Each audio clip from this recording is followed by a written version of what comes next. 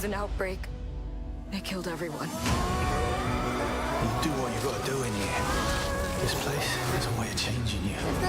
These aren't accidents. They're all connected somehow.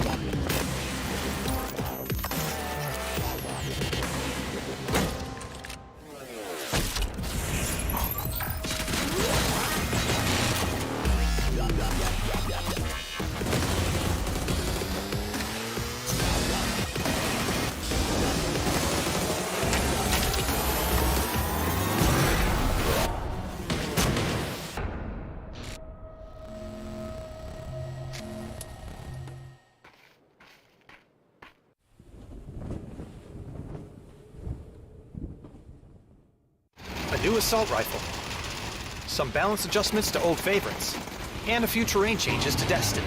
All this and more as we dive into the Update 22.2 patch report.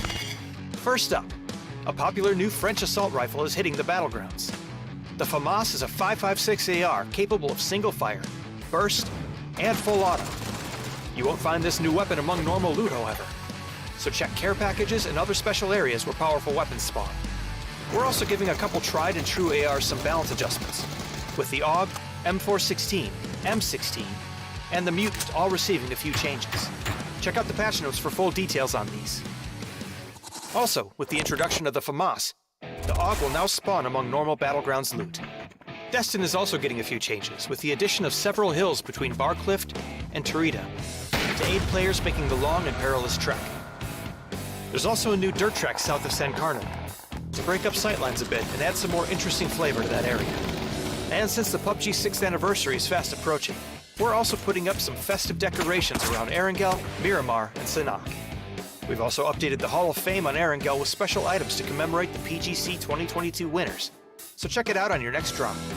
That's it for this quick update. But as always, you can find all the details of these changes and more in the official patch notes. Update 22.2 is here, so find yourself a new FAMAS, and get ready to celebrate the glorious 6th anniversary of PUBG. We'll see you on the battlegrounds.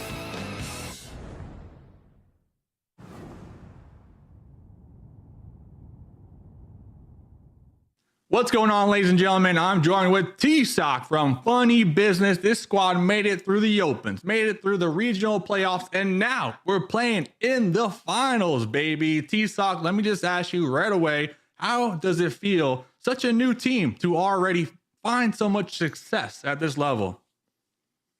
It's really like exhilarating. This is the first time that I've had the chance to like in-game lead in a couple of years, so it's been like nerve-wracking. A lot of the responsibility lies on me. A lot of our like big decisions rely on me.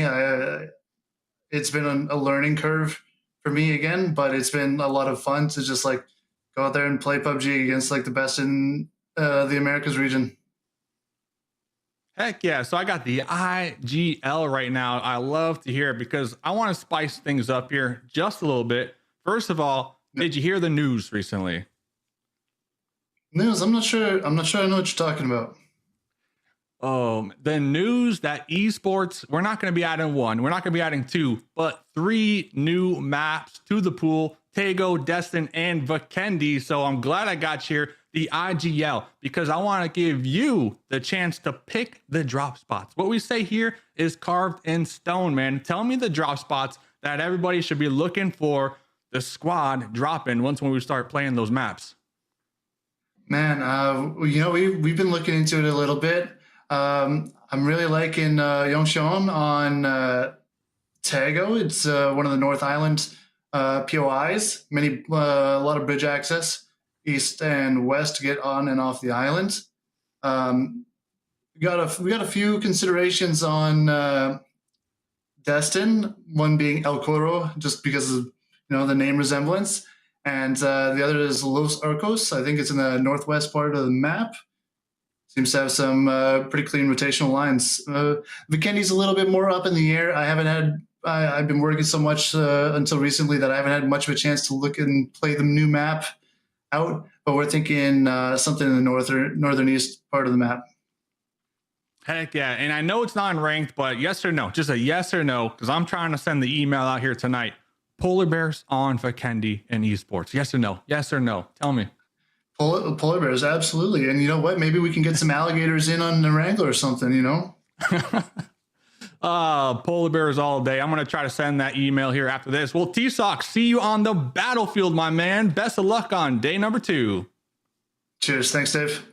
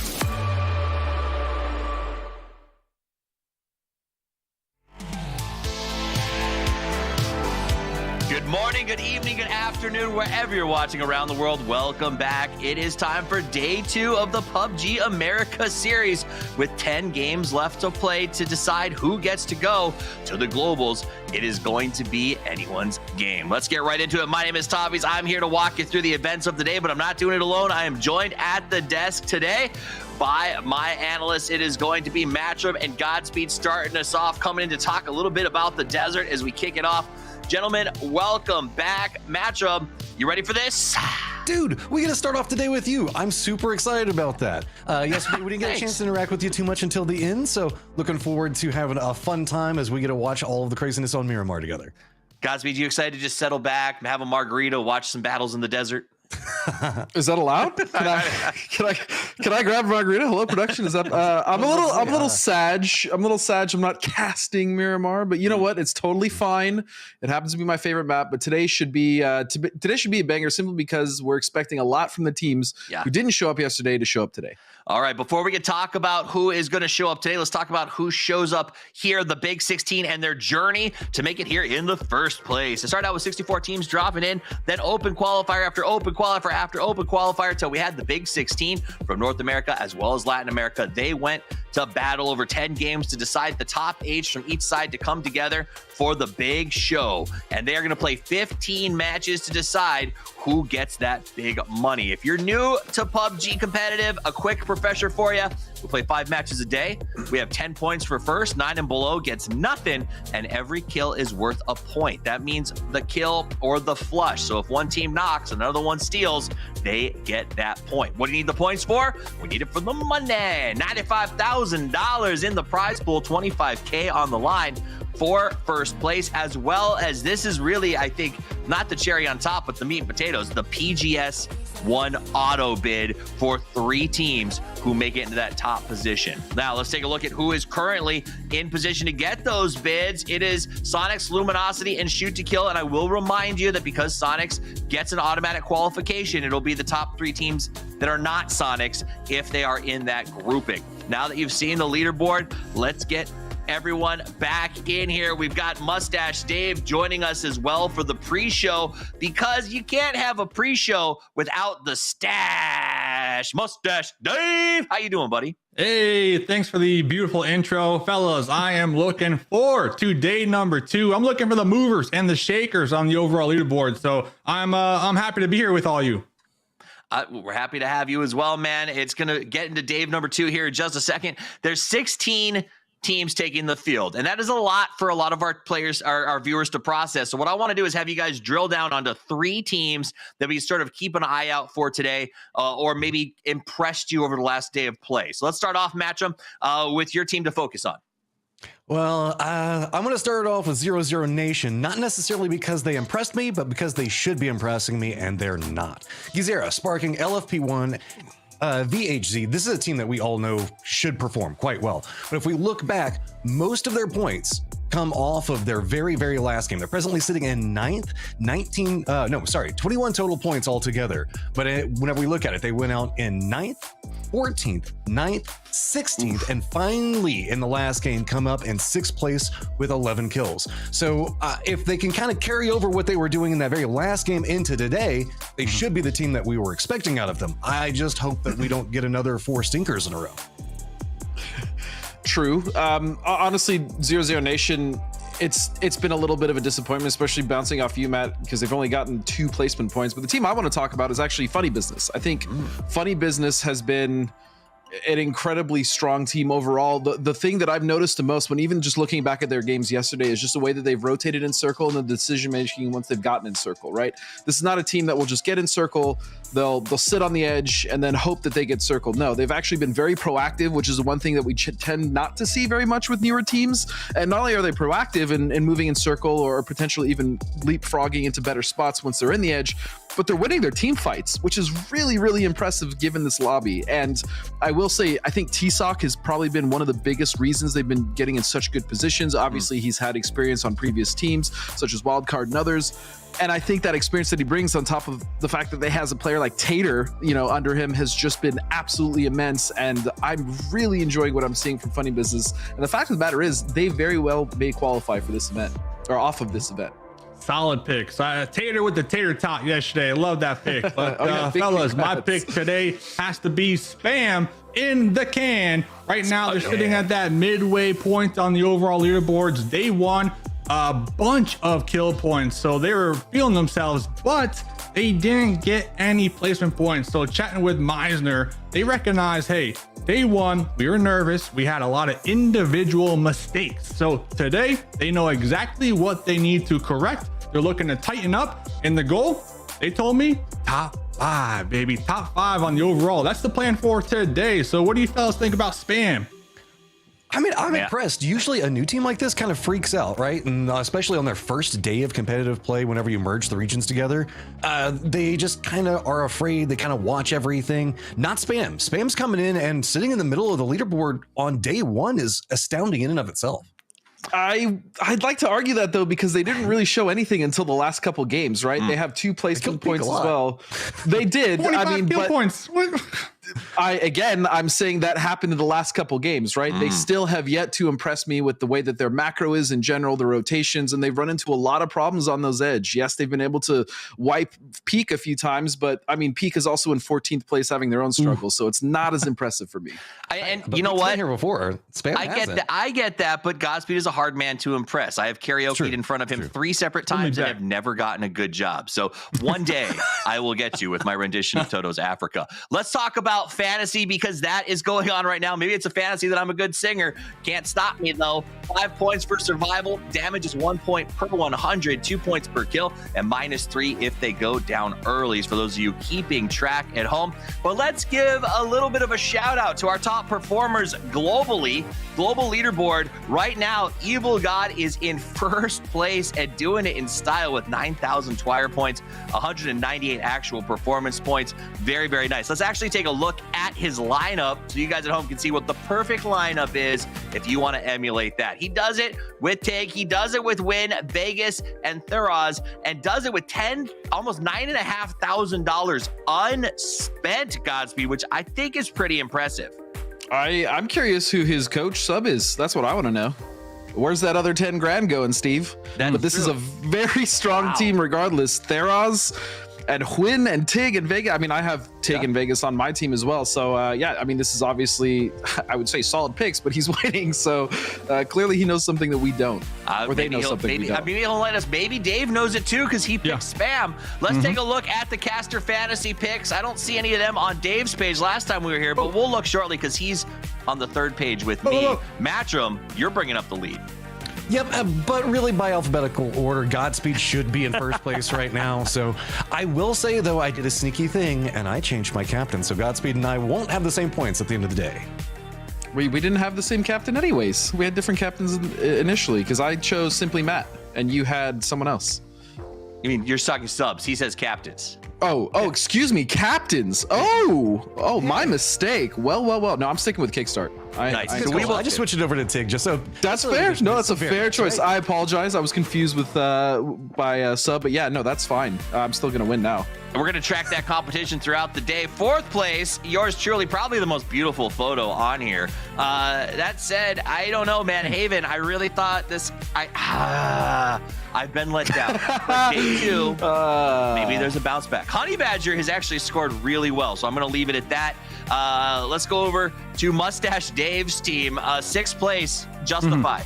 Yeah, looking good down there. I mean, look at that, 95.8 points. That is exactly where you want to be coming into day number 2 with these picks. We got Kickstart. Today is the day. Day 2 is Kickstart's day. Kickstart's looking to pop off, get these kills, and overtake Tiggleton and win. I know this for a fact, baby. And then people with the vibes here, Toffees. You can't doubt the vibes, man.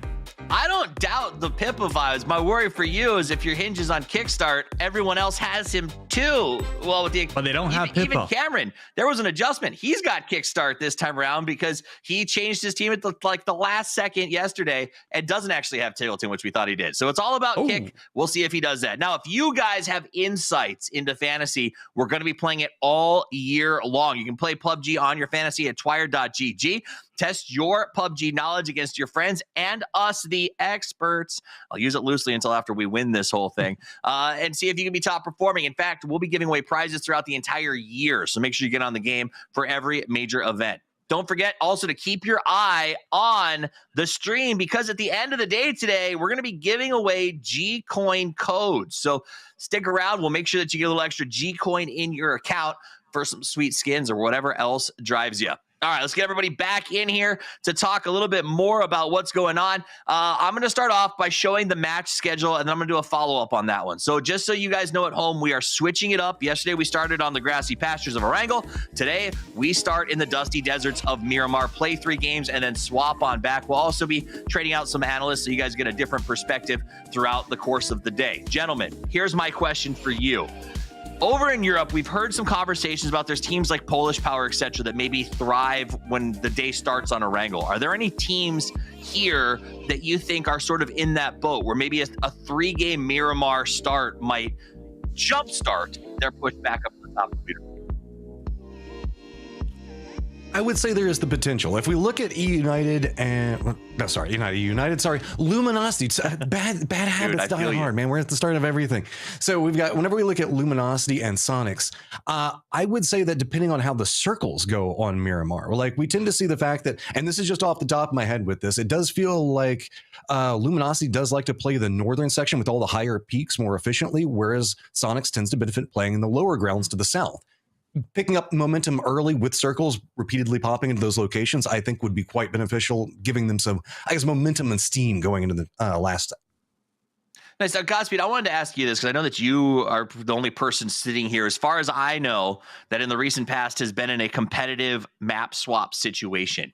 Is there a mentality shift required to play one map to the other? Like talk to me a little bit about that transition, if there even is something to talk about and when we change them up between games. I mean, very briefly, yeah, it definitely matters because of drop spots, right? That can affect the mood of the team. Again, switching maps is exactly that. It's a mentality reset, a mentality shift. A lot of teams will use that map switch in order to just kind of recenter themselves. In the past, we've had like really bad Erangel maps, but then obviously, you know, with the Church of Los, we were known for being really solid on Miramar, so that definitely helped. And yeah, there could be a few teams that feel that way, but I think at this point in the game, all the teams are proficient enough on just the 2 maps that we're playing that it's not necessarily the map I feel that's benefiting them, but just the change of scenery and the mentality reset more than anything else. Now, that's a great point. Talking about mentality and reset, something we don't necessarily get into as often as we'd like, probably because it's hard to know what players are thinking. But Dave, you I think, had a chance to talk to the Sonics a little bit about their new training situation or what's going on over there.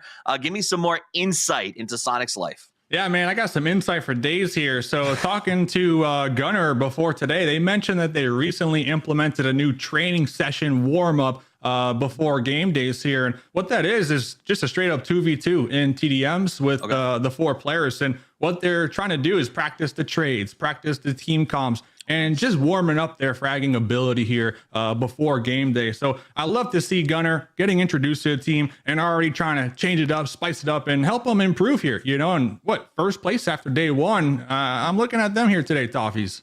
Did he tell you who wins the 2v2? He didn't tell me that. He said those he can't leak. I did ask. I said, who wins? And he said, I can't really leak that here today. But he did mention he streams them. So if you want to watch it, go tune in with Gunner. I will say that a lot of respect for the Sonics. They've been doing a lot of good stream stuff to kind of surround that team's content, and I've been very, very much enjoying that. All right, let's pivot from the good to what I would say has been a little bit ugly lately, and that is Decimate. I need your guys' insight. I picked Haven for my team. This is a group of players that I have seen. I know Vinny, I know Hazelton, I know And1, and I don't know what's going on with them. Does anybody have insights into what Decimate is doing and how they turn it around? I'll just tell you right now, it looks a lot like old 22 mistakes. The same mistakes that they made before. It seems to have cropped up. Rotations tend to be an issue, and they're actually just getting wiped early in some of these games. And some of the team fights they're even in where they have 3-4 members, they're just losing. So I agree that this is not where they should be on the leaderboard, but it just seems like similar issues that we've seen in the past. And mainly those are macro rotational issues. I mean, 216 outs yesterday. That hurts. They did pick up some kills in one of them at least, but then they managed to get into 3rd place with 0 kills. That's, I mean, that does happen every once in a while, but that was their quote unquote good game. I mean, they did get kills and some middling placements after that. If you're going to make it that late, you need to get something out of it. We often talk about that, right? Like if you get a good game, if you get good position, you need to make the most out of it you can. And 0 kills in 3rd place doesn't feel like a lot.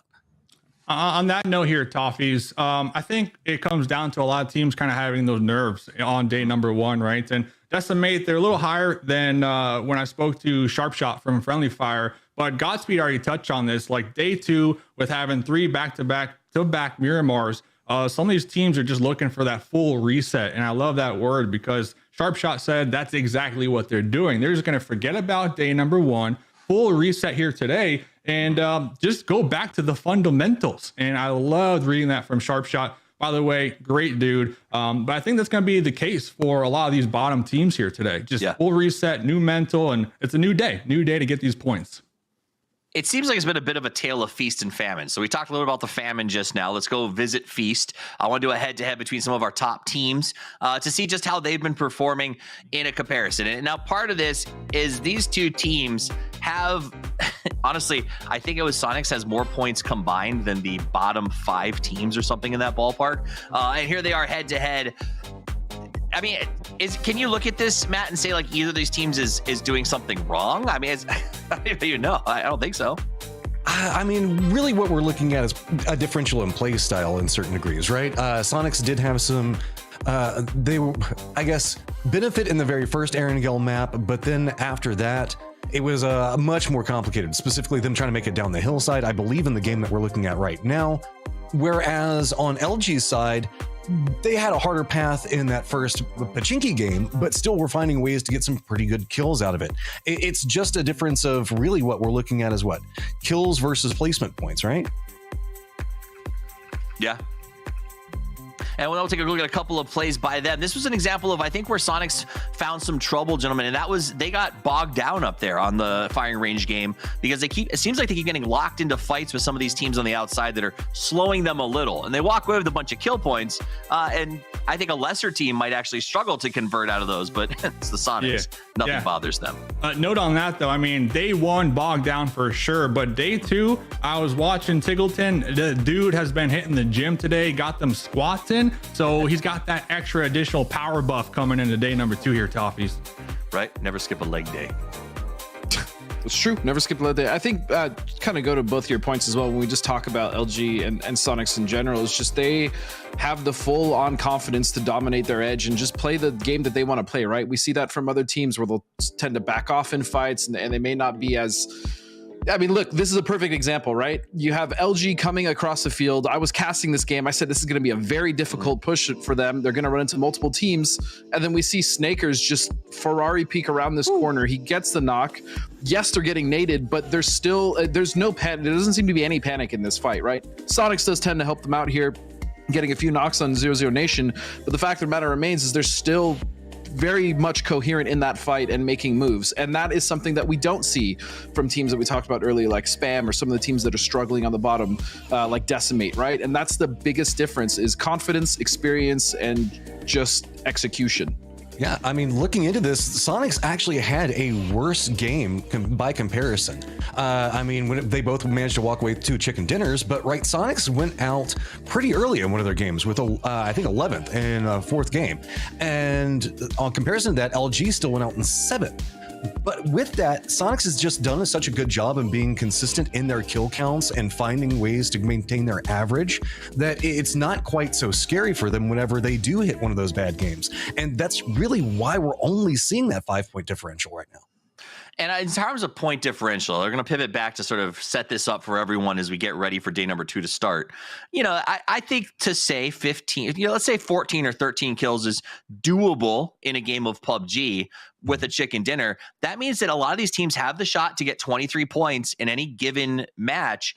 And the difference right now between 5th and 16th place is about 22 points. So really one big game can set off. Now, is that one of those things that you think is more stressful for these players, Dave? Or is that sort of oh, it's nice to know that I could just have one good game? I mean, I don't know how you approach that when you're sitting down there in the middle. Yeah, great question. I definitely have to say a lot of stress, right? And I'm looking at Brazil as a whole, right? They didn't pop off day number 1, but to add to your point, if you can get that one match, that one game, we get 12, 15 elim points, and maybe even the chicken dinner, the stress instantly. And Godspeed, get your take on this too. It just kind of sizzles down a little bit. You know, once we get that big win underneath your belt, from there you can just easily snowball, and the team, the confidence is just a lot better at that point. But yeah, Toffees, the stress has to be there for sure. Yeah, I mean, I tend to agree with most of what Dave just said.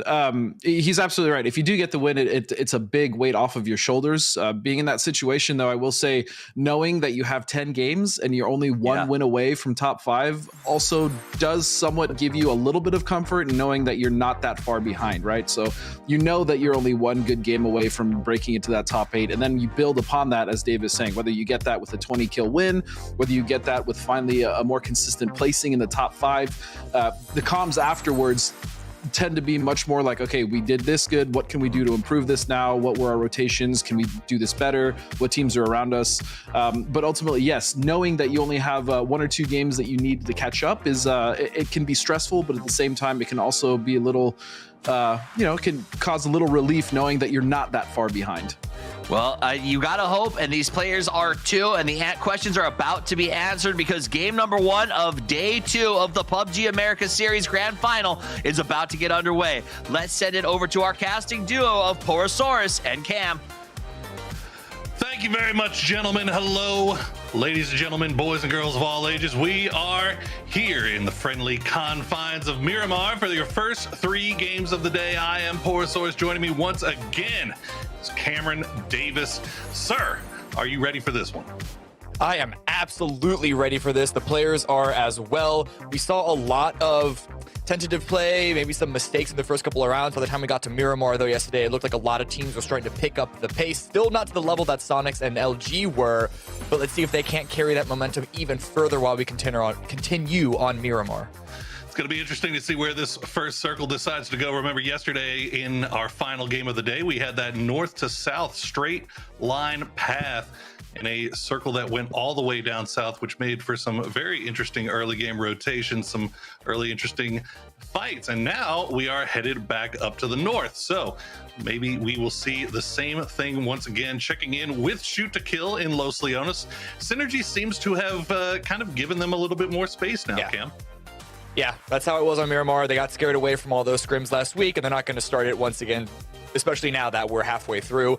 Decimate, still in the air, still parachuting. They do have the value of being essentially center of this circle, but it actually looks that Funny Business are recognizing that they're still in the air and are going to be chasing them down to see if they can't get an early kill point and potentially an earlier strong position off of their own drop. I think the timing isn't going to be working out too well for them, but this is still going to ruin Decimate's own plans in terms of looting and then trying to get to their own spots.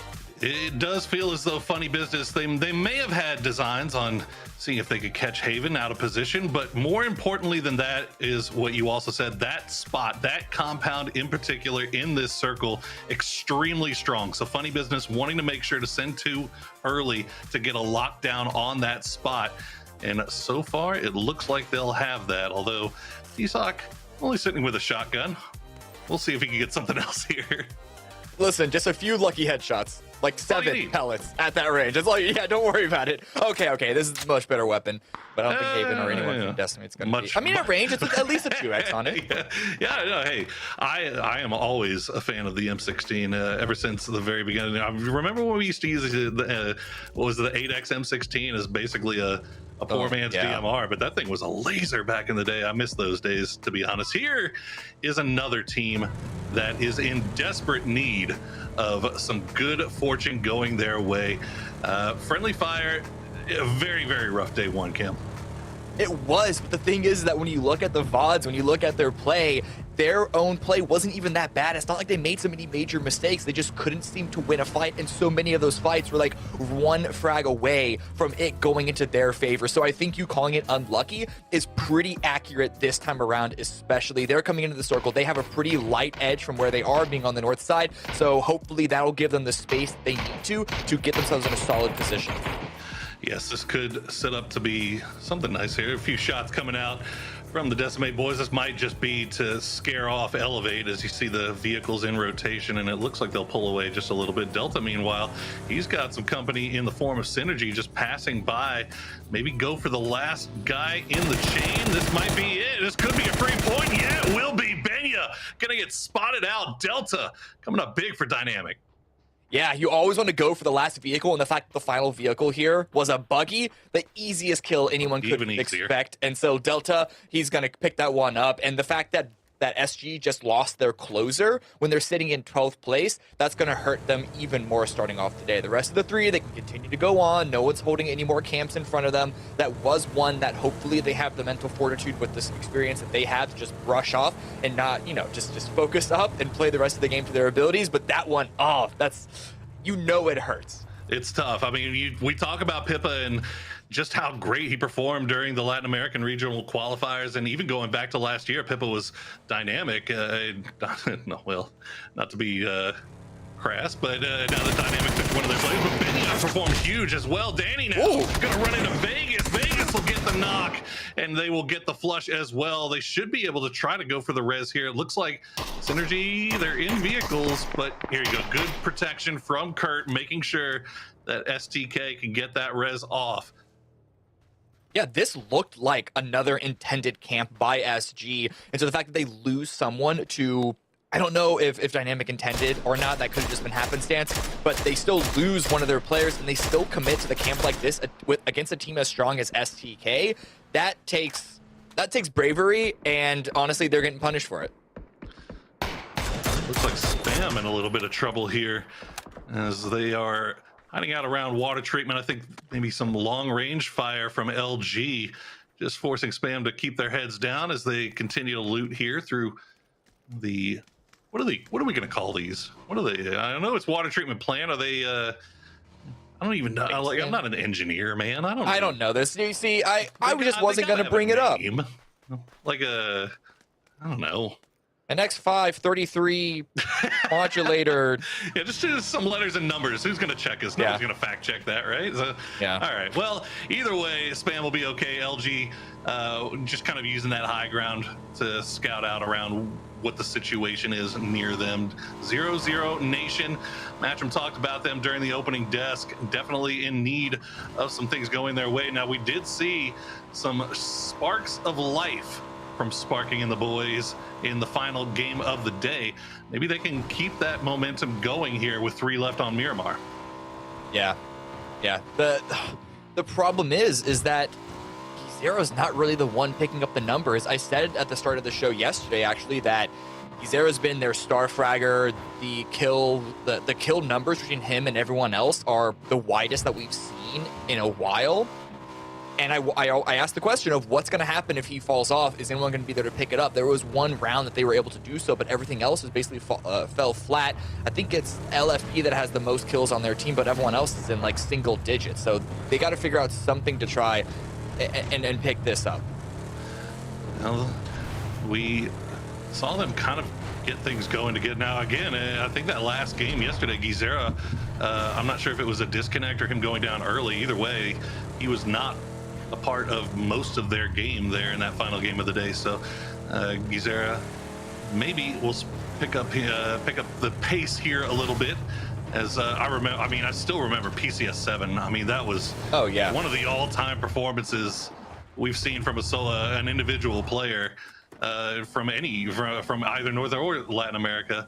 It was just unbelievable stuff. So we'll see if we can find a little bit more of that magic here as we see that everybody has pretty much found their way inside the circle. Edge of the circle are pretty empty right now. Yeah, once again, everyone's just trying to go for the central positioning here. There's a lot of hills that you don't want to be on the wrong side of, especially on the west side, and everyone's going to be taking up the little hilltops that are basically anchoring around that center road where you see a team like Decimate already camping out in. Progladitas, however, going to be coming in from the west, circling all the way up and around. It took them a little bit to get to the loot spot because of how western this plane path was, but they're continuing on that weaker side where there's not going to be a lot of contestation for them, so it gives them the freedom to come in as late as they are without worrying too much.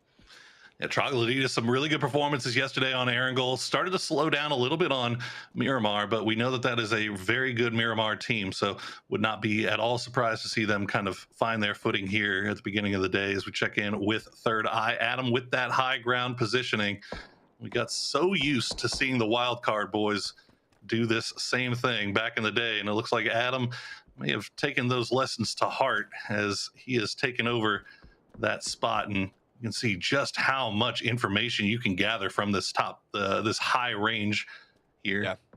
And it's a lot. And you can see that he's not actually going to be taking shots at anyone. I believe that was mine from the Sonics that he was just staring at. But really, it's the information that's the important part. If he gets the knock against whether it's anyone from the Sonics or Decimate, who he's currently staring at, the chances of confirming that kill are very, very low. And instead, it just gives his position away. And being an isolated player himself, you know, you could basically be taking a challenge that you won't be able to meet.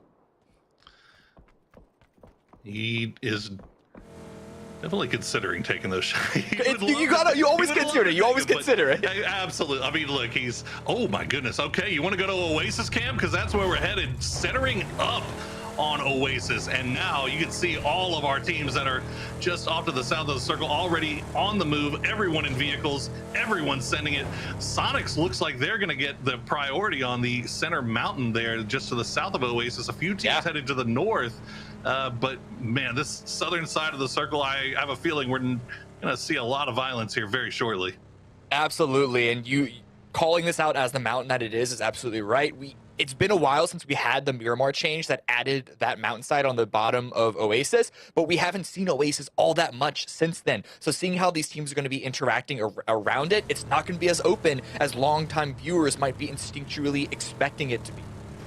And actually, Sonic's going to elect to play those buildings to the south of Oasis, so the mountain's still open here, but very hard to get through. As we see, Friendly Fire already set up, Funny Business set up as well, and Decimate is going to be the first one to run into Elevate. They're going to take everybody down. Hazetan, the last player remaining, he's going to get spotted out by Maji, and Elevate will pick up 3 kills, but at what cost, Cam? Look how just dismantled this team currently is. Yeah, what cost indeed. Spam have an angle potentially. Friendly Fire absolutely have an angle onto this. FBI as well. FBI actually have a nice 2-2 overlooking all of this. It's causing all of this chaos. So this is, I mean, calling out that there's going to be a lot of action on the rotates. No. Oh no. Wait, that was FBS's? Oh, he took credit from the original. Okay. Oh, okay, yeah, probably. Super unfortunate. Well, I was going to say, too, I think the fact that Spam, Friendly Fire, and Funny Business are all here in this triangle, they might have been able to get all of those reses off because none of these teams can really push those knocks. So the smoke wall was laid down. Elevate should be able to get back up to 3 strong. Could have been 4 if it hadn't have been for that UAZ. They can get up to 3, but can they escape that bull? They're essentially caught in a trap. But we'll see what they can do from this point on out. Here we're looking at the east side of Oasis, a little bit northeast. Nope, going back to Elevate. They're in their vehicles. They're taking another drive, this time towards the west, towards a couple of members of a Funny Business. Bunt is actually going to be pulling away from this. Realize that it's a bit too hot. Takes a lot of damage from Honey Badger. Not knocked yet. Oh, this might have been a part of... They had a 2-2 split. They sent Bunt over to this compound by himself, and now Elevate is just crashing upon him, and Gats will find him with a grenade. That will be Bunt going down. No confirm coming in just yet, but Funny Business still wants a piece of this. T-Sock will find the seat swap knock on the Honey Badger. Oh, he goes for the flush. Didn't see Gats, and now Keegan doesn't have an angle either. Gats the last player up for Elevate, but Funny Business in shambles. It's a nice recovery from what could have been a little bit of a slip up, but what can Gats do to remain? Gets the spray onto Keegan as well. So this has gone from pretty all right to pretty downright terrible for Funny Business. It's all on to Tater, but he is so far away from that fight that it really is just a loss. You gotta just play as a solo from this point on out.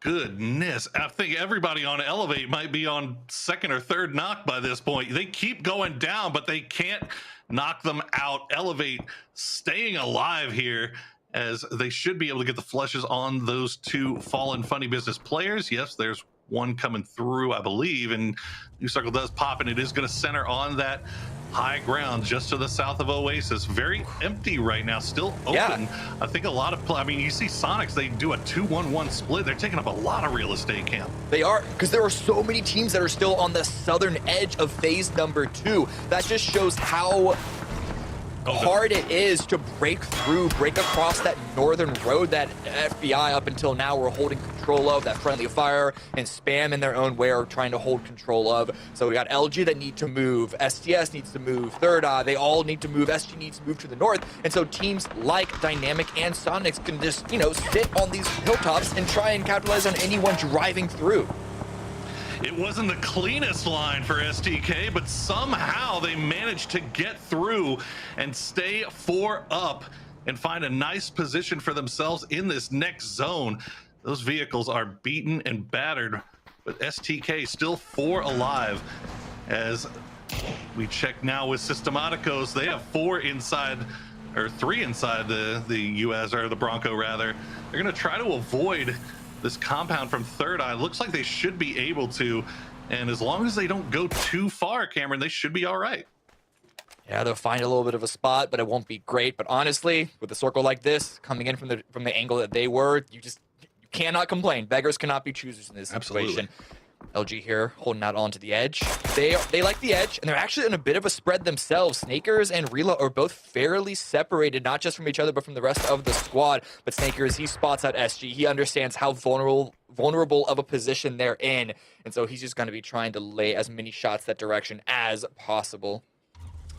Yeah, really aggressive split there from LG, but I mean, as we know about that team and most of our top tier teams in the lobby, they know what they can get away with, and this is one that they can't. Oh my god, VHC, don't do it to him. Kill Demo gets dropped, and now 0-0 Nation collapse onto Posa.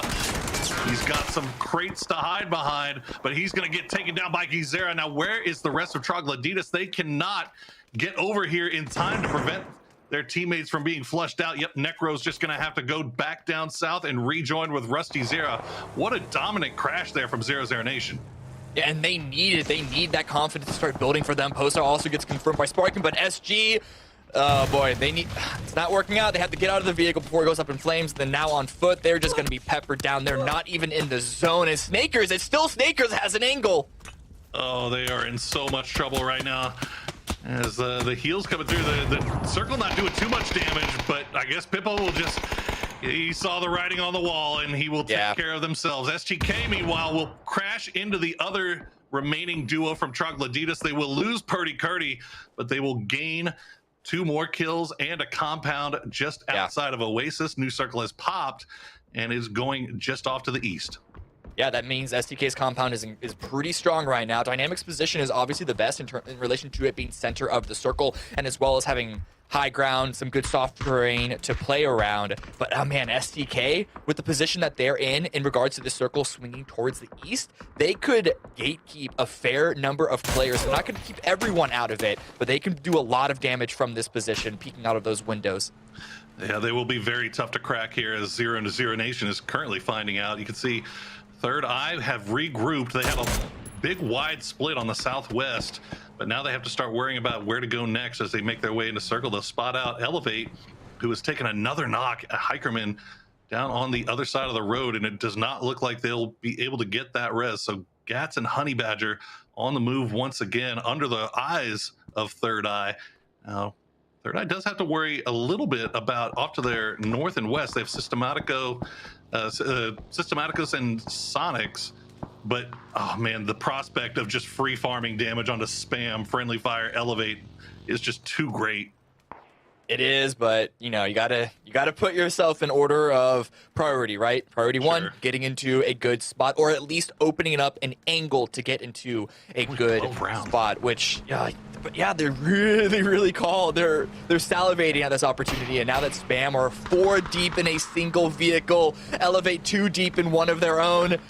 This is so much damage up for the taking. Oh boy, Miser gonna get spotted out. He's gonna go down. He's gonna get flushed as well, as Spam will try to avoid it, but they're gonna turn the wheel and head right into the waiting arms of Luminosity. Rello will have to pull back down as he gets knocked low, but Kickstart, you know he wants this. Sprays the truck down, but won't find the knock. Spam staying alive, and now they are in center circle. They only lose 1 on that.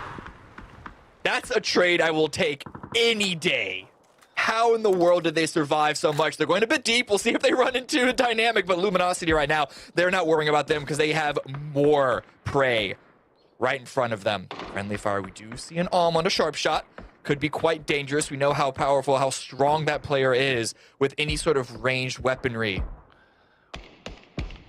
Friendly Fire electing not to send it with vehicles and instead just making their way on foot. Meanwhile, LG, Snaker's going to take a knock from Honey Badger. Elevate starting to pull in from that western side, so Friendly Fire need to be a little bit careful. Fortunately, Honey Badger does get that knock onto LG, so it prevents LG from really gatekeeping them any more than they already were.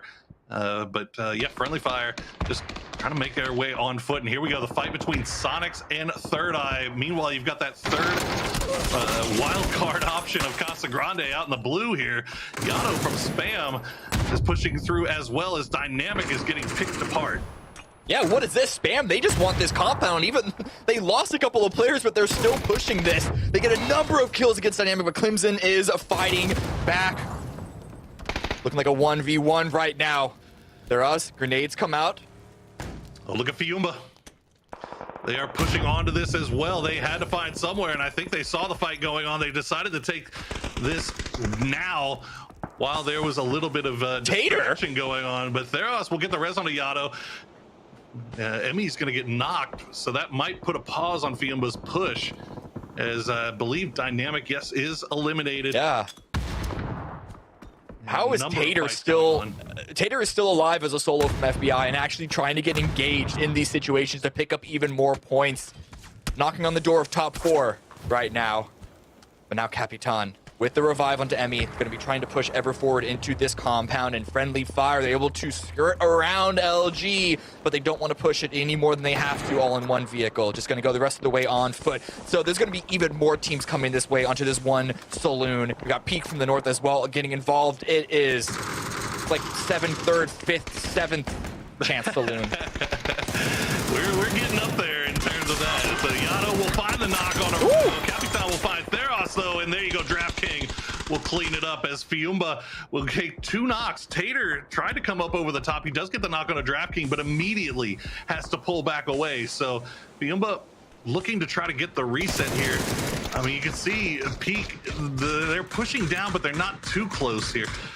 Meanwhile, LG, they rained fire and death upon Third Eye, turn their attention back over towards Sonics, get a knock, but it looks like they're just going to go ahead and regroup. Meanwhile, Friendly Fire, after evading LG, has now found the saloon of Fiumba as Sharp Shot is raining down on bullets. Yeah, actually, let's go to a listen in with Friendly Fire as they continue this push onto Fiumba. I'm in shock, Roth. I know, I flushed one. I'm healing on the back of this wall. Yeah, me too, me too. I have no first aids.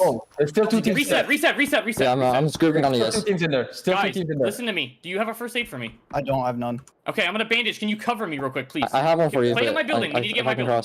Yeah, I'm Play everyone to me and clear this building. first aid. Thank you. LG has a lot of Give me space. anything else if you have. LG's Shark. And the shock, close shock. Shark, come to us. I ran inside. I'm nading in shack. I see him in shack. I'm nading. Nice, double nade. He's right side, bro. He's right side. I naded. What? Left shack as well. I naded. Right I knocked left shed. There's one on left side. Give me your first aid. Give me your first aid. Give me your first aid. I don't have. Give me bandages. I'll drop Where's the last guy? He's in the right shed. Left. No, he's left. He's left. I knocked left shed. No, there's one more there. Okay, that's the last guy. I'm just gonna get the res, bro. Get the rest. Reset. They have 2 reses to take. Give me comms. They can't trust the right guy. Just listen for me. Just listen. That's all I need is audio. I got my kill. They're 2 up. Right? He's outside. Pushing. Nice! Bro. That's what we needed. Let's go. Hey, run this shit, bro. Let's keep it up. Close call there for Friendly Fire and Roth, but he manages to pull out the win. Oh, Selfish is going to go down as that confused me there for a second. I thought we were looking at Roth. Yeah, but Friendly Fire still in it, but Peak now turning their attention in, sending 2.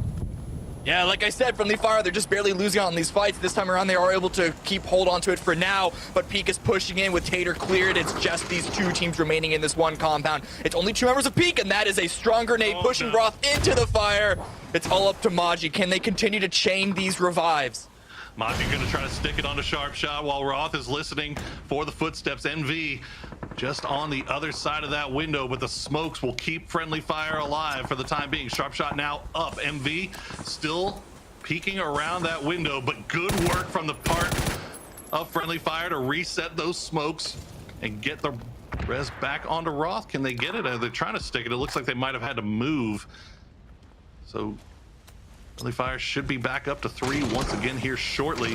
Pete, all the rest of the boys have arrived now, though, and yep, Selfish will find Sharpshot. He'll find Roth. Maji will make his way out of the smoke, but now Shrimzy and the rest of the Sonics boys have LG in their sights.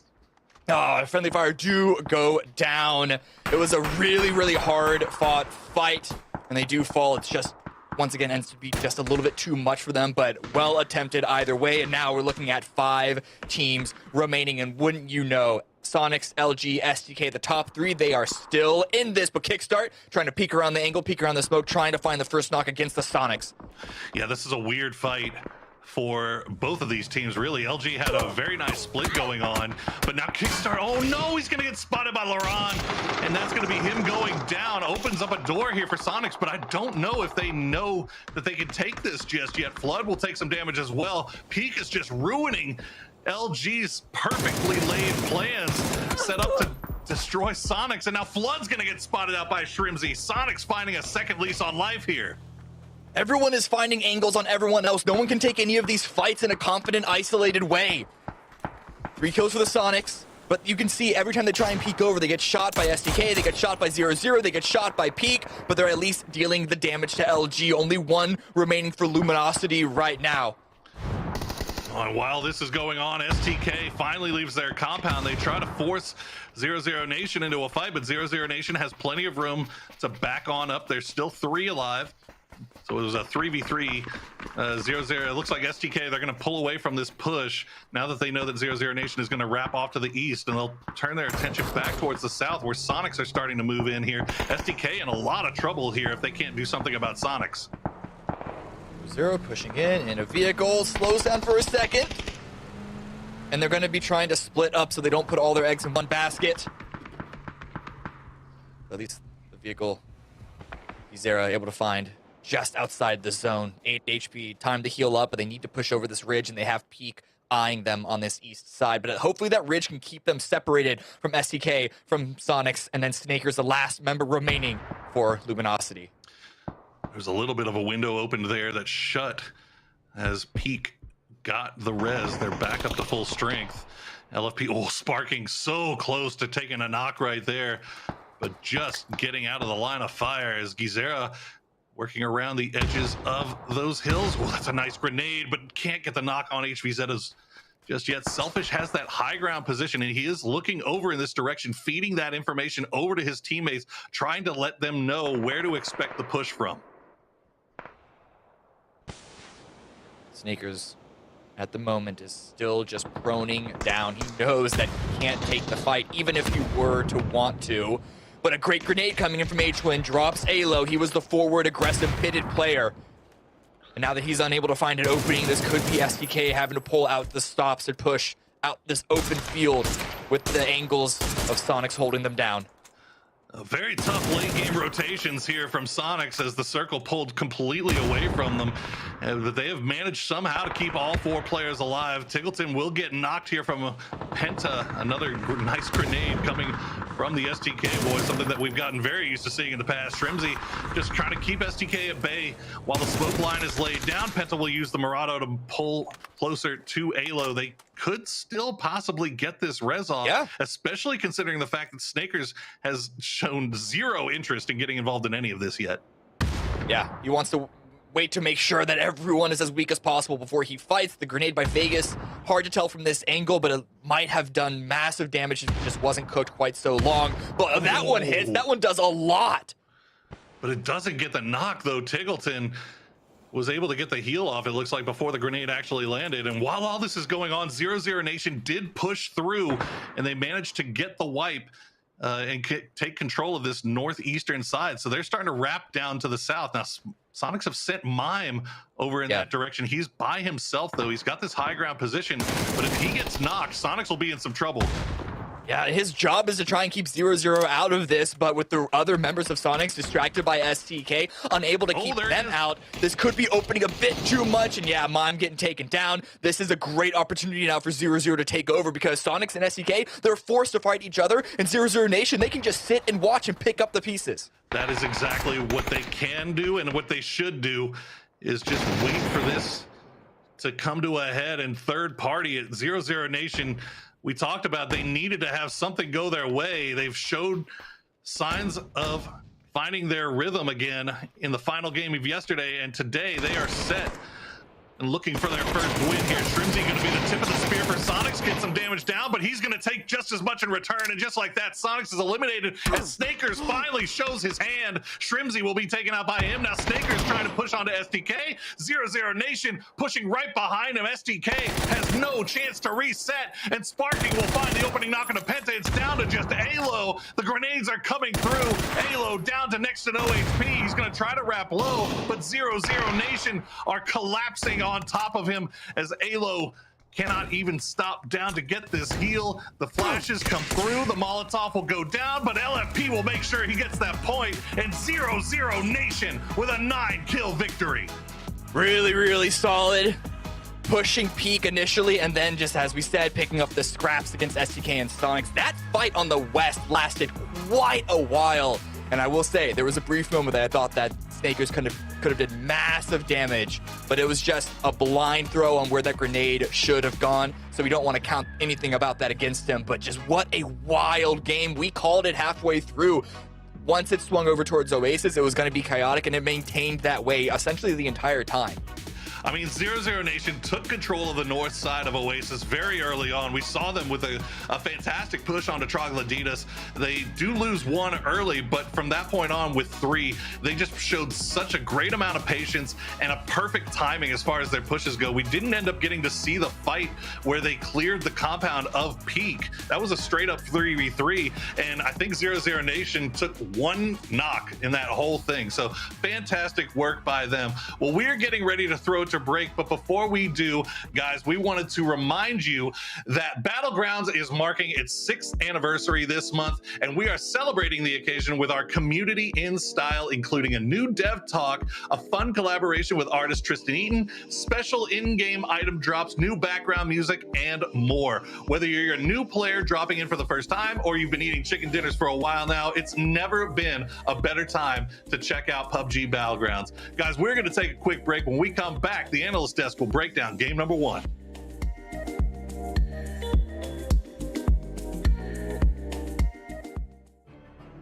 안녕하세요. PUBG 배틀그라운드 총괄 PD 장태석입니다. 2017년 PUBG의 첫 출시 후 벌써 6년이 지났습니다. 함께 해주신 플레이어 여러분에게 감사드리고 PUBG를 대표해 6팀의 이야기를 소개합니다.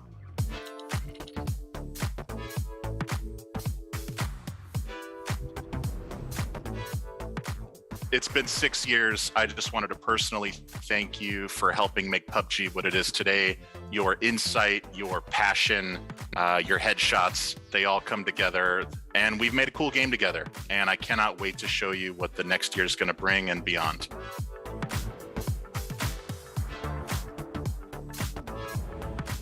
배틀그라운드의 즐거움을 더하기 위해 매달 맵, 피처, 모드 등의 새로운 콘텐츠를 업데이트하고 있습니다. PUBG 모드는 특히 기억에 남네요. 커뮤니티에서는 PUBG는 만우절 모드 개발에 진심이라고 이야기하시는데 저희의 노력을 알아주시니 감사합니다. 앞으로도 새로운 업데이트로 더욱 즐거운 게임을 선보일 예정이며 만우절 이벤트도 기대해주세요.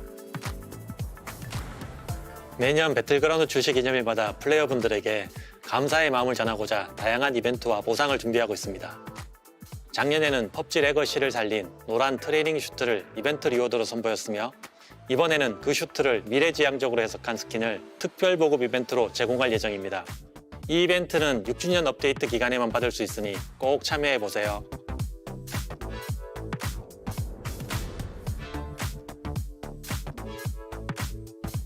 We would like to express our sincere gratitude to all of you for playing PUBG Battlegrounds with us over the past 6 years.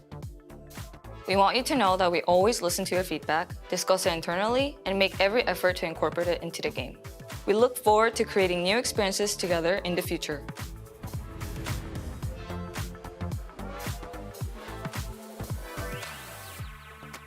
익숙하지만 새로운 그리고 다음이 기대되는 순간으로 표현하고 싶습니다. 여러분들에게 익숙한 삼뚱맨을 새로운 방법으로 표현하여 신선함을 더하고 그 안에 6년가의 추억과 감사의 마음을 담아냈습니다. 이 메시지가 여러분에게 꼭 전해졌으면 좋겠습니다.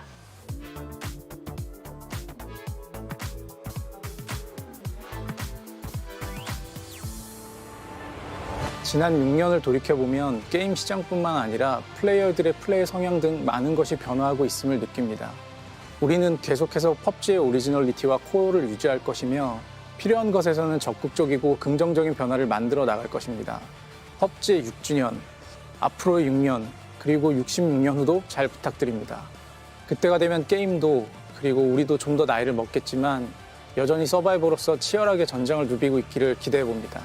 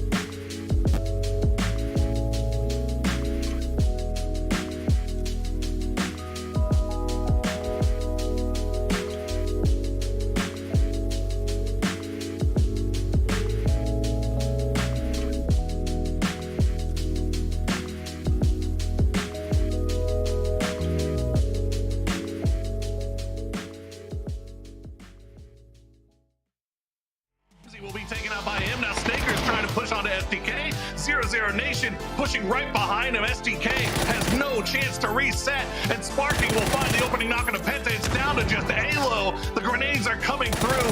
Alo down to next to no HP. He's going to try to wrap low, but 0-0 Nation. It's a Champagne Supernova. 0-0 Nation comes out with a great win and masters Oasis. Congratulations to them. Welcome back. My name's Toppies. I'm Matchroom and Godspeed, as we are here to talk about the games today. I was shook. I didn't expect more Oasis.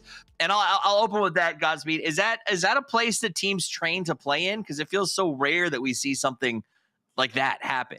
I don't know. Oh, man, I don't know about train to play there. I think teams at this point have some familiarity with what's going on there, but generally circles don't really go that far north. Right. In Oasis, I don't even think I've ever played one. I've played like one or two, maybe in comp, and that was old Oasis, right? And there's obviously been changes to Miramar. So it's a weird place. I imagine not many teams generally play there, but it could have affected some rotations. Sure, it could have affected some mentality. There is no justice in this world. I talk about wanting an Oasis cast all the time, and Cam always says, no, it's don't want to go to Oasis. And who ends up getting the Oasis game? Cam. Feels bad. Well, there is some justice, because chat was calling them 0-0 points before the game started. And then looking at the dinner winner screen, Matt, they come out and they get themselves 9 kills and a win. Yeah, I mean, you got to make the most of the chaos. And after they got that knock and flush onto Mime, they managed to just capitalize so much off of what was going on with that LG STK firefight, with Snakers just kind of stuck in the middle of the whole thing. But I mean, it was just cleanly played. From the point where they just took down Peak, it was just kind of a cascade of getting control over the East, while the West stayed very, very messy. Speaking of messy, I think we saw a nice little comm section with Friendly Fire, the fight with Peak. We'll get into all of that, because we're going to take a look back at the match highlights. There we go. This was a really rough game for Synergy, to say the least. STK came pouring over, and look, we heard Dave talk earlier as far as STK is going when he's talking to Vegas, that they want to be more aggressive, right? They want to kind of shut the door on some of those opportunities they felt that they gave the Sonics yesterday, and so I really like the approach that they took with this, and this was a good game for them.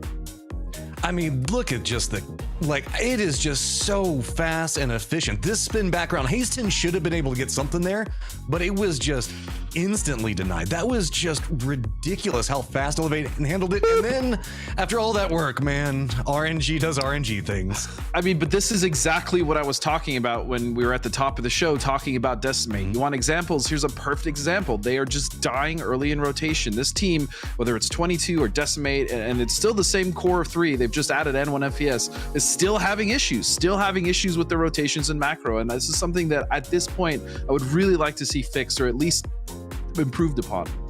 It's always nice when we do an opening segment and you say like, this is the problem, and then you see the problem. I mean, it's not nice for them, but it's not. I mean, I hate being right in this situation. But sorry, Steve. No, you're right. It's tough for them, but it's also maybe the pointing out will help. Match leaderboard. Let's take a look at 0-0. Walked away with 19 points. SDK, Luminosity, Sonics, the big 3, still showing up and putting up every single time, even if they don't win. Which, when we look at the overall leaderboard, Matt, is going to mean that the gap just gets bigger as Sonics and Luminosity continue to pull away. But notice, now we have 0-0 Nation Third Eye tied up. Yeah. So it means the fact that it's at least getting a bit spicier in there. Shoot to Kill got a lead over them, but it is just still so neck and neck. Now, what, it was 5 points going into this game. Now it's down to 3. This is just going to, I love looking at the way that this is all going to break down, because even back behind 0-0 Nation, look, it's still so compacted. Super compacted. And you made that point in rehearsal when we were getting here earlier, Godspeed, about the fact that Sonics in number 1 in its own way is kind of a good thing for everybody else in the field. Why is that? It was simply because Sonics is automatically going regardless of where their points are as a partner team. And so they essentially are just eliminating that spot, right? And so the teams underneath them would then go, those 4 teams. And that means that opens up 5th as a potential qualifying spot. And sometimes 5th, that threshold might be lower, and that would help a lot of the teams underneath. And I do want to talk about 0-0 Nation real quick, because that is exactly what we've been expecting from them, right? And that started from the very first rotation of that game. They went very early for control. They crashed Troglodytas. They pushed Troglodytas off and won that team fight, right? There's 2 members left. They ended up going down to SDK. But the point is there looked to be the confidence that we were kind of wondering where it was yesterday. And so if they can keep this up, 0-0 Nation could very well climb to 3rd, even if they're just fragging this way and getting those wins. Yeah, it was that endgame was fascinating because we had those sort of solo players, Matt, right? We had Snakers, you brought him up just sort of laying there, and he had a chance to just wipe SDK, which would have been an interesting with that grenade. But by the same token, we had a solo in Mime. He wasn't alone, but he had to play by himself. And I mean, were there any questions about how he handled that? Because could he have even stopped 0-0 in that situation? I think that the way we look at this, we have to go back just a bit further behind that, because there was Sonics trying to move into the circle that were being gate kept out by a 2-2 split from LG. And they did manage to fight their way through that, but that led to Tig getting knocked and then playing more in that southwestern corridor. And then as they followed in, they got the knock onto, I believe it was Alo, which forced Shoot to Kill to start committing more resources in their smokes and make that run over. I think that whenever they decided to send Mime off to the side, they thought that they were going to be able to win that fight versus Shoot to Kill way faster, and Shoot to Kill just managed to just hunker down and survive it. So now Mime's on an island by himself with nothing to do while all of 0-0 Nation's coming after him. And to kind of bounce off Matt, he's right. I do think that fight took too long, and that's potentially why. But also the fight with 0-0 Nation and Peak, I mean, was over way too quick for Mime to actually make an impact. I like that play. I actually really like that play, sending over the anchor to make sure that while they're dealing with SDK and the last member of LG, they have some form of damage or just control in that side of the circle because Mime is putting pressure there. The problem is 0-0 Nation ran over Peak, and Mime was just kind of stuck, and therefore his play wasn't bad. He was stuck, so he had to just kind of make of it what he did, and then we obviously saw what happened. Right, and I think that is exactly right. Sonics had to take a fight, 0-0 Nation had to take a fight, and not to make it sound too bad about Peak, but, Sonics was fighting Floyd Merriweather, where, 0-0 Nation was fighting me, and it was just easy to take them down. But the plane is in the air. It's time for us to see if these players can turn their fortunes around as they jump out of the plane, and we jump into game number 2. Let's go to our casting duo. It's Porosaurus and the Kamadi. Thank you very much, gentlemen. And yes, we are here for game number 2 on Miramar after a 0-0 Nation dominant win. I guess we could call it dominant. It was pretty good map control there at the end. Great circle control from 0-0 Nation at the end. But as they said, Cam, took that fight a little bit too long to play out for the old Sonics boys. Yeah, or even SDK as well, because there was a possibility that they could have actually won that fight on their own cross. We saw a couple of different knocks, a couple of really good grenades by Alo, and then the follow-ups by Vegas. So that's kind of the problem when you take fights. If they take too long, it's a matter of timing in any sort of competitive environment is already a significant issue. What's the phrase? A bad strategy can be the best one if like timed right, or like the work. Anyway, whatever. You get my point. It's only made even worse by the fact that we have 16 teams playing, and so there's a bit of a butterfly effect involved. Yeah, I believe I remember Sun Tzu writing that down exactly. Those words. Close enough. It's the circle. We'll drop to the southwest, and wouldn't you know it, STK going for the alt drop, and they get a nice little spot at the very top of the hill inside circle. Now, whether or not they decide to stay there, we'll see. As I mean, they've got their choice, right? Yeah, I was actually wondering what both STK and SG would do with the Los Leones being this far off of the plane. There was part of me that suspected that this might be just because of the parachuting paths, that SG might just be dropping onto STK, but it looks like neither of those teams want to go there because of how far away it is. And of course, you know that Circle 1 needs to be touching the plane path, so there's got to be in the back of their head the possibility of this phase 1, so doing the alt drop that is not so far away, and both of them get rewarded for that. At least for now. We'll see if they can maintain it. That's always the big struggle. Just look at what happened to Decimate. I think STK boys are praying to the god of esports loot right now that they get something, everything that they could want and need, so they can hang out in that particular area that they are currently finding themselves in, because it is a great spot to play. 0-0 Nation, after their big victory, they had Montenuevo. They're already sending LFP, and see Sparking just scouting out the compound for his teammate, and good for them because it is clear. Okay.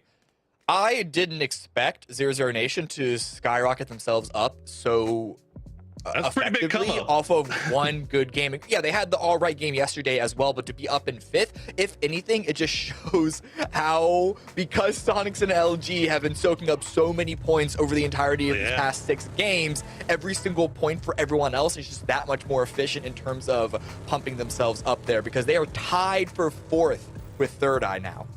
Yeah, I mean, and you know, the boys mentioned it on the desk a little bit before this game, and then you just mentioned it as well, that the fact that the sponging is going on has just made it so just doable for the rest of these teams that are kind of sitting a little bit lower on the leaderboard. As you said, I mean, you can have a little bit more confidence just knowing that, you know, okay, everything has maybe not been going to plan so far, but not all hope is lost just yet. As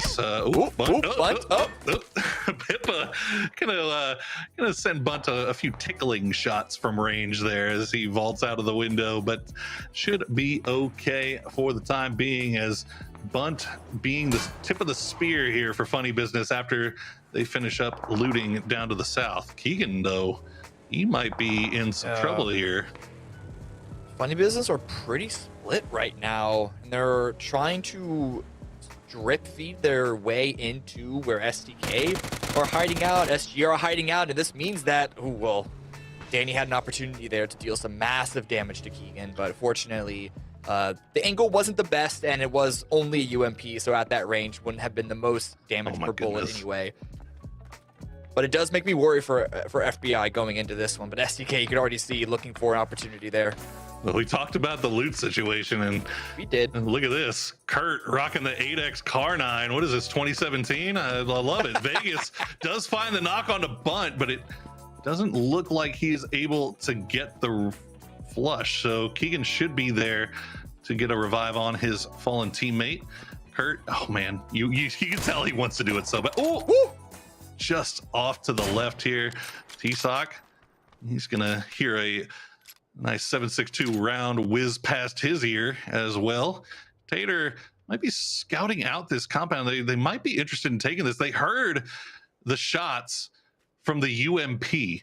So that might be them thinking, hey, there's a guy in here that doesn't have the best loot. Maybe we could think about hitting this. Yeah, but the problem is it's been so long that there's no way if they know anyone else from SK have grouped up there. So it would be very, very, very sweaty if they're just send that. Looks like that FBI are going to be at least scouting it out, though, and at the very least maintaining a 2-2 split. Looking at other members of the team of this map, however, Elevate swinging in from the west highway from the north, and then Sonic's here, getting also close to STK, this time from the east side. We see this all the time with these hills, how you can fit so many teams so close to each other without big, ginormous angles of attacking and shooting very early on. There's some pro strats here for you guys at home. If you ever have a Miramar circle in this area, look at this tiny little divot where you can just manage to fit 4 vehicles in there safely and hang out. It looks like shoot to kill. I mean, they can hear the vehicles, have Alo on top looking around just to see if Sonics decide to do a little scouting, but looks like they're content right now with just holding their current positions. Yeah, Sonics, I think they have to assume that this spot is occupied, this compound is occupied, so they're not going to take any unnecessary risks here. Yeah. Man, if SDK, you have to imagine that they might be salivating a bit for that hill to the east of them, just above the Sonics, but also good play on them to know that it's way too risky. And I also wonder if the loot is a continual issue for them because they didn't have that many places to loot on up. So playing more turtlely, more conservatively at the start is probably the better play so they don't use so many of their resources very early on. Well, a team that doesn't necessarily have that same issue, Peak. We saw them make it to the late game there with 3 up before eventually falling down in the 3v3 fight to 0-0 Nation. But Peak, that was a good performance by them. They jump a little bit in the leaderboard, up to 12th. But if nothing else, that's signs of life from a team that we know is very, very capable and some very good players on that squad. But so far for the first day, things didn't really go their way. But maybe something to build off of here in game number 1 for Peak. Yeah, Friendly Fire as well. We saw some good things out of them. A bit too hot for them to handle, but they got a couple of kills before they went out. Still sitting in 15th place, but the gap between them and the single-digit placements isn't that much. One good game could easily change their fortunes right now. And they'll need to continue it in order to get towards like the top 4, right? But even, again, just getting into single digits alone would be like a huge weight off their shoulders that they can continue in. Because if you're talking about teams that you know have the mechanical firepower to deliver, Friendly Fire are definitely one of them. Well, one thing that they can hang their hat on a little bit here from game number 1, they picked up their first placement points. They managed to go all 5 games yesterday without getting a single one. So they get growth. There you go. It's a step in the right direction, especially for this squad that we expect so much of, because they are good. They are good enough to be up there, and we've talked about them at different times competing for that top spot in the Americas region to become one of the next, big dogs, as it were. It's been a little bit of a slow grind here so far, but not all hope is lost yet if you're a fan of Friendly Fire. Hobbs, why do you have to out-dynamic like that? They were just minding their own business. You're putting their own business out onto the internet like that? In 4K, they caught him. In 4K! Flipping the car on the wide open road. I know. Flat road. You hate to see it. Well, no harm, no foul. They're all by themselves. They've got nobody really around them, so they'll be all right. Meanwhile, Friendly Fire has spotted out Elevate. But it looks like this Friendly Fire, they're just kind of figuring out where to position the vehicles to where they don't lose any tires, and it looks like that might be the spot right there, and they'll just wait out and see where this next circle decides to go, which we will find out here in now. Ooh, yep. Friendly Fire, their position was bad enough as it was. You know it's never going to go, or rarely, if ever, go towards that west side, but this is a pretty hard shift as far as they're concerned. Right off the bat, at least it means that Peak and Elevate are also going to have to move. Hopefully they can get around them without taking too much damage. They're already in their vehicles, but they're driving all the way towards the north, as you can see on the map, and they're most assuredly going to be looping around Monte Nuevo and maybe even coming in from the Picado angle. Everyone else on the move, Third Eye getting right in front of Peak's entrance, finding a nice hilltop to try and control the edge from. Yeah, this might be just drive-by scouting on the part of Adam. just to make sure that they can kind of send it down into this valley without having to worry about getting absolutely roasted. And looks like the scouting will yield good dividends there as Third Eye finds a path into this next zone. 0-0 Nation, meanwhile, starting to make their way into Chuma from the northwest. Spam in a 2-2 split on both sides of the street. They'll take a few shots over, but they're not going to find any damage. They'll mostly just be revealing their location here as 0-0 Nation pulling into the warehouses. Looking for a fight. Sparking peeking out, trying to find a head. Doesn't spot anything just yet. Looks like FBI are trying to join them in. Funny Business Incorporated looking for a way out. They don't want to take this fight. Okay, they're going to be sticking up around the hills here, but as you saw for a brief second, to the left of them is going to be Third Eye, also potentially with an angle. Yeah, this looks like Funny Business having to go with plan B. They're getting there just a few seconds too late. I think they had designs on taking that warehouse, but 0-0 Nation already there. But good work on the part of Funny Business, realizing that, hey, Spam is shooting somebody in that warehouse, so it's probably occupied. Let's go ahead and move on. And now Tater. Tater. Fire, my friend. Get out. Oh, no. He's going to go down, and he's going to get picked off by Clemson. So FB will lose one player, but they will find their way into the hard cover on the north side of Chuma. Everyone's trying to find this urban finish. It's dead center. It's only phase 2, but there are a lot of rough places, especially around the edge here. So it makes sense that you're trying to find just some place to hide out in. If this stays centered up and you're not in the center, good luck getting inside.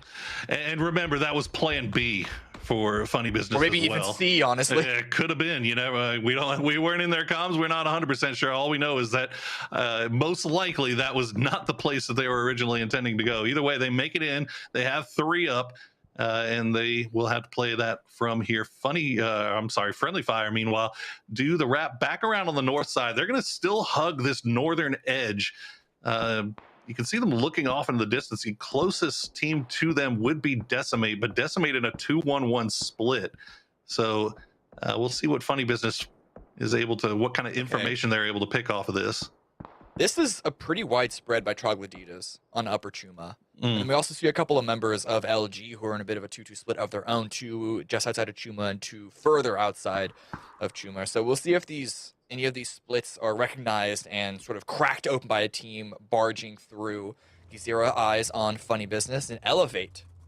Pushing up, swung themselves from the west over to the southeast and are slowly pushing onto Systematicos.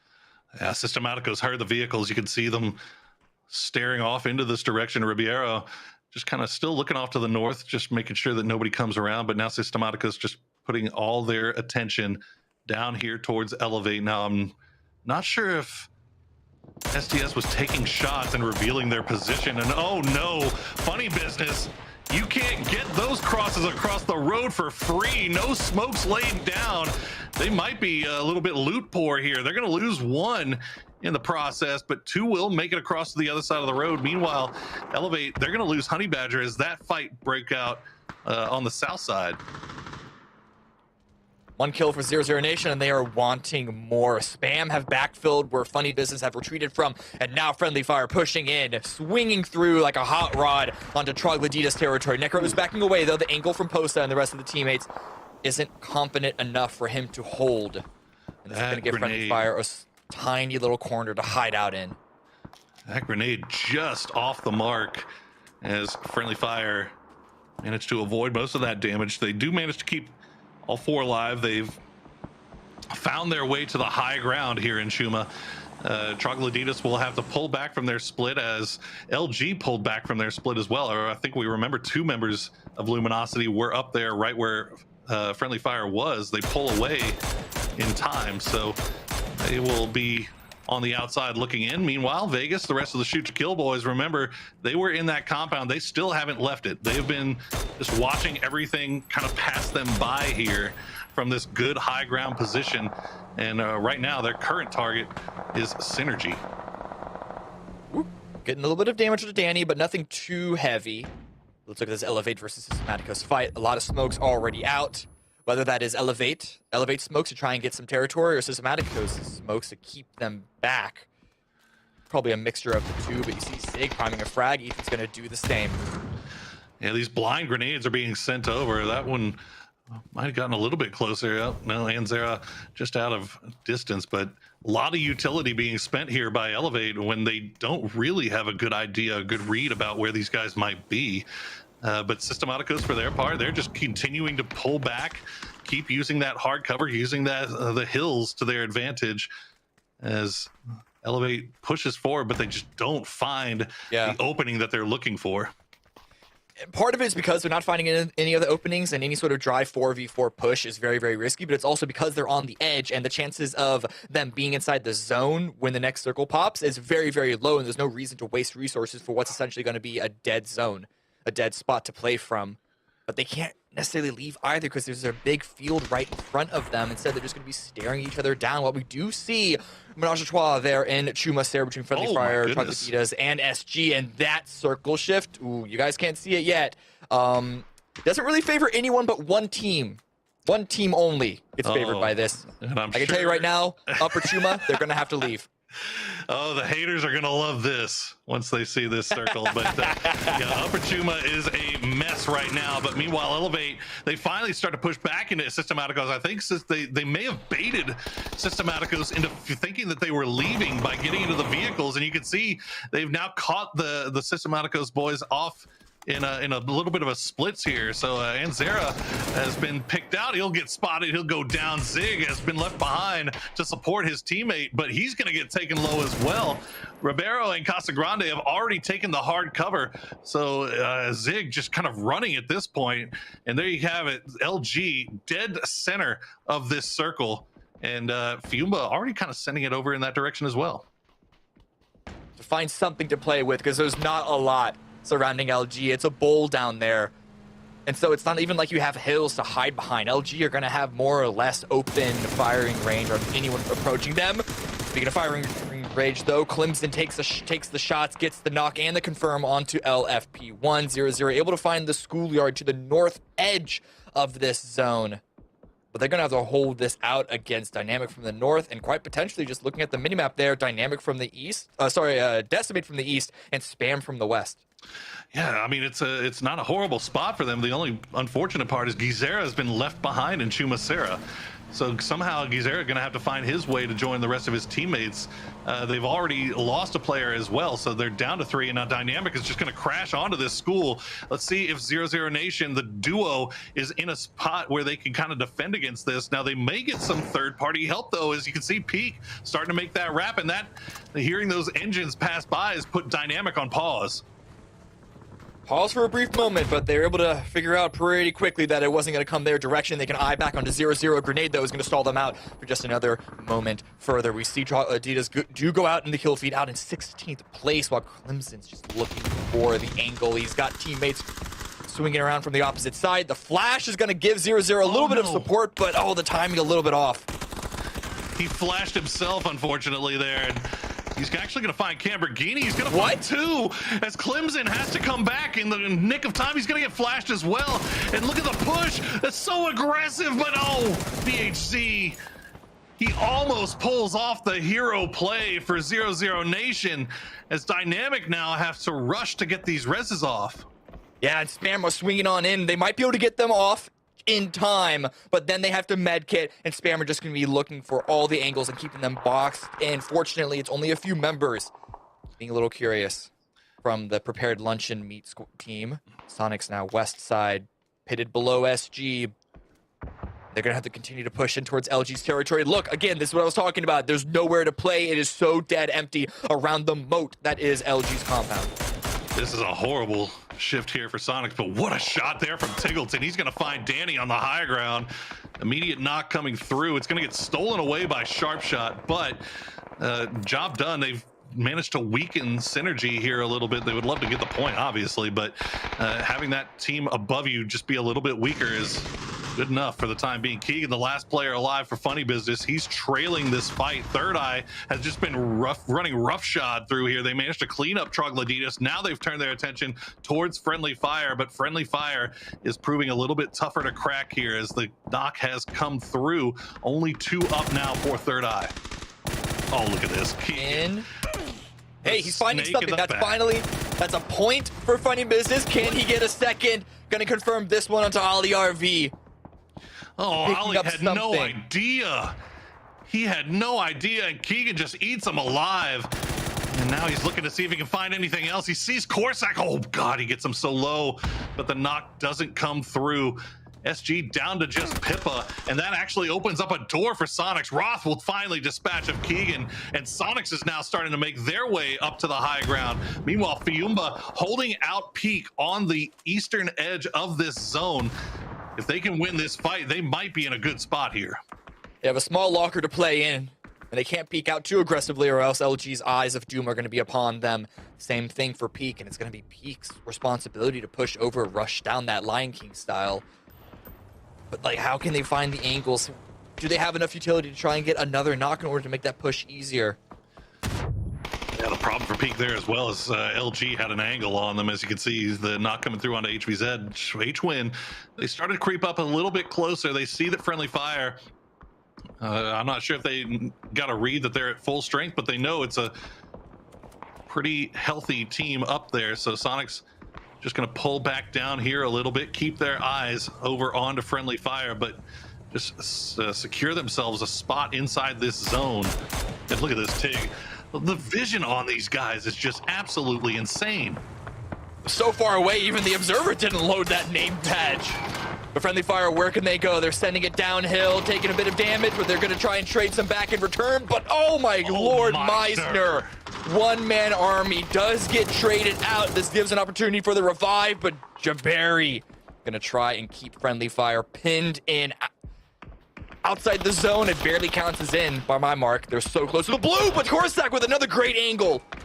Corsac coming up huge right now, keeping Friendly Fire in this game. Decimate sending shots over towards Dynamic. I believe that actually may have an angle onto Friendly Fire as well, but all these teams on the north side now have to turn their attention towards the south, try to find some place to play, because that LG compound is in, but the wall is just on that northeastern side of the next zone. So even if they get up to the wall, if they can get to that compound, it's going to be rough to play around here. Mime, the rest of Sonics, they're going to hold on to this high ground for as long as possible, try to make Dynamic's lives a living hell here for as long as they can, as Decimate will push. Well, where are you going to go? It looked like they might have been looking towards the shack where Spam is, but Spam going to take all. Oh, actually, it's just a three-way fire there between Dynamic, Spam, and Friendly Fire. Somehow Decimate makes it, or do they? Yeah, spoken maybe a little bit too soon. There's a single rock that they're going to be playing for, and we know that if Sonics don't have a line of sight onto them, it's going to be STK, or potentially even LG, the last member of Decimate. Can they stay alive? Friendly Fire does finally getting eliminated after getting 8 kills, so still another solid effort by them. There you go, Dynamic finding themselves another good Miramar game now. They're up to 7 kills, 4 alive, but they have a lot of work out in front of them here as they have to find somewhere to play on the south side. Sonics, for their part, they had a rock. They knew they had a rock, and that's the rock that they're going to play. They're going to take a lot of pressure, but it looks like all 4 will be able to make it. Nobody really close enough to get in throwables range, so it should be all right with vehicles and hard cover there. Dynamic, meanwhile, on the move. They've left Lister behind. They found something to play, and a few shots are going to land on the Sonics through the smokes, but they should be resable. But Spam is just eating Dynamic alive here. What's Lister doing? Lister needs to be going big right now to keep Spam off of his teammates' backs. The fact that there's this much being peppered in. He's got to go. That Lamborghini gets knocked. Delta gets knocked. Lister has to do something. You see him moving on the minimap. He's able to get 1. Can he get 2? He finally does go for the double. He at least wipes Spam, gets them another placement position. 9 kills for Dynamic. But can the rest of the team stay alive? Can they try and shore up this position to go even further in this round? One wonders how many smokes do Sonics have to their names right now. You can see shoot to kill. They are just sending rounds into the smokes, hoping to find something. They've managed to get a couple of knocks here, but no confirms have come through just yet. Oh, the vehicle. Okay. I was about to say that would be a little close. Just the worst if that happened. But look at you can see how little ammunition shoot to kill. 25 rounds in the MK for Halo. See how Alo can use the rest of these rounds with listen in onto SDK. Do not. Can't see it in smokes at all. I'm out of 5-5 now. Insane shift again, by the way. out, by the way. Yeah, we're gonna get native from LG eventually in a push. We still have that south team. We need that south team to help us though. I'm dropping my last smoke to block east. I'm dropping you my last smoke. Yeah. I have one smoke and one nade. I'm out of 5-5. Keep tunneling Sonics. They're in the best spot to actually do shit. So I have 11 bullets. I need to trade you scopes. Here's an 8x. I can't have use a my smoke 6x. No, I can't use my 8x on my gun. Oh, okay. Thank you. Nice flash. What the fuck? I don't know. Okay, East is probably right now. Yeah. East duo on our southeast bull. It has to play into us. I don't. Do they have a card? Yeah, Even? I resetting. don't think so. LG driving. Watch out. LG driving. LG's gonna T-top into Sonics with that Northwest team probably. There's a Sonics player in yellow. Mime knocked. Mime Northwest. I wish I had ammo. Holy fuck. Yeah, I'm out of 5s. He's running there. Oh, you could hear the struggles for the SDK boys. They managed to get the flush onto Tiggleton, and we're very excited about that. But you can hear just, I have no ammo, I have no rounds, I have no ammo. Alo going to get another knock on a Shrimsy, though, as Sonics, I feel like every single player on that team cam is probably on their 7th knock at this point. Something like that. They're chaining the reses though, and they're one team away from making it into podium position for placement points. And we see the circle finally removes LG's compound, so they're gonna be pushing, swinging up towards the north, trying to go into dynamic positioning. Good smoke, good utility, but it's gonna be a vehicle sent to get the players close. And here comes the push from Luminosity, clean as you like. Penta will actually steal one of those away as he gets Delta, but now STK, they realized the situation that Sonics was in a great position inside this circle. But I mean, they are so battered and beaten, but STK, they don't really have a whole lot to their name as well. And, oh no, STK, there's no way they ever expect this. Selfish has one grenade and he could do a lot with it. No, he hits the tree with the Molotov. It might have also just gotten shot because they spun around. They recognized that, wait a second, we don't have LG to watch that spot for us anymore. We gotta look. And oh, that could have been something, but Selfish just taking out the last moment. And we're looking at the top 3. And would you have it? It's SDK, it's Luminosity, and it's the Sonics. You know, I'm going to give credit to Penta for that one. I'm going to say he shot the Molotov and saved his team there as Alo finds another knock on the Mime. And the immediate res coming out here. H-Win trying to peek this, but you can see, I mean, helmet, armor, everything is in the red, and peeking this is extremely dangerous. Just a couple of rounds will take him down. But, I mean, I feel like everybody, SDK, Sonics are both like this. LG might be a little bit, might be in the best position out of everybody, but they're just raining down whatever ammunition they have left. How does he have any bullets? He's got 8 left. Can he confirm? Can he get any more knocks? Snake goes down to half. He's going to try and confirm Flood. That is going to go down, but Relo is there for the trade. Oh, man, the good, the bad, and the ugly. It's up to you to decide who is who, but it is a old classic Western standoff here of who's going to rush to the open field of the center. The efficiency of Penta, he got his last round off before taking the knock. So he got the flush onto Flood as well. I'm not sure if Penta even has anything to use now that he's been taken down. But this, I mean, everybody here is just bloodied and beaten.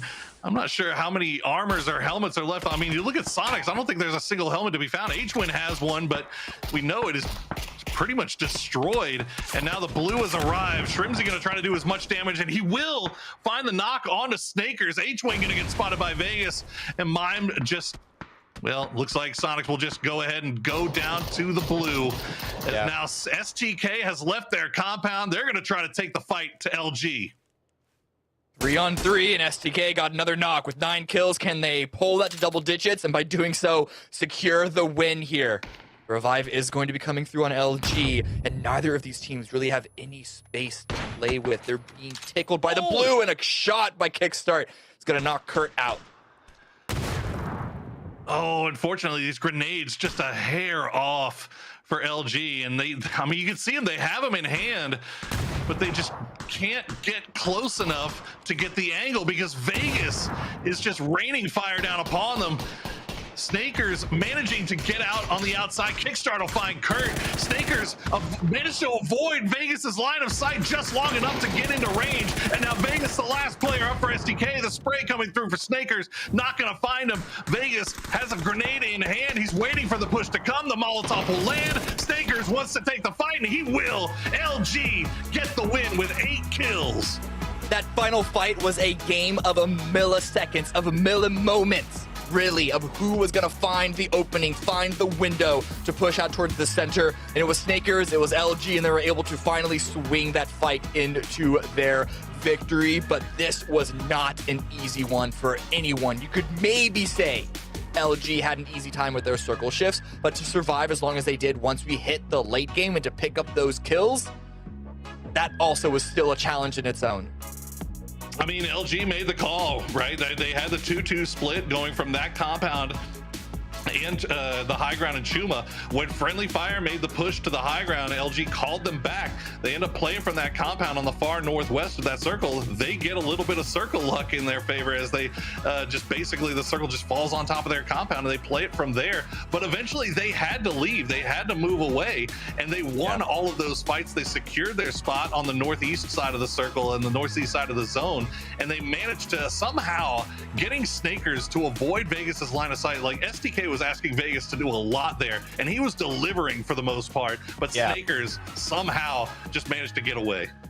Yeah, absolutely. And the fact that it is still even STK in the mix, but LG and Sonics getting all of those points, it's starting to look like it's just going to be a fight for fourth. But before we send it to a break, we do want to remind you guys that Lagna is a new state mobile latest map for that game. Desert landscape warped by a fallen sun shield. It is a 4x4 map which incentivizes mid-range skirmishes, my favorite, across ridges with dozens of long-range sniper opportunities. It's more long-range than mid-range, but we're moving on. Lagna includes new ways to travel across the map with the introduction of a cable car and 2 new vehicles built for riding up and down sand dunes. There's all kinds of new updates on the map, so download New State Mobile now and check it out for yourself.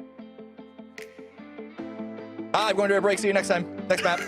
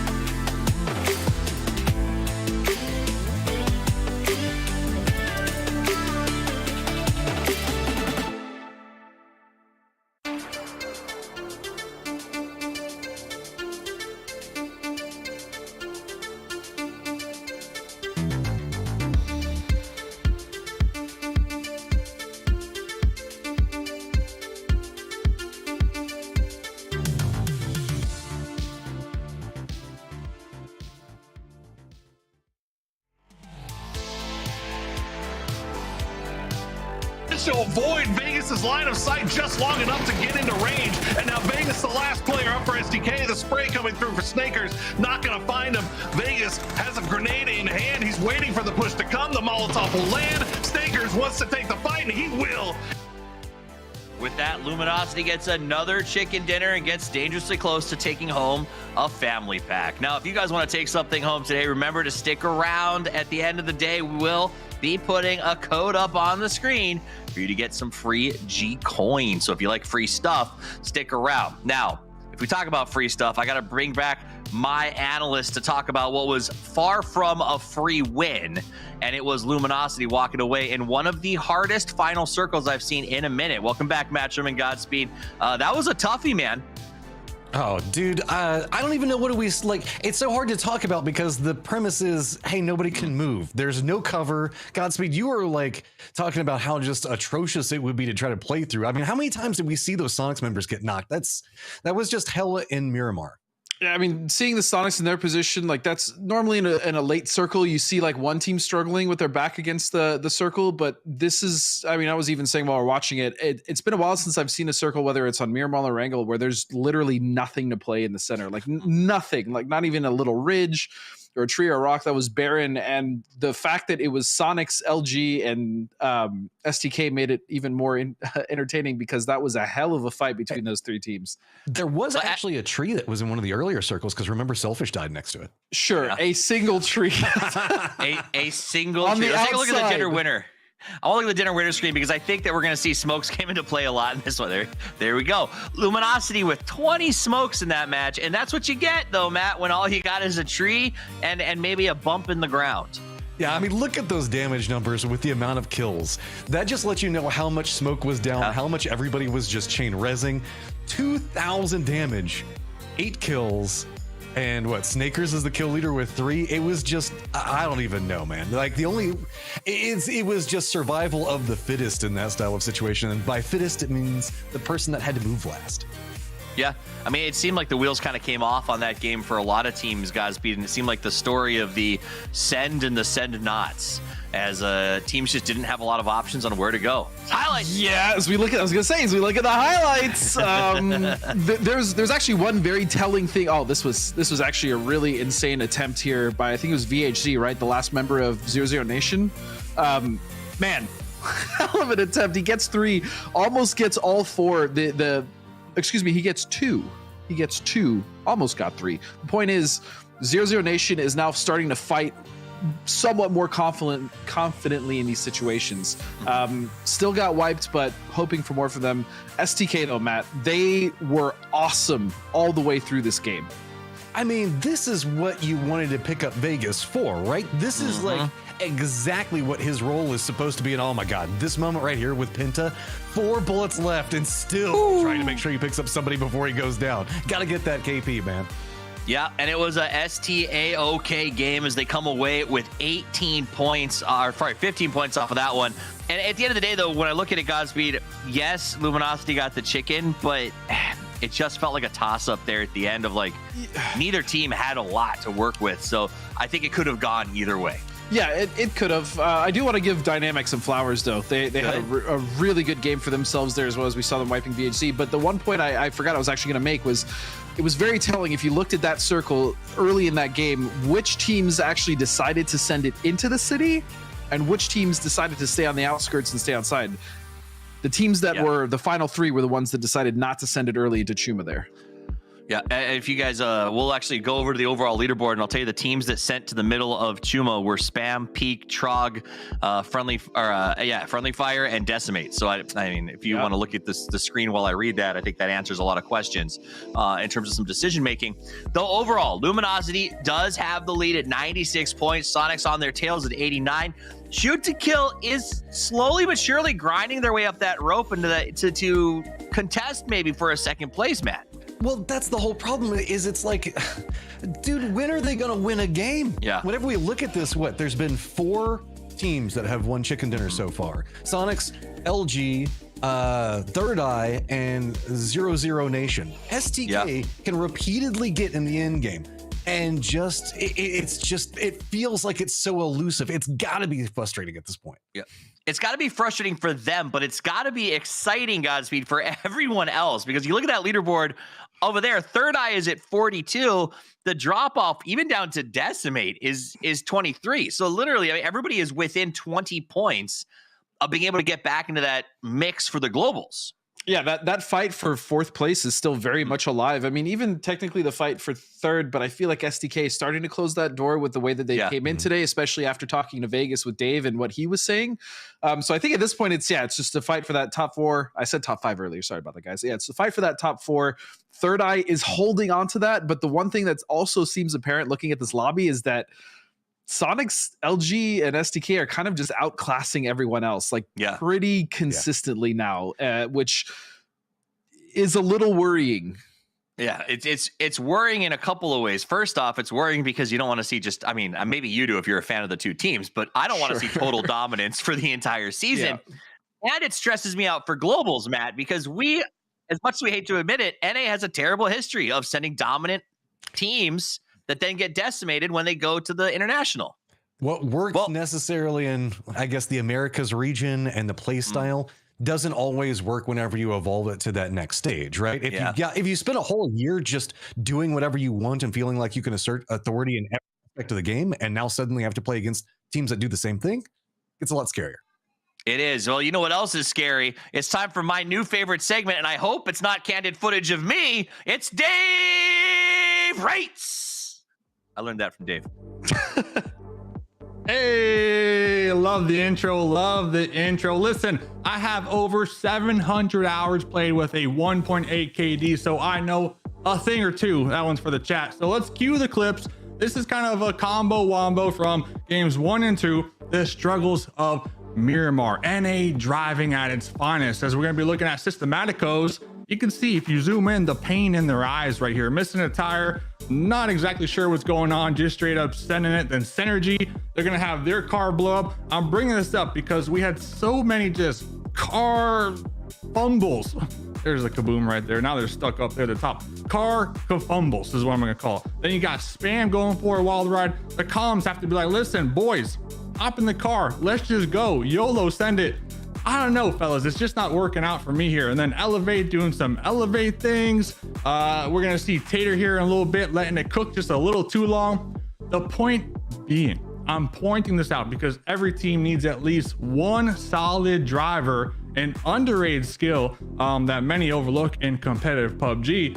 One driver to not look at the map while going for that rotate. That's all you need to do. So one more Miramar to come up next. Please let me not see these these scuff plays, man. I'm gonna just call it what it is. Scuff, driving, NA. It is what it is. I got one more clip for you here after this. If you don't mind, roll the next clip because the struggles of driving, we see it. It's here. But this next clip, I gotta really just hone in. I gotta zoom in, slow it down, slow-mo it. Was it a self molly or did it get shot out the air? It got shot out the air. Oh, see, I thought it hit the tree, but it got shot out the air. Thanks for the slow-mo. I'm gonna rate this one, all right? I know I didn't rate nothing here this week, but I'm gonna rate something here today because it got shot out the air. Boom, look at that. 10 out of 10, shooting the molly out the air. That's what you like to see here in competitive PUBG, baby. Yo, let's bring back the boys. That's favorites. Boom, boom. Shooting the molly out the air. I mean, come on. Do we ever see that? Do we ever see that? Shooting the molly out the air? It's not very often we see it, but it's also not very often we get to see it in slow motion, Dave. So I love that. I mean, well, what did Selfish think? You know, hey guys, look at me, 5 points, boom. Man, No thanks. I think he thought he had the easiest 4-piece of his life, but I don't know why he pulled the grenade away though. He had one grenade, man. I think maybe you think it was was he trying to molly and then grenade? You're doing something, Cameron. Yeah, I don't know. See, you're right. Actually, I just thought it was my eyes being bad that him holding the frag grenade and then sending a molly out. I don't know. It was a rough situation. Maybe cross comms and too many ideas at once, but it was a good attempt either way, because that would have been, honestly, it would have been sick if it paid off. It would have been sick, honestly. I mean, it was still sick to get to see Penta just kind of flip it on him real quick and hit him with the barrel spray, knocking the molly out of the air. But either way, there's a little fun end game there. Finally, into the end, gets won by Jake. By the way, Jake is Snakers. I can use his first name because we're tight like that.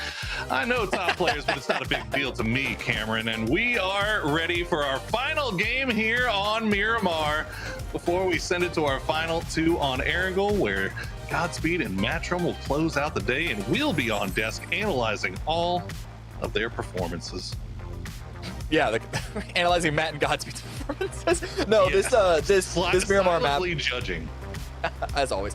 This is actually a pretty good plane path, but it's once again a pretty northern circle. But that actually does fall into the favor of teams like Friendly Fire, like Dynamic, and Spam, who are actually all having really good days. Just unfortunate that it's under the shadow of LG Sonics and a bit of STK as well. But Spam, Theros, 16 kills as of now in the grand finals. To be over 2K kills 7 rounds in, for being a player that I don't know if I've ever seen him before, if I've ever seen any member of Spam make it to the grand finals or any other notable event. That is such a great performance. The question is, will it hold? Can they start to actually knock on the door of that 4th place spot? Yeah, I mean, it seems like every tournament we get blessed by a Latin American player, a new young talent that we just, if obviously us being, primarily North America, we just don't get to see too much of. I mean, we've got to see Gizera just dominate PCS7. Posa from Trogloditas has been another one. Capitan has always been one of my favorites, as well as Draft King. And now, maybe Theros. Maybe Theros will be the next one. I don't know, but it's looking good so far. We're heading back up north once again, Cam. This time, we're going to center up on water treatment. Are we going to go to Oasis again? There's no way, right? There's no way. No way. But let's look at this leaderboard and just see how that... Let's go. We're 7 rounds in. How do both first place and second place have over twice the points of 4th down?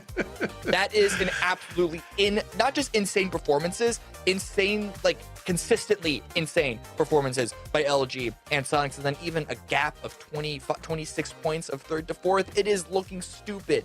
STOOPID. Stupid. Look, man, I try to take a very overall kind of meta view of things, as it were. And I got to tell you, obviously it's not great if you're, one of the teams or a fan of one of the teams that's trying to compete for those top spots. But as a fan of the Americas, right, the fact that we have more international events and that we have our first international event coming up so soon, the fact that we see LG, Sonics, STK just firing on all cylinders this early in the year, heading into an international event. If you're a fan of the Americas, that's a really good sign. It is, absolutely. And the fact that we saw LG, then known as United at PGC, put up a really, really solid performance. Yes. You can't say the excuse of they're just dominating America because America is weak. That doesn't hold water. Sonics, there's a reason why it's not like they get hard countered, but it's the equivalent of being hard countered of their international performances, right? They're in their own sort of little metagame trickiness. So I also don't think that people who point their final result as a good faith argument for them as a team. Yeah, and bringing up Sonics as well. If you talk about obviously what was a disappointing PGC performance for them for the last couple of PGCs, really. You look at the fact that they've now brought in Machine Gunner as their coach, and obviously that gives you hope, right? That gives you hope for fixing what were the primary issues for Sonics at International, namely being those hot drop scenarios.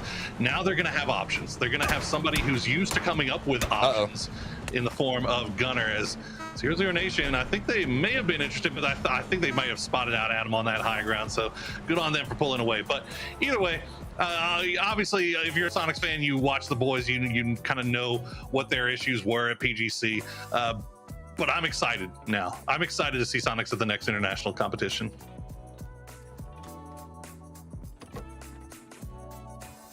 Let's look now at a couple of the other newcomers as well, though. Systematicos, we've seen them a few times. They're sitting at 16th place on the leaderboard, though. 10-point gap between 15th and 16th. For the amount of, like, that's twice the points that they have, more or less. So that is a huge gap in terms of, like, the value of each individual point is concerned. But 0-0 Nation, this team not looking great yesterday, looking better and better right now. They're knocking on the door still of Third Eye's 4th place finish. And this is the team that we also know can perform internationally. Yes. PNC is a unique event, but the mechanical skill is there. The mechanical ability is there. And if you get the team plan all set up straightforward and they're able to sort of coast through the struggles of a bad day one and with this recuperation that is not fully done yet, because we want to see them in the top 4 before we say that, but definitely a good recovery nonetheless.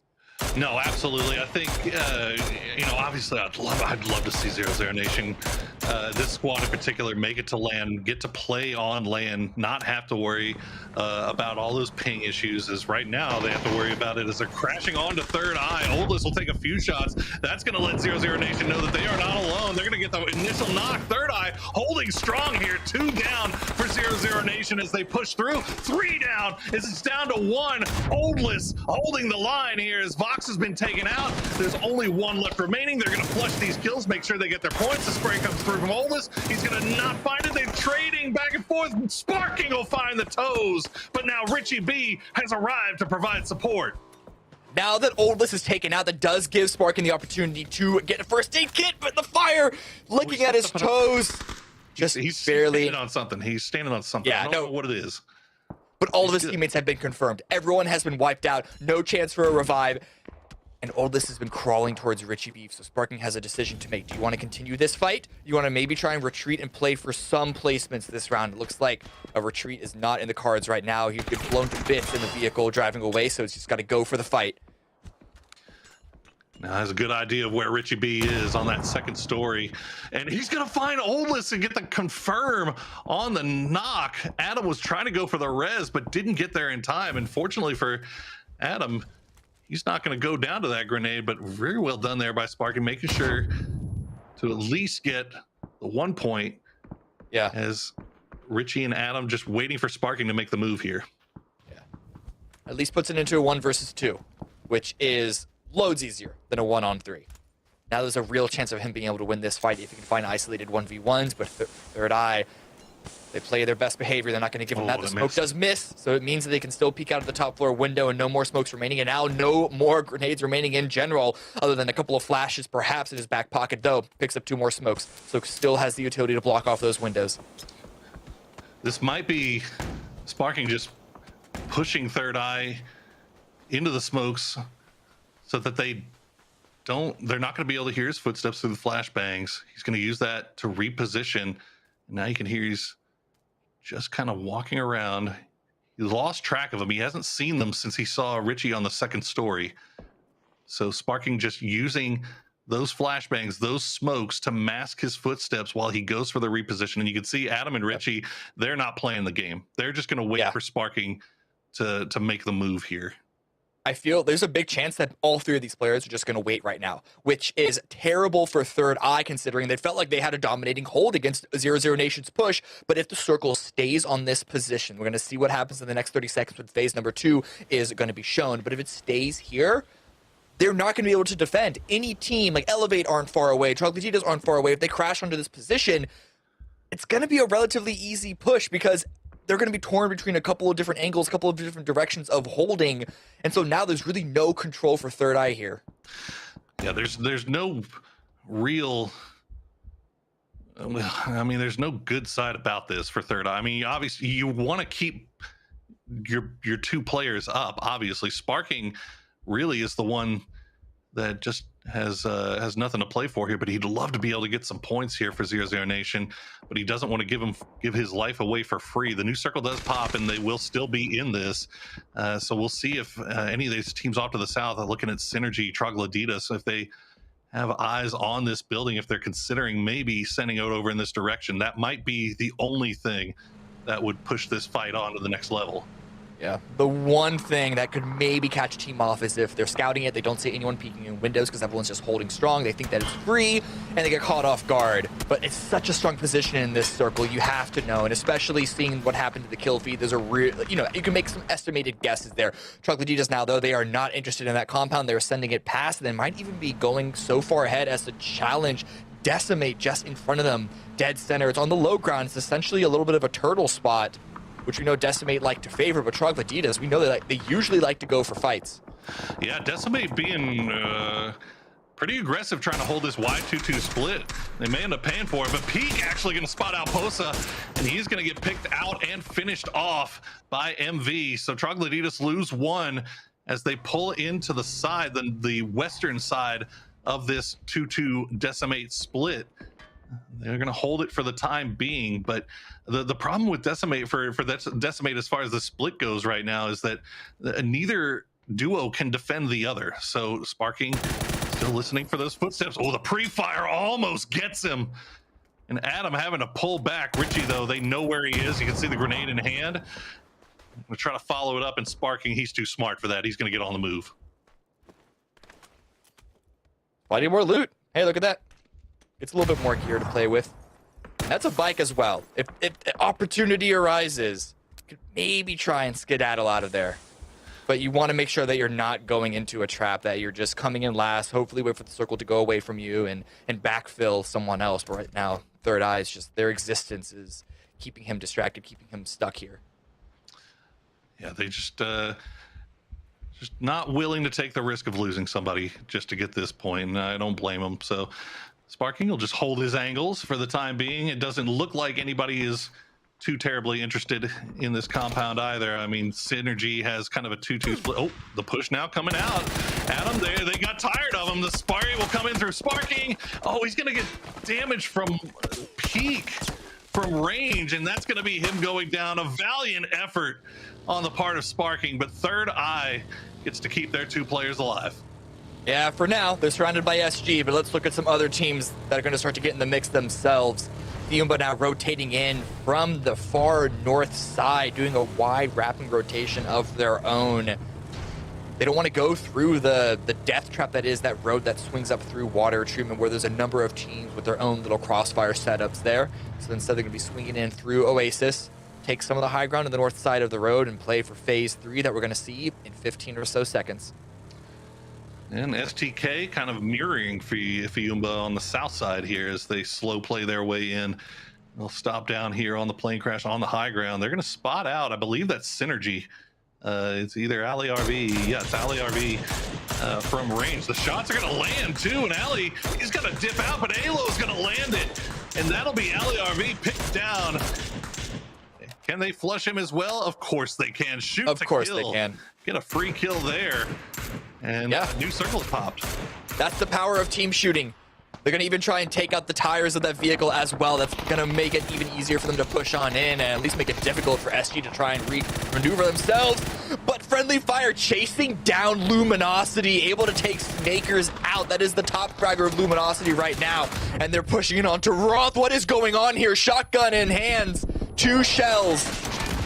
Whoa! I'm not sure what happened there. Maji is going to finish off Rello with it, and Luminosity goes down in 15th. Friendly Fire down to just one player. Peak, they're overseeing all of this.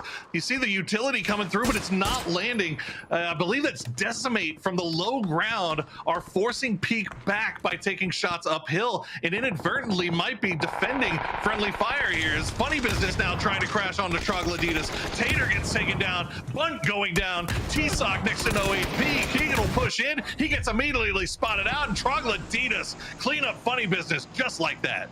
We're seeing so many aggressive sends in phase 3 because there aren't that many places to play. There are the compounds in the center, and then there are a couple of few ridge positions on the west side, but the east, none of these teams are valuing those spots, and that's just going to push these engagements together faster than they would have otherwise. Synergy right now, they lost Ali, but they're now going to be taking over, attempting to take over Third Eye's position. Sparking wasn't able to do it, and that's because, again, of Peak's angles, and they're going to continue to shoot on in.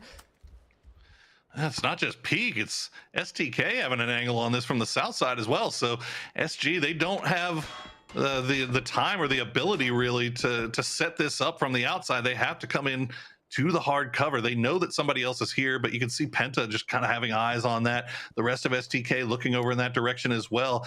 They have the high ground and nothing really around them on this southwestern side. So they have all the time in the world to just hard peek Synergy and Third Eye here. Penta significantly more bullets in the chamber than we saw at the end of last game. Yes. That is... That's Danny with a shotgun. He made it into the floor below Third Eye.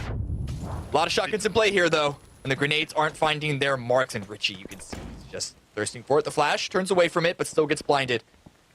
Did Danny pick up the sawed-off off the body of Sparking? And Adam gonna find Pippa. He's gonna find Danny. Danny will go down. Oh, Richie gets there just in time, and Synergy goes down. The shotgun battle takes about 2 seconds to play out, but Third Eye are victorious. The shotgun meta is in full effect. It's so strong that we're seeing so many sawed-offs as the sidearm, as, you know, just the backup. You'd rarely ever see pistols need to be used, so why not make it a shotgun? Because they are that strong in close range engagements. You can see here, 2 versus 3, and Third Eye, they just wipe the board with Synergy. There is... And look at this, Third Eye, they're inside the circle, and look at STK. They're looking over in this direction like hungry wolves. Can Third Eye repel yet another invader onto their territory? We'll have to see. Sonics, they're taking some shots from Elevate as they try to leave their compound to take shots at Spam. Spam, meanwhile, they're sending it right into the Troglodytes Decimate compound. Troglodytes has already defended their home against one invader. Can they do it again? Spam sends it right in. Troglodytes gets 2 knocks immediately. Theros is down to no HP. Yano's gonna go down as well. Theros has to stop down to heal, but Troglodytes is repelling all comers. Theros is the last one alive. Casagrande gonna take out his own, or get taken out by his own player in rotation here. Look at Friendly Fire trying to take shots down. That might be the only way that Troglodytes has taken a knock so far. Theros is trying to make the push in here. He's getting shot at from the high ground as well. Troglodytes, though, holding the line. Rusty Zera getting rezzed here by Kill Demo. Necro going to be the one to hold the line against the Raws. 0 kills for Spam so far, and they're getting shot at by a number of different angles. That frag underhanded, trying to find something, but Troglodytes are staying 3 up from all of these pushes of a number of different teams. And just the fact that they have so many squads overwatching this position makes their holds that much easier. The Raws has no other choice but to just hide out, hang out, and just cross fingers, pray to whatever deity they want, they choose to. And then here is this push from SDK. Through the fire and the flames, Theros carries on as he continues to lay down that smoke wall, stay alive, but Sharpshot going to be the one to spot him out from range. Friendly Fire doing Troglodytes' dirty work for him here as STK, the shark fins are circling Third Eye, but Delta and the Dynamic boys, they're going to turn their attention over to Systematicos here on the eastern edge. 1 knock already through as Dynamic makes the hard push. Good knock, a good confirm. Delta, though, they're not expecting a second there. The vehicle swings in, not in time to cause a real distraction. Bullets. And then Zig and Ribeiro are coming up huge. The rest of the Systematicos are swinging down the low ground to holster up this defense. It's all onto Lister, and these just getting ego peaked, ego challenged. Dynamic are eliminated. Clemson's weapon letting him down there as every round managed to find its way into the UAS, or the Bronco rather, and Systematicos stays alive, and they get a little bit of luck here as well, a little bit more time to figure out the next move as a circle will favor the Decimate 2-2 split. How long do they hold this, Cam? Do they come back together, or do they try to maintain this area of control that they have? Problem is, it might be too late to come back together, because again, with the angles from Peak and Friendly Fire, they could get torn apart if they try and make the cross. And at the same token, if anyone tries to challenge any of those positions with the angles of Peak and Friendly Fire, they're gonna have a bunch of angles, shots coming in their direction. But let's see what Elevate are gonna do, and SDK also on the move of their own. We're gonna be getting more and more sends as everyone are running out of options other than the center compounds. Yep, STK just leapfrogging compounds at this point. They decided against making the push into third eye as the circle did pop. Meanwhile, you can see Sonic's 4 deep in a shack. They're still shooting around at everybody around them here. STK, this is not inside circle.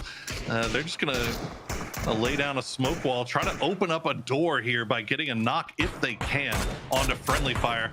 But Friendly Fire just not giving them the angle. It looks like Peak actually gonna send shots down towards Shoot to Kill as well. So if that was Shoot to Kill's plan to make their way into the Friendly Fire compound, it is gonna prove a lot more difficult than maybe they originally anticipated.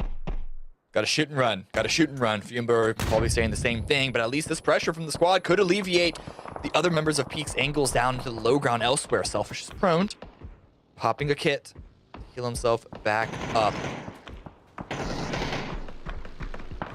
Laurent has swung in. He's going to be swinging around the side to try and grab it, but Captain with the first knock onto him. Can Selfish get the trade? Oh, they try to make the run away. Nicely done from Selfish.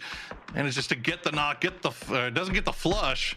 And it's actually going to get stolen away from him, unfortunately, I believe here. No, still down there. So DraftKings, the last player up for Fiumba here, trying to play around the sides of the smoke. Selfish taking shots down. Peak just pushing here, not taking their, I don't believe they're, okay, yes, they are going to get the res onto their knocked player, flushing out kills. Laurent going to be back on his feet. DraftKings, the last player alive, playing around the rock, playing around the smoke, not going down very easily as Peak just trying to wrap around on this northern side. You see STK's push in the picture-in-picture. And again, part of that has to be because Peak are distracted by Fiumba. Granted, it's only one member remaining, but it's still one member that's going to be a thorn in their sides because Peak have to leave this high ground. 4 kills, 5 kills with DraftKings now eliminated, and they can swing over towards the east, towards that direction, and leave this high ground here. But what more can they do with it? Can they find any new cover now that their previous position has been removed?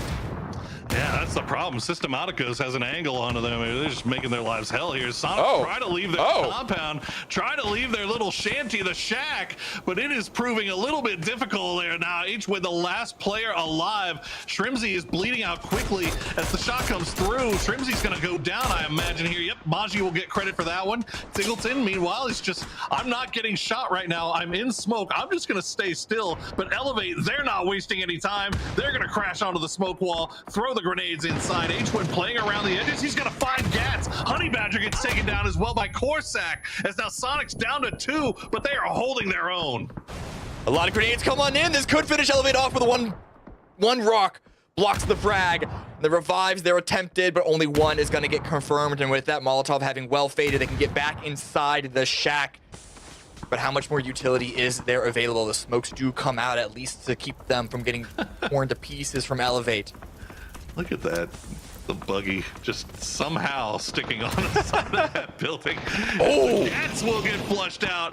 Only one more up for Elevate, but now STK, they want a piece of this as well. They're going to get shot in the back. Maji, he's going to take down Purdy and get the flush as well. Shoot to Kill, the smoke wall is finally blooming, so they get a little bit of distortion. They get a little bit of cover here from the fire from long range, but Sonic's just not going down. H-Win will get the res onto Mime, but the Molotov is waiting. Mime gonna go down. H-Wood is burning, and he will go down as well. To Ethan, STK, 3 alive. Now they have to turn their attention towards Elevate. But can STK and Elevate survive any longer than Sonics? How much longer can they stay alive? Because Peak and Friendly Fire still have the high ground angles. They're gonna have to leave that spot. None of these positions are in the circle. Elevate are barely inside the zone, and none of them want to reveal themselves to the compounds in the dead center. They're gonna at least try and fight for some sort of placement and positioning. They don't want to just give themselves up to the castle. The Molotov still coming in from Elevate. They have spaced them to be such a problem for both Sonics and Shoot to Kill. Now the utility coming from Shoot to Kill, it's not finding the mark though. They have the rock, they have some cover to work around, and now Vegas turns around and he sees Friendly Fire making a push. They turn the spray immediately onto him. Alo goes down, Vegas down to half HP, but Friendly Fire is immediately eliminated. A great hold by SDK and a great run by Friendly Fire, but it gets stopped short. More frags from Elevate. How many more do they have? It's all on to Vegas, down to 2 HP. Asking for a bit too much. Ethan is going to cut SDK out of this. We're looking at 5 teams left. And how do Elevate have this many members standing? Let's go to Elicit In and find out how. Okay. Slow. Talk about our Okay. DCM is in the South Prio right now. You're gonna probably have to hit South Prio. Just like start getting over there and start getting info. Go back to yellow. Yep. We can play the outside wall. I can play shock. You have a ton of smoke. There's people North Ridge smoking. I'm looking at the North Ridge shit. People's util. You can just pull up on the Prio wall and wipe the Prio. I'm gonna go grab util from the bodies. Yep. You're good. You guys got this.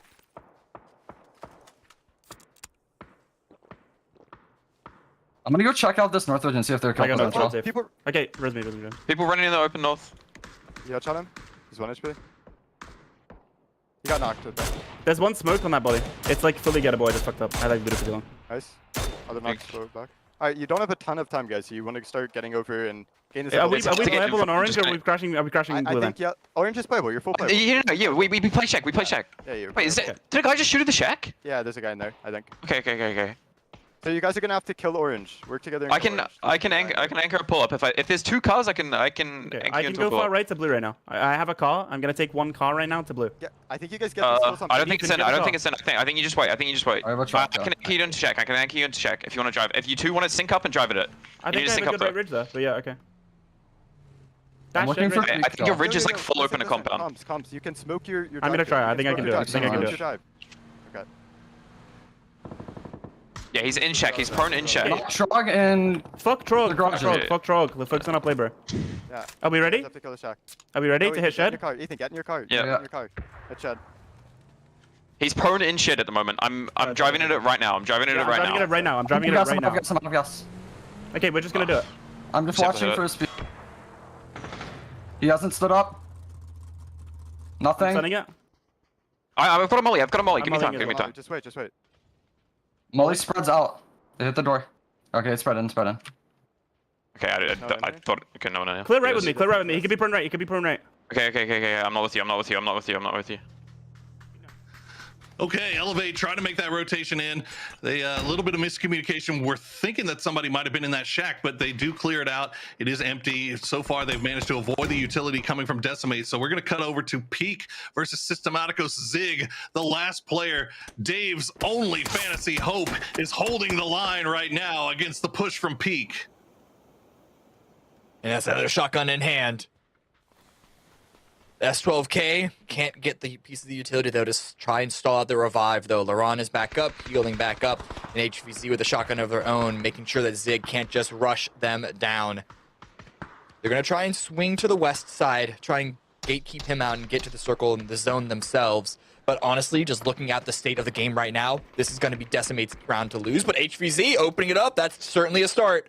There you go, Peak. They knew that they had a solo player in there, but they elect to take the spot inside zone while they have the opportunity, and they get it. Meanwhile, Elevate, they're going to lose Ethan, but they have Honey Badger and Hikerman, but Hikerman going to get spotted up by Necro. Honey Badger now playing the wall.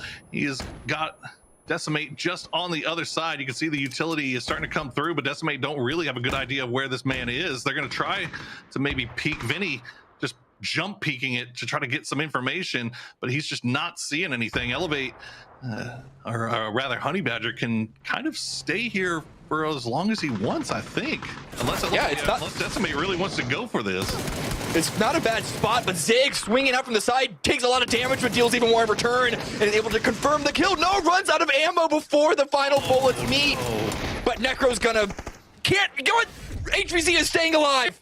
Not anymore, just barely. Finally taken out by Troglodytes, who have 10 kills. But how much further can they push this?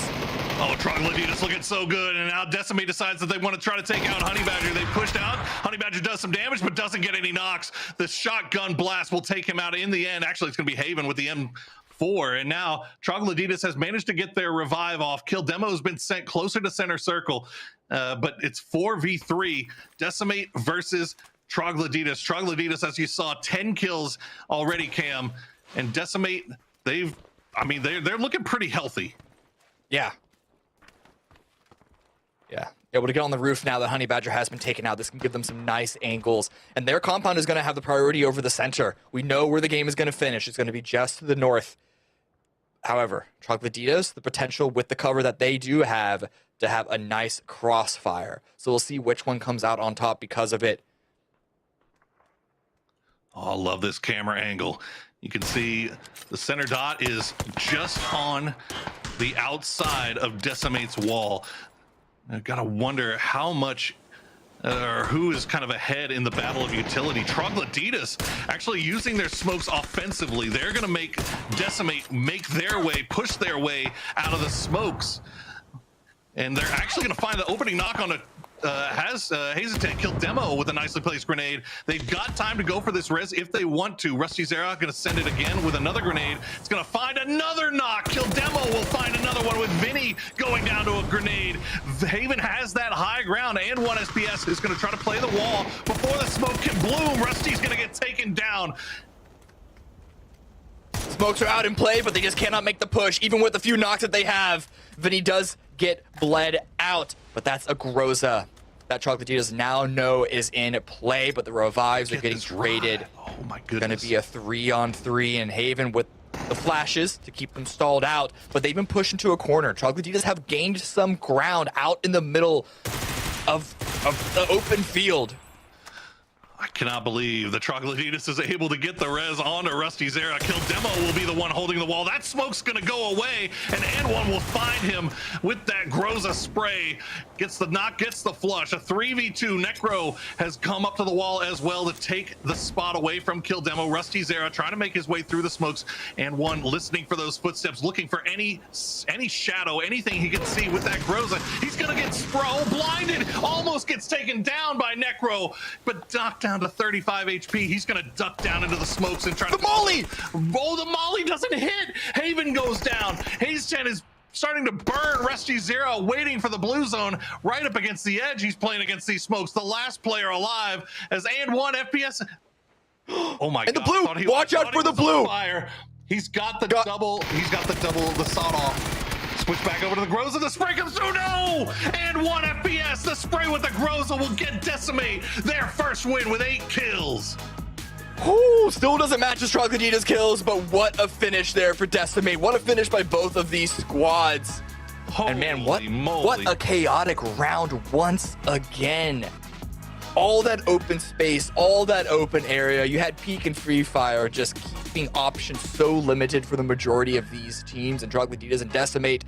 I mean, they were fortunate that they didn't have to deal with a lot of that. And with the game that they were delivered, Trogloditas especially got a huge number of points. Trogloditas, man, they caught a little bit of a fire there, didn't they? All those kills, all that damage, but Decimate in the end get the victory. And I gotta say, from early on, they were holding a very, very aggressive 2-2 split. As we said, neither duo were able to cover each other, but somehow the duo on the low side, they let Trogloditas in, and Trogloditas, in a way, kind of defends them as they kind of held off all these different crashes from all different sides. Meanwhile, the duo from Decimate just got to sit there and watch. Yeah, a lot of waiting, but they made it count when it mattered to clutch that win up. And you have to imagine that the Groza in the hands of And1 was a huge part of that ability. That weapon is just so powerful, and all those smokes in play, it really could have gone either way. And good job to Decimate to clutch it out. I'm amazed that both teams really had that much utility left at the end, but in the end, it does go over to Decimate. Well, we're going to take a quick break, but before we do, we're going to remind you once again, the Battlegrounds is marking our 6th anniversary this month. We are celebrating the occasion with our community in style, including a new dev talk, a fun collaboration with artist Tristan Eaton, special in-game item drops, new background music, and more. Whether you're a new player dropping in for the first time or you've been eating chicken dinners for a while now, it's never been a better time to check out PUBG Battlegrounds. Guys, we're going to take a quick break, and when we come back, we'll get you ready for the final 2 games of the day.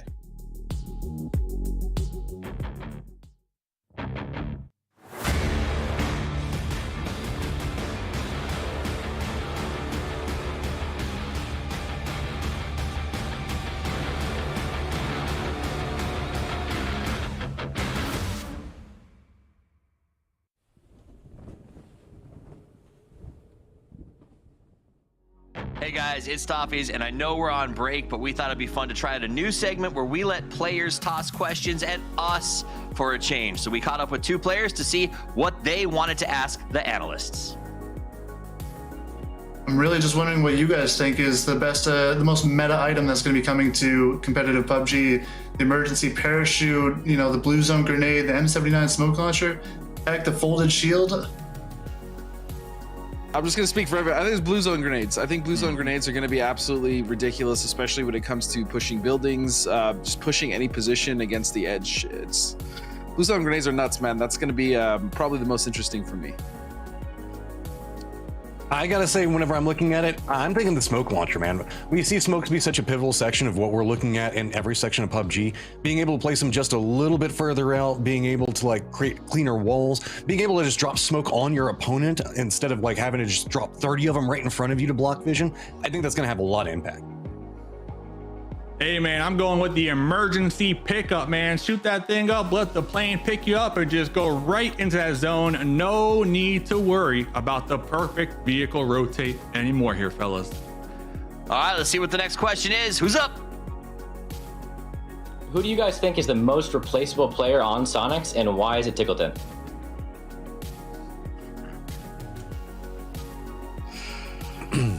Well, I mean, I'll take this one. The reason why it's Tickleton is because Shrimpsy's the face, right?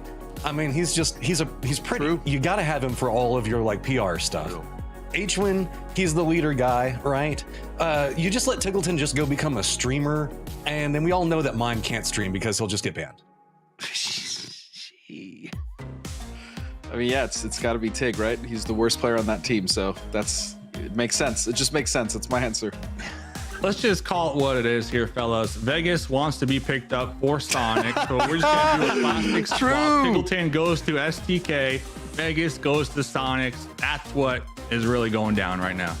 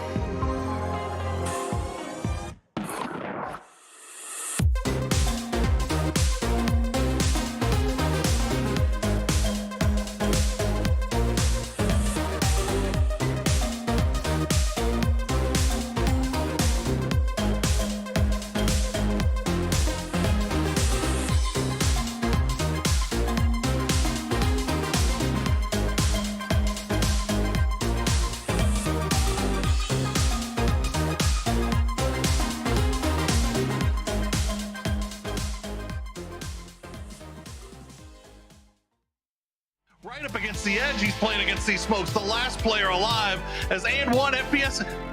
Oh my god. And the blue, watch out for the blue. Fire. He's got the double, the sawed off. Switch back over to the Groza, the spray comes through, no! An awesome game in the books, a lot of 4v4s, but ultimately it is Decimate that finally comes out and gets it done. My fantasy team thanks you, Haven. Welcome back. My name's Toppies. We're switching it up a little bit, and I brought our desert specialist back here to join me on the desk. It is the Cammy D and Porosaurus. Welcome back, gentlemen, and what a game to finish with. Yeah, absolutely. It was a really solid, really chaotic match. But to see Decimate come out on top and sort of remind us of constantly all these flashes of power and ability that we've been seeing since all the way back when they were under the 22 moniker, and one with that Groza, just letting it sing.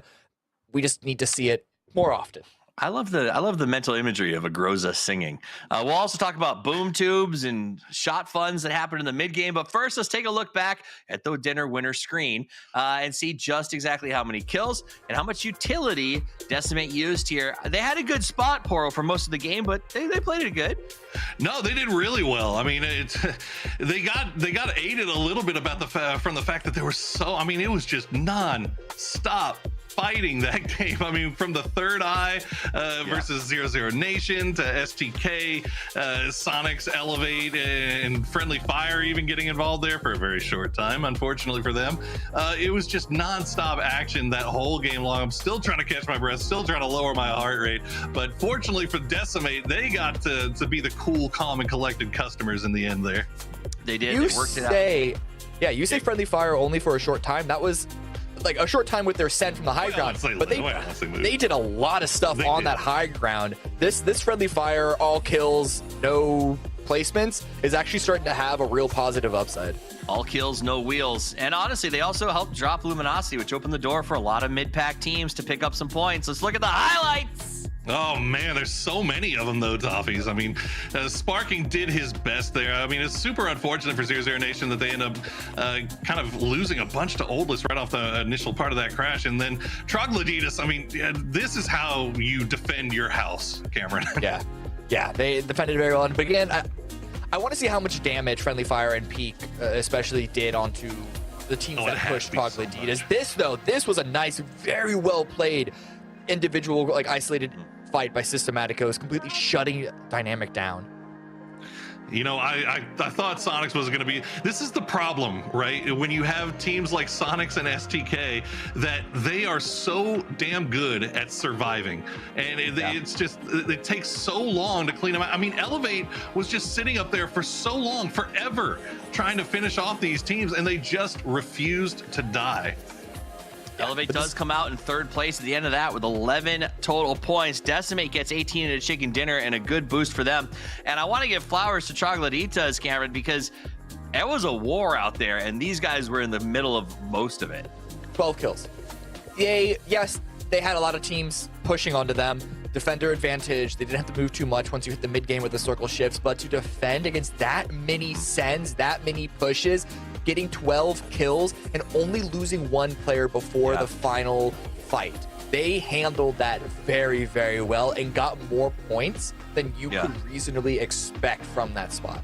We're going to look at the leaderboard. I wish we could get a dinner winner screen from Troglodytes just so I could see how much damage they did in that match. But let's take a look at the overall, because they had to have racked it up there. Overall standings, Luminosity in front still, but it is not by much as the Sonics continue to close the gap. Remember, while Sonics does have the auto bid to globals, that's $25,000 for first place and a pretty big drop off to second. So they are in war for that. Shoot to kill on the climb, Poro, but that fourth place position is probably going to be a bid to globals, and it's wide open. That's what I have my eye on right now. Ooh. Third Eye, man, they are in the hottest of hot seats, and so far they have been holding on to the line. They've been holding off this push of teams that are making their way up, but look how close it is. I mean, you've got 4 teams just below them within single-digit points, and I mean, Fiumba, Spam, Friendly Fire, Funny Business, all these guys, one good game, and they're right there challenging as well. Yeah, it's really only when you hit 15th and 16th place that you got to have multiple good games to get up there. It's that stacked. 100%. If Third Eye came with fingernails to tonight, they're almost completely gone from just either biting them off in stress or clawing their way to stay there in that position. And what I think we're right, just like literally ripping off little by. It's a terrible image. I don't want to go down that road, Yeah, but no, it's not. they're struggling to keep on. And in that last game, that was the chance, right? Because for the first time, the 3 top teams died at a reasonably early time frame, and at the very least weren't sucking up points the way that they have been. And that's where I think we saw some of these teams like Chocolatitas get really back into the mix, because that's all you need. You need one game where the Hoovers stop working. Yeah, I mean, go ahead, Cam. Yes, it's gonna have to be multiple games where all 3 of those teams stop performing before we see that gap of the top 3 close to where you can start to consider other teams in the mix. And frankly, I don't see that happening. The lead has been too wide for too long. But yeah, at least it's more points for everyone else to pick up. And with those sponges in play, every point is so much more efficient for that 4th place grab. Do you think that it starts to affect some of the mid-tier teams' mentality? Because like, so, you know, Third Eye saw some of those teams go down, and then all of a sudden they realize, oh my gosh, we have to have a good game, right? Like all of a sudden it sort of does a shift stressor of, if 3 spots are taken and we're all playing for that bid in 4th, when you see them go down, your strategy has to change. Yeah, I mean, I think it does to an extent, right? You still want to play your own game, right? And still kind of stick to the game plan or what the game is presenting you. But the fact of the matter is that this is kind of the same deal as yesterday. Yesterday, there was only 1 game out of 5 where our big 3 weren't just soaking up all the points. Now we've had 1 game today. So does that mean in our last 2 Erangel games that the point sponges are going to be sponging again? I want to point out real quick while Adam's up there with the kill leaders, he made a joke yesterday about how PUBG has taken his hairline. That was actually singular proof. That was a photo from about 3 years ago. So thank you for your sacrifices, Adam. It's big true. It's taken so much, but it's given so much. My dude, T's and P's. An excellent 6 years. Actually, we're about to go into game, but before we do that, we were actually sent the damage numbers from Chocolatitas. They only had about 2,000 more damage. 200 more damage than Decimate. It's 2.2k versus just shy of 2.1. So actually, Decimate were doing a lot more work than I think we might have expected from their position. Nice. Absolutely. Underserved on the kill count, but hey, great game from both of those teams. Let's see if Latin America can continue the climb as we move to the grassy pastures of Erangel for our final 2 matches. With the call, it's Matchroom and good Godspeed. Thank you, Toffees. And here we are making our way back over towards Erangel. And as Poro pointed out, I gotta say, I'm a little bit afraid. It feels like this is where we're gonna see LG and Sonics start taking in some comfort food and picking up some points. Well, I mean, if history is to repeat itself, Matthew, then it would seem that, especially when a team like LG or Sonics or even STK have a bit of a lead in the past, they've just kind of ran away with it, right? We start to see these teams play incredibly confident. We start seeing them just push anything. Not that they wouldn't really do these things anyways, right, Matt? But we just see like exemplified examples of just running over and bulldozing everyone around them. So I agree. I really hope that doesn't happen. I'd like to see a little more competition here in the top 4, but that 4th place spot, as the desk was talking about, is incredibly tight. Man, I just want STK to get a chicken dinner at this point. They are just they're trying so hard to compete up at the top of this, and whoa, circle. I'm excited about that one, but I just want them to be able to pick up something, because think about it, like that's most of their point differential is we're now playing bumper cars with this. What was that sound you just made? Look at the map. Look at what's going on over there. It's a stopper circle. I don't think I've ever heard you make that noise in my life. But yes, like, it is a stopper circle. I would also like to see STK finally win a game. That would be wonderful. But I mean, as we're looking at it, it's funny you mentioned that, because when we're looking at the leaderboard, Matt, I noticed, I was like, damn, they're so consistent with placements even without the chicken dinner. Mm-hmm. And I mean, that's been what they've done for so long. Like, we know the fact that they're such a consistent team, but it's still the chicken dinners. It feels like that's just been the curse of Shoot to Kill, right? Is they're always so close to getting a chicken dinner, but miss out on those couple of points, and so therefore can't end up in that 1st place position. In a sense, yeah, I don't disagree with you. I don't disagree with you. Fortunately, that's not the format anymore, because we do know how that went. But yes, for whatever reason, they're very consistent with placings, kills. We always see them kind of in the mix, but yeah, they haven't won a game yet. Is that really an issue right now, though? I don't think so, but I agree. I think we'd both like to see him win a game. I mean, we always talk about, like, and Toffees loves the phrase, what is it? The 3 kings of Americas. Sure. I want to see the full Three Kings though. Like I want it to be a three-way race, not just right now LG and Sonics at the top. I mean, to be fair, SDK is catching up, right? They're very much in there. I would still call them Three Kings at this point in this event. Look, at the end of the day, everything we're talking about, it's this tournament today. SDK is delivering exactly what we expect for them, right? And so ultimately, that's all we can ask.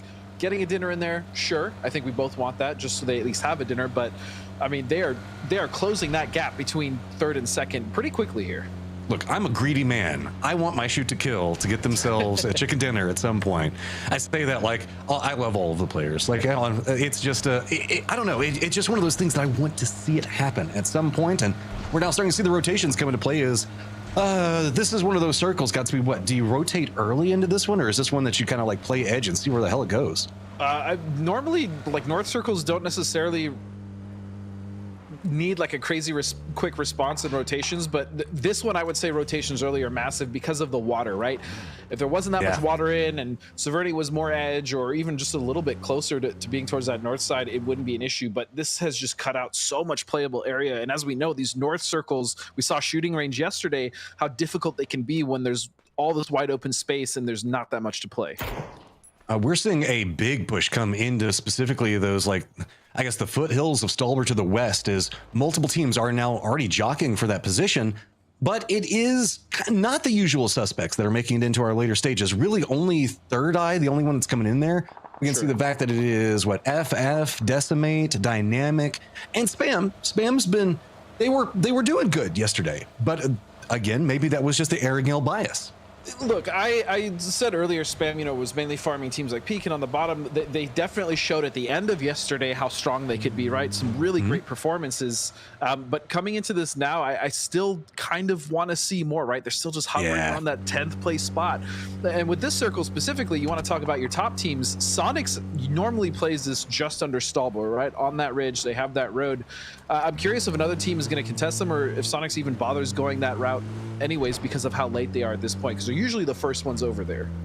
Well, Dynamic's kind of cutting a path through the thick of everything, and they are not going to bump into the second part of that 2-2 split from FF, but they have got to be careful as they're making their way forward into this, as Systematicos is wrapping all the way around the northern part of Stalbor itself, passing by Kameshki, so could lead into a potential mix-up over there. Is, I don't know, there's a lot of dips and stuff like that to stop at, but I wouldn't be surprised if Dynamic or Systematicos, neither one of them stop for just a second, probably hit each other.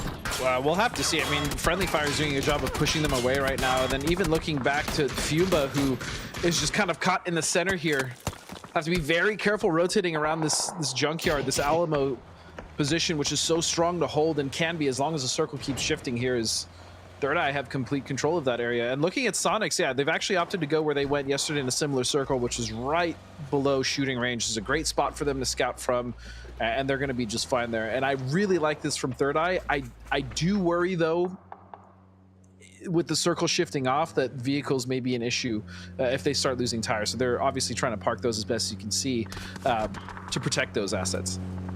Well, Fiumba might need to protect their cars too, as they have been hit by Friendly Fire on one part of their duo, and yet again, the Friendly Fired other duo going to not have to put in too much more work, as it is also Synergy that's joined up in this area. Dynamic did kind of stop as they saw Systematicos, so we're starting to see like most of this settle down, but Sonics actually, they're not content. They look like they have their eyes set on that Cerverni sight line.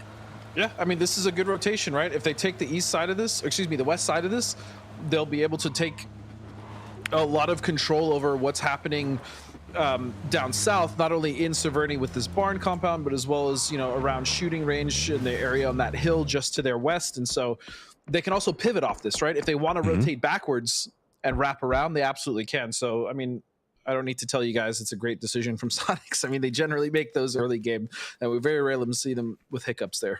And you were talking about the importance of vehicles. Being the only team that's kind of sent into that Severny line, they were specifically choosing the buildings with the walls around them, so that way they can make sure to keep their vehicles protected. So if this does shift away, they have a lot of options. That said, if it shifts west on that Severny line, Sonics are in a great position. If it goes east, my God, it's just a rainbow of teams stacked up on top of each other.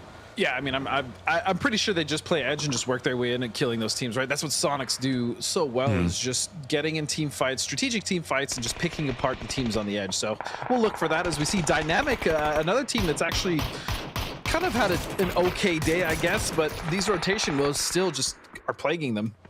I don't know if they've stopped. I think that we saw them rotate maybe like 2 minutes ago, somewhere around there, whenever the circle started closing, and they still haven't found anywhere. I mean, like, I'm kind of curious, like, what are they even sitting on? Now they're going to bump into Trogloditas. What do you even stop? Like, okay, just start trying to get some KP at this point, see if you can get something. Yeah, look at those gas tanks. Gonna lose another one. Rusty Zera still hot off of his last game. Rusty Zera, I mean, he exploded in that last round. And yeah, Trogloditas in that last game, I was almost rooting for them at that point, considering how much adversity they had actually come through in order to get that second place to Decimate. And right now, I mean, Posto is doing his best to stay alive behind this vehicle and kind of get rid of the rest of the dynamic, because what that would do is open up some control here, either for a split on these two, for a 2-2 Trog, and just get rid of a team that they know would be in the area, creating more space, obviously, is what they want. So it looks like that's exactly what they're going to do. They're going to go for the push. And that's it. Dynamic's out of there, baby. Before Circle 2 even hits, Dynamic is out. We do have Shoot to Kill that is going to be rotating on the very far west of Severny. They're kind of coming along this path where Peak is positioned at. They've been taking some shots at each other. Alo's playing a very far back, right up against that coastline, using those rocks for cover. But it is going to be almost a 1-2-3 punch coming out from the different angles that Shoot to Kill's managed to set up. And Peak, I don't know, it's not feeling too good, and that's a strong compound. Peak is just hard peeking, man. There's shots. Damage is going back and forth, and this is a very strong compound in this circle to hold, just because of the options it gives you. But Peak really needs to defend against STK. They're getting pushed back. Lauren is already down, and Kurt now with another angle stuck behind a tree is HVZ. Apologies. Hey, look, it's all rhymes and alliteration, man. I'm with you. But okay, so now Shoot to Kills managed to pick up their kill that they wanted to get out of that one. It's going to go over to Pinta, waiting for the circle to kind of collapse in. FB being one of our tail end teams to kind of come into this one. You can see most people playing north of the river, making the expectation that that's going to be how the circle has to go, due to the fact that there's so much water in the northern sections of it. But we have seen some shift ups coming in, and we're actually going to keep a lot of water and Stalber inside of this one. So imagine Severny not even in this northern circle. It's more north than that. That's crazy. A disgusting shift, man. That's it. If I'm a weird player and I'm looking at this, if I'm Sonics or just anyone, I'm just like, man, this shift sucks. This is a really awkward shift. There's still so much water in play, on top of the fact that most playable area is already being occupied, Matt. And remember that Dynamic was driving around in here for so long, and they wanted to move back down into that southwest. F's in chat for Dynamic as the circle goes exactly where they were once at. I mean, I'm going to comment on that, man. They really didn't need to drive that far, right? Sometimes doing too much is the issue. They could have sat back, potentially played an edge, or even just held down and waited for the shift. I really would have wished for more patience from them. Well, SDK's patience paid off, as they are going to pick up Peak, and now they've got a clean path all the way to the circle. Severny's already been extricated. Sonic's making a quick spin through, already lost Tiggleton. Rip my fantasy squad, as they're going to continue on their merry way. They do have somebody that's cutting a path right up in front of them, but it's going to be Elevate that's going to be falling through, and yet another ghost car. What is with ghost cars today? Oh, Mime! A little tumble. Do a barrel roll. Oh, he's spinning still. Yep, he's going to do another one. I think he recovers here, but look at this. The other two members, while Mime is actually flipping, it's Third Eye, and Sonic's getting in a fight here, and this is not great. Numbers are in Third Eye's corner, and look at this. Wind is just taking shots behind him. This has just gotten so messy for Sonics, and it's just a system of what's all going on. You got to give it, though. Mime is still alive back behind this. He's not comfy. It is Shrimsy that has now gone down. H1 just trying to hold himself together there. He's got FF on one side, Elevate on the other, but with that Gats knock, he at least gets something to work with. Now, Adam is going to get taken down by Pippa as well as Flushed, so Third Eye cannot continue any press into what really Sonics are doing. It's going to be Elevate from this high ground position that can do something to them. Third Eye had the numbers because of Mime's flip. Mime now finds himself stuck in the field trying to just get back with these smokes, while the other two members are fighting not only Elevate but Third Eye, and that turn from Huynh was absolutely huge in keeping them alive. Otherwise their back would be exposed here, and they actually might recover because of this. Massive play from Huynh. Yeah, I mean, sometimes you just got to make the play, and you got to love it when the IGLs can take the game into their own hands. Now going to go ahead and get out of that position. Mime is still kind of stuck back there, but at this point, just send it in the ocean at least. I mean, that's at least some type of cover, right? I think that they are going to bypass that. And there are actually some open compounds that are still to this northeastern area. Yeah, the northeast is almost completely clean. The only team that's there is Systematicos, and they're kind of just tucked in still on the high hill. Mime is just going to go down. It is what it is. But the fact that they've managed to make it 2 out with that shift coming from the west side of Severny speak volumes of their tenacity, because that was a very hairy situation for Sonics, especially after losing Tig immediately out of the vehicle on the rotation. This is going to be really weird, specifically when we're looking at Stolber itself and how much of Stolber is in play, because we still have the peak of Stolber that we're looking at, and we're kind of catching in with what's happening over there, as LG do have like a defensive line up against FB. We got 0-0 that's kind of looking in. Decimate kind of spread around the lower mid sections of Stolber itself before we get into like the Fiumba that's down below that. Now, I'm kind of curious with the way that this is set up. Where, like, how do you defend around this? Because this is just going to make it even more complicated. What the heck?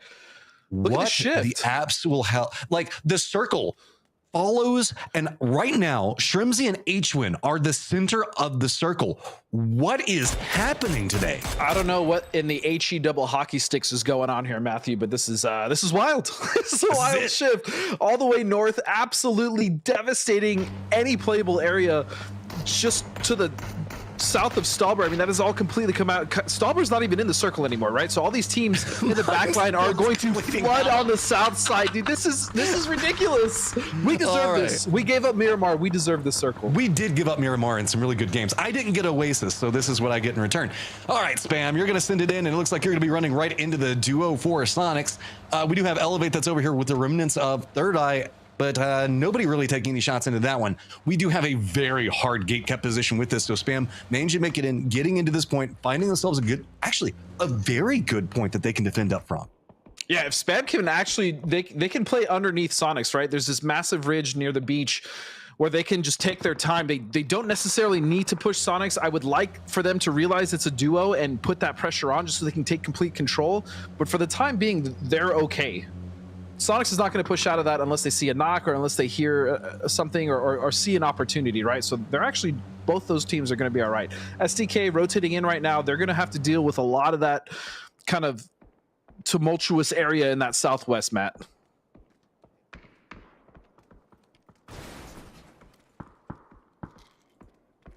And it does look like indeed Luminosity as well is going to have to deal with the southern edge as we see Decimate down there, yeah.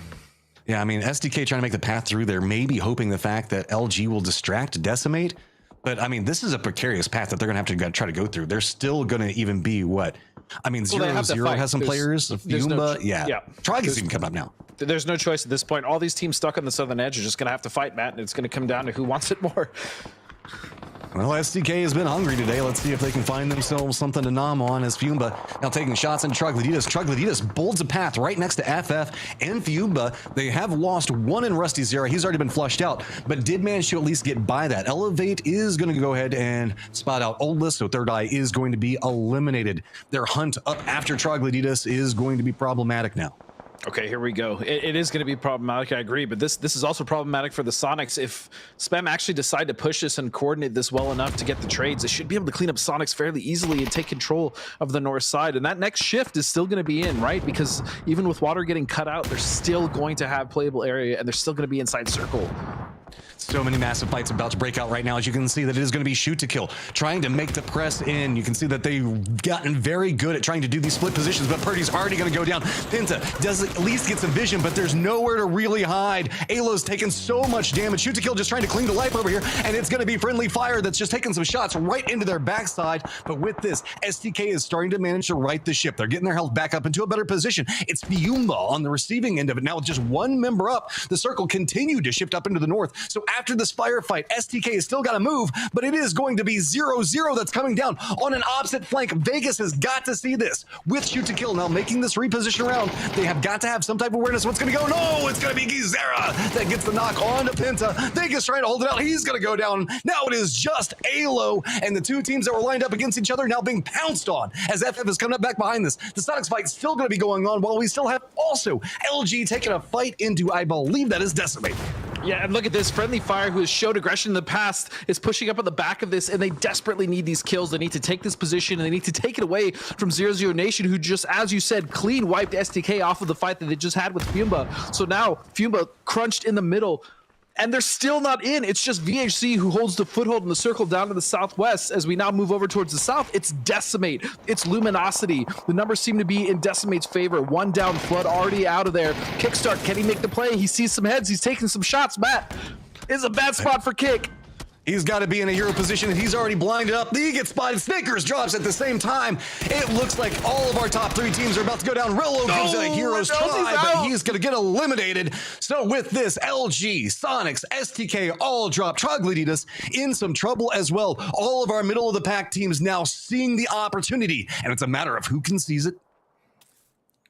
Who can seize it first, indeed. And as we heard the desk say, is this going to be a trend? Are the top teams going to once again close out the last 2 games? And starting in game 4, I'd say no. All 3 teams in the top are down, and now this opens a massive door for the teams vying for that 4th place spot. And Trog, of all the teams, is still alive, recovering in that send as we now go to the other side of the circle. This has just been a catastrophe. This is just absolute carnage. FF has been a pretty big beneficiary of this. You can see the fact that they're sitting on 5 kills right now.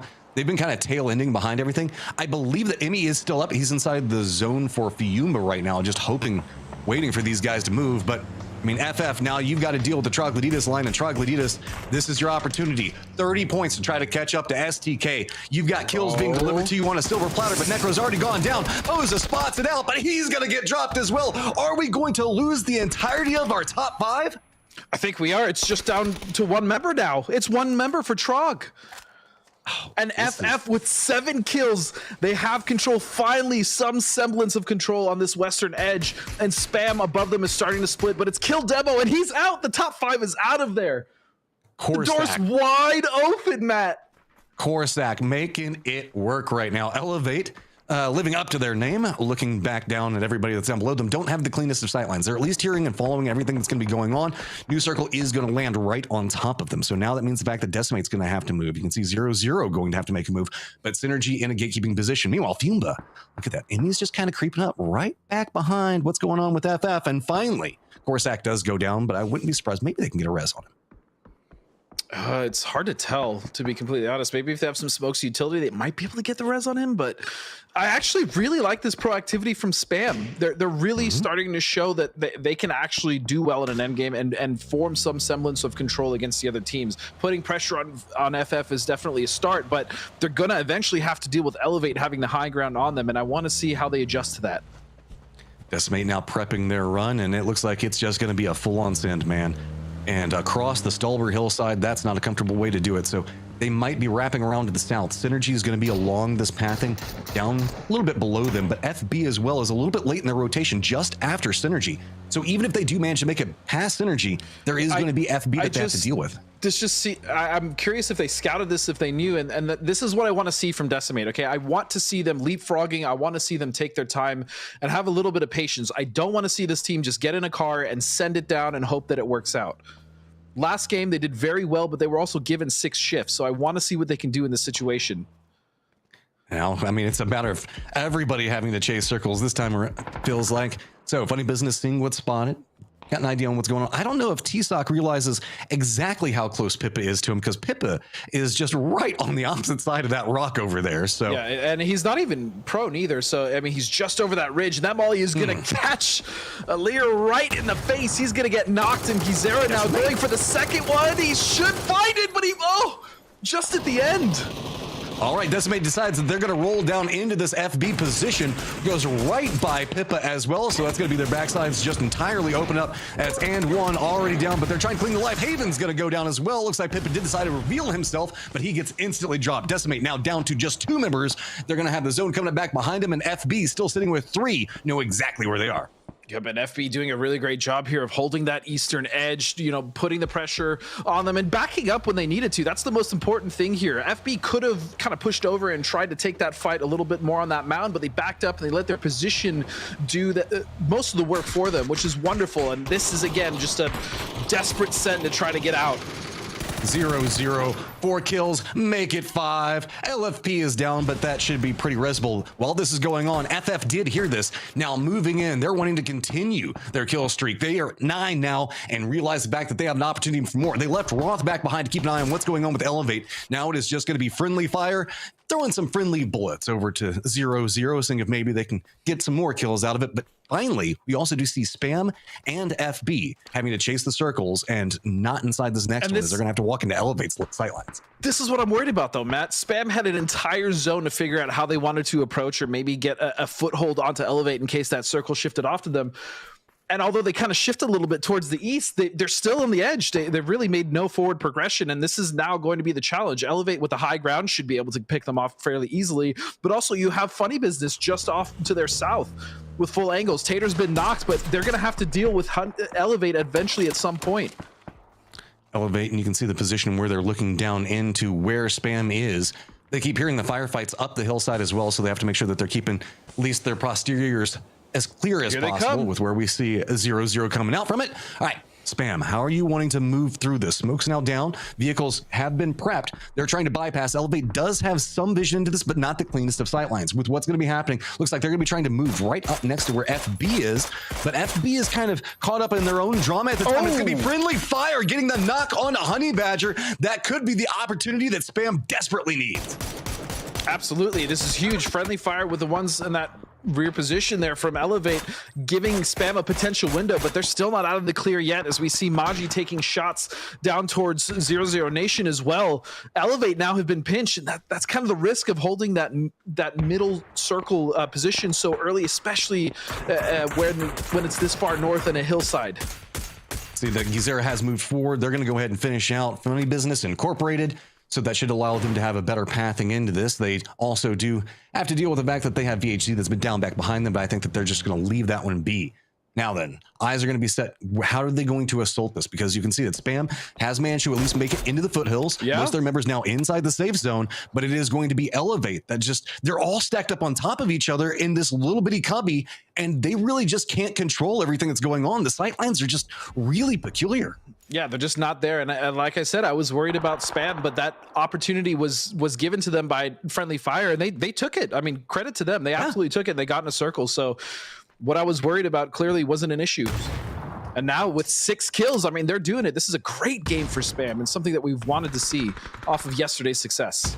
They're actually dethroning Elevate off of this position, forcing them into FF's sightlines. That's going to be Hikerman that is going to go down and get flushed. And Gats, who was just sitting in the middle of the circle just a while ago, finds himself severely outnumbered as he is a solo up against 2 4-man squads and 0-0 still sitting on 3. Shots now from Miser. Spam still do have to deal with 0-0 Nation, as you said, and this is kind of an awkward hill to fight on. They do have numbers, though. It's a 2-on-4, and Sparking is going to go down. It's just out of LFP1, who's off in the backside, but he has a monumental task. Spam very healthy right now. They're also making a push right up into their face. LFP is going to go down, and there you go. Spam picks that one up. Gats now finds himself in a very, very precarious sandwich, as it is going to be FF moving into his position. He does have the rocks that he can play around, but man, 8 people around him. This is going to be difficult. Does spot out one. He's going to go down. It's just a straight up 4v4 now. And I love this from Friendly Fire. We've been talking about him so far yesterday as well as today, not necessarily showing what that roster is capable of, but in the last game, they showed us signs that they were back to potentially their old ways, and this game has once again reinforced that notion. Spam, though, they are having a game for themselves as well. 9 kills, Matt, and as they go into this 4v4 with Friendly Fire. You got to win the games where you're presented the opportunity. Spam wants it right now. FF as well, both in some desperate need of points. I got to give a shout out to Corsac on the opposite side for FF, though. He has just been absolutely dominant. Look at the amount of kills that he's been managing to put up so far. I like the fact that Spam is now separating out. Look at Theros. He's moved all the way over here to the south to try to get a flank position. This is a beautiful read on the circle. This is an amazing read on the circle. Spam is playing this incredibly from the onset, right? Even in their rotation, taking care of Sonics, which is something I really wanted them to do early. They did that. I was worried about those rotation, and I was just flat out wrong. Spam is playing this game flawlessly so far. They've got to be so careful of the nades, of the throwables. Yep, they're going to have one of their members go down. They ended up a little bit too stacked right along that hillside, and Friendly Fire is just exploiting it. Theros hasn't managed to get the angle that he wants just quite yet. Trying to get the shot, but he's going to go down. Oh, FF now sitting on the numbers advantage. They realize that they've got control of the center as well. That sneaky play tries to come out, but it is not going to be enough. And Corsac, the juggernaut for Friendly Fire right now, just putting in not only work with kills, but so much damage, Matt, that he's put onto the team of Spam, as well as everyone else on the edge between Trog, as well as Shoot to Kill. This team right now, this is exactly what we were looking for coming into this event. This is so great, though. Theros, while he did die, he did at least give time for the res onto his teammates. And now Roth has had to move all the way on the outside of this to make sure that there's nobody else kind of playing around in this angle. Roth does have a new angle to work with by doing that, though, so could be an inadvertent problem. Close range fights, though. Now we're going to have Roth. Does he spot out any heads? Just no. Spam being aware of it does get some damage out, but now he has been revealed. The circle is going to pop, and it heavily favors FF. Yep, and Roth just has to realize he's got to reposition, and he does, so he's just got to make sure he gets in, but still holding that anchor position strong, staying out of the circle as long as he can to make sure that Spam cannot push forward. But Meisner now on the bottom half of this hill with a big opportunity. Nobody spotted out, and it's Maji.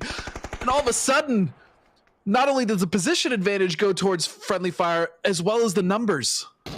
Yeah, I mean, this is just severely outnumbered. Now, they get a lot of damage onto Corsac, but it's not going to be just enough. They've got Maji on one side of it, Roth still playing that high side of the hill, and it's going to be Spam that has to move. I don't know, there's a little bit of the recess down, but they're just essentially putting themselves as fish in a barrel if they move that way. Maji's got that on lock. They do manage to open this one up. Get a knock. Can they find another one? They're trying their hardest. Spam want this. They want to prove that they deserve to be here. New kids on the block trying to make sure that they have everybody remember their name. Yep, use the utility. They know they have to move in. They're not quite in on that edge, and here comes the rapid push. No. He's gonna find one. He's lit, but no, the trades are beautiful. And Friendly Fire closing it out with 16 kills.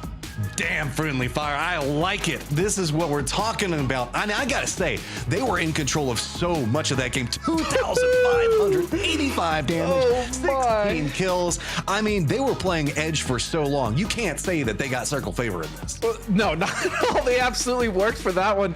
It's 16 kills. I'm pretty sure at least 8 or 9 of those coming the way of Corsac on his own, as well as 1,000 damage. Where have they been? This is the team that we were expecting, but you know what? All that can be forgiven, Matt, as long as they're starting to get their footing now. They showed it in the last game. They just did it in this game. If they can continue to get even just one more decent game, they don't have to get crazy. They don't have to get flashy. Stay consistent, get some more points. That leads them into a perfect foothold leading into tomorrow. Yeah, and the desk was talking about this so much, right? About how compacted it is and how we had all these point sponges at the top, and we were kind of joking about it moving in. You know, we're going to Erangel, where usually like our top teams tend to do really, really well. Circle said, nah, man, we're going to go ahead and add some chaos into this. And you can see Friendly Fire managed to exploit it. Spam managed to exploit it. And I just cannot wait to see the leaderboard and how it's going to stack up for them. Also, again, huge props to Spam for really absolutely, defying expectations and just having a hell of a game leading into grand finals. I'm very concerned with points. I know some of you guys might be curious about some G-Coin. We're going to be having a code for that coming up here. Not quite yet, in a little while. Just want to remind you guys that does exist. We've got one more game to go, and every single one of them has been absolute fire today. You know you want to tune in for the last one. We'll see you guys in just a few minutes. So yeah, and he's not even prone either, so I mean he's just over that ridge. That Molly is gonna catch Lear right in the face. He's gonna get knocked, and Gizera now going for the second one. He should find it, but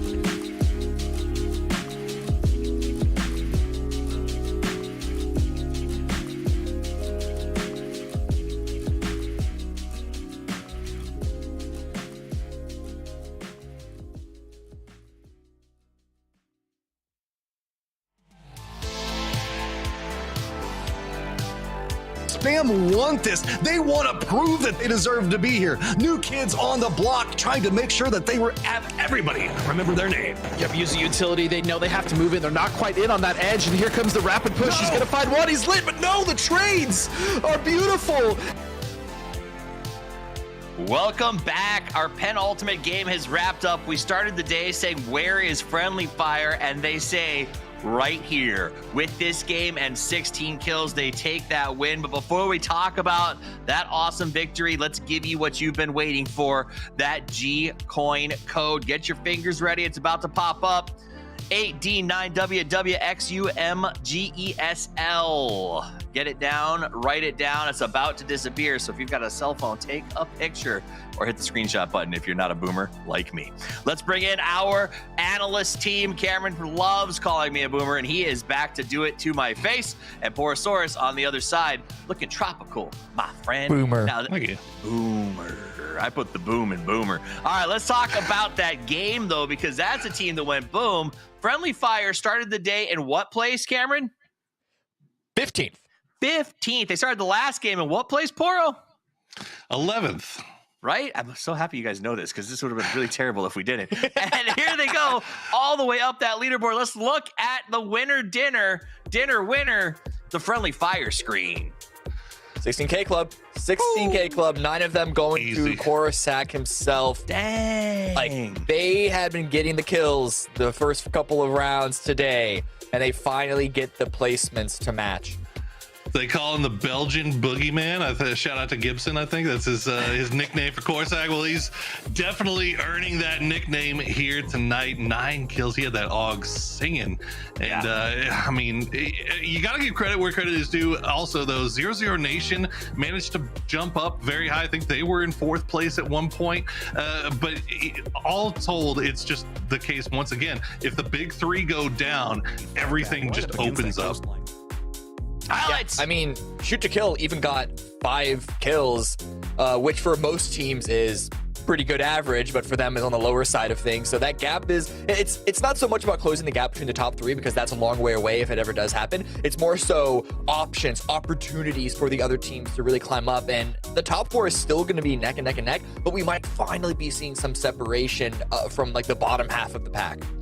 I mean, depending on how Friendly Fire ended up, we might have had 4 different teams occupying that 4th place spot just in the course of this single game, Cameron. And remember, that 4th place spot is essentially our last PGS 1 spot. So it's huge stuff, big moves being made across the leaderboard, but none bigger than Friendly Fire. Boy, whatever they ate for breakfast today, man, I got to find out what it is. Yeah, I think they ate the tears of themselves from yesterday because it was so horrific. 26 points. Spam. You want to talk about a shockingly long expiration date in that game? It is them. They walk away with 15. Very impressed. And 00 Nation gets themselves 10. Elevate also showing up. But let's go to their overall leaderboard, because that is where the chase is on. Luminosity does stay in front. Sonic's right behind them. STK closes the gap. So the money race, we will be following, right? We'll be following that. But right now, it's all about that 4th because of how massive the climb is. Friendly Fire went from 15th to 4th in a day. More importantly, Poro, 11th to 4th in a game. I mean, 15th to 4th in 4 games. And not only that, they got a 10-point lead now on 5th place. So if Friendly Fire can just kind of slow play things out, just play their game. I guess, shoot, who am I to tell? Just do what you've been doing all day, man. I don't care what it is. Even if you go out early, it's been working out pretty well for you. Even only 14 placement points that they got all today. It's been such a dramatic turnaround from that squad, and you love to see it. I mean, Cameron, Third Eye basically started the day in the place where Friendly Fire is and slow played themselves into 9th. Yeah, that was the thing about Third Eye, is that their entire game plan, it felt, would be holding on, not just holding on to their 4th place, but holding on to the ground that they would have. They do what I like to call Crouching Tiger style, which is like play it very low, play it very slow, and then once you hit the end game, then explode when you find an opportunity and try to take things over. Problem is, we're seeing so many very active, chaotic teams who can be feast and famine in their own right sometimes, but that meant that it was incredibly difficult for Third Eye to hold on to their own positioning. And at some point, they dropped their grip and they fell all the way down to like some place in, what is that, double digits? Yeah. I mean, and like I think you're right. They play Crouching Tiger, but all we've been seeing from them is Hidden Dragon today, Poro. A team that hasn't been playing that has also been Spam. We saw them put up a pretty good number. They started the last game in 10th place, and they also had a really good glow up. Is it a change to strategy or just a ball drop by the top 3? You know, who cares what it is, honestly, whether it's a change in strategy or whether it's just a little luck going your way this time around. Make the most of it while you can, because as you see, after that 4th place cutoff line, essentially, it is just a log jam all the way down to like 11th or 12th. We've got 1 game left to play. If you can manage to collect another double-digit point game for yourself here today, put yourself in good position where you can have eyes, realistically have eyes on 4th place with 5 games remaining to play in these grand finals. That is exactly what you want to do. So the mission is there. The goal is there. It's clear. It's to set that road for tomorrow, because it looks like it's going to be a incredibly wild race. And for those of you that maybe you're just joining us and trying to figure out why we're talking so excitedly about 4th place, it is because there are bids to our global series that go to the top 3 performers in this event. The Sonics are auto-qualified because they're a partner team. So that means 4th place will very likely get to go. And it's been pretty fascinating. You know, Cameron, coming into this, you guys, I think, referenced that I like the term 3 Kings. It's pretty obvious they're there. The 4 Ace is off the table, or is it? Because there was a talk about Friendly Fire being those guys. And then yesterday we would have said no. It's way too early. Again, it's way too early to make that call, and especially for Friendly Fire, who, you know, in all the previous iterations with the Roth and Sharpshot team, whether it's BBB or Dignitas or even before that Spicy Fish, they have really hot moments. So really hot moments. But we have been burned time and time again of those hot moments being flashes in the pan and then sliding all the way back down to a mediocre, underwhelming position. So I think there is always the potential there for having a fourth strong team from North America, but we need to see it happen multiple events before we can make that declaration. So it's too early to make the call about 4 Aces, but I want to call this not too early to make, and that is, who do you think wins the last game? Just for fun, Poro, who do you think gets this chicken? You know, you talk about the potential of 4 Aces. I have my eyes on 00 Nation. I think that they are the team that I want to be the 4th place spot. I want to send them to our first international event. I think they can deliver. So I'm thinking they're going to win this last game. Cam, who wins it? Luminosity. Ah, you say that. I say Sonics never lets us go without a day and an answer. Sonics takes this one, but I'll tell you who is going to take us home. Last cast of the day. It is Godspeed and Matrim. Thank you so much, guys, as we are now airborne, and this is a very northern plane path over Zarki, ending over Lippo. Yeah, it is. I'm just curious what Poro sees in 00 Nation that makes him think they're going to win this next game, but I mean, they very well might. I have hope and belief in them. I want them to do well, because they're I don't know, like, as far as Latin America goes, like, they're the team that I feel has the potential to be there. Oh, I mean, Mike's absolutely right when he says they should win this next game. I'm not disagreeing with that, but I haven't seen it. I haven't seen really like a couple crazy standout performances from 00 Nation that make me think like, damn, like they are really going to make it. They are really going to win this game. And so that's obviously with high expectations because of that roster. But so far, I mean, they're still putting up points, but not the points we expected them to. Okay, Circle of Destiny, you have been crazy today. Yeah. Wow, Matt, we are just north. All of our circles have been north except for the first game we casted, which was dead center. Okay, go west. Go west, Zarki. Georgia Pole, don't matter. Either way. I want to move away from shooting range. I'm spoiled. I've seen too much shooting range. I want Zarki. I didn't get away with it. I love it. I love, obviously, absolutely love Zarki. So I'm about it. You know, I'm about it. We went up here north last time, did shooting range. That was the game that, if I'm not mistaken, LG or Sonic won. It was LG. The low ground fight. Yeah. That's right. Sonic's got devoured on that hill coming down. Bunker looting, man. This has been a hot minute since I've seen this going down. When was the last time you saw people dropping shelter, getting some loot? I mean, shelter's fairly common for loot. right? I mean, there's really good loot there. I think we've definitely seen some teams drop there in a while. It's been a while since. No, actually, I don't know. I don't know, Matt. I don't know if it's been a while. Has it? I feel like maybe we just never see it, but I feel like we never look at it. It happens though. Shelter, there's a lot of loot there. A lot of teams will tend to make that either an alt drop, or if something goes awry and they have to get a vehicle and drive off from their normal drop. I mean, Shelter's, there's a lot of loot there. As you know, there's definitely a decent amount. I enjoy dropping there. I always like the fights around that area too. It's like close Shelter can be contained. fun. Don't really have to worry about the third parties, stuff like that. And if you win, you come out looted like a god. Oh, you come out very looted. Sharp shot 4K Daniel Hernandez. I know. Legend. That's an interesting pick on that one, given the way that the last game went, making sure to follow the sharp shot. I mean, Friendly Fire, as the death said, as we were saying, Friendly Fire had a hell of a last game. That's exactly the game we've been wanting to see from them as well. So I just really hope they can continue and pick up on that success and keep the momentum going forward. Okay, chat, everybody watching, we need your energy. We're doing like a Dragon Ball moment. We're trying to spirit bomb the circle to the west. So just letting you know, if we don't get Zarky, it is your fault, not mine.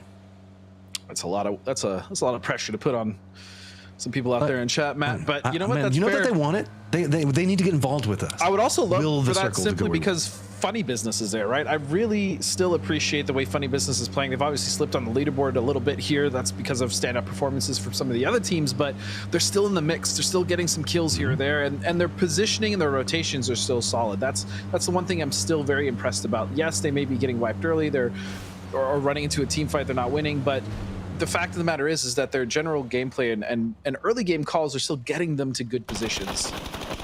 Being a good position, finding a good one. Yeah. This is a really, really good one. A nice rotation. They didn't have to go too far. I mean, Georgia Pole team, but they're going pretty centered into this one. And again, look, the gap and those first two teams closing more and more. I mean, it's now down to what, 13 to try to creep up against Onyx? For STK, yeah, it's really not that far behind. STK have done a wonderful job of closing the gap. And I mean, it was Sonics at first, now it's LG, but it's the same top three, right? I would be incredibly surprised, not trying to cast a curse here, incredibly surprised if those three teams didn't maintain the top three even going into tomorrow. But I mean, we'll see. Peak, you see kind of driving around in the distance looking for a home. They kind of drop around this area, and we saw the fact that last game, it was STK that kind of kicked them out of this location. But down in the quads, I don't know, bridge camp location coming out of George Pole, however you want to look at it, it is going to be dynamic. They do spot out Sonics making their rotation, get some taps into them, but that's about all they're going to find, really. And they don't even have all of their members here. Delta's going to be coming in back behind this. Yeah, Sonics are just making their just trying to get away from the south, but honestly there's really not that many teams down here south. Just Dynamic, as you said, sitting at Cube. I don't hate that either from Dynamic, right? They can camp the bridge, maybe get a few kills here or there, put some pressure. If they get a knock, they'll realize what team's ahead of them. So I like this from Dynamic. Patient approach. There's obviously a lot of water in, so there's no rush for them to necessarily go north. Yeah, I mean, I don't know. I'm kind of curious, given how crazy that last circle was. Oh man, this is an old compound. We used to see some fights at. We haven't seen this in a long time.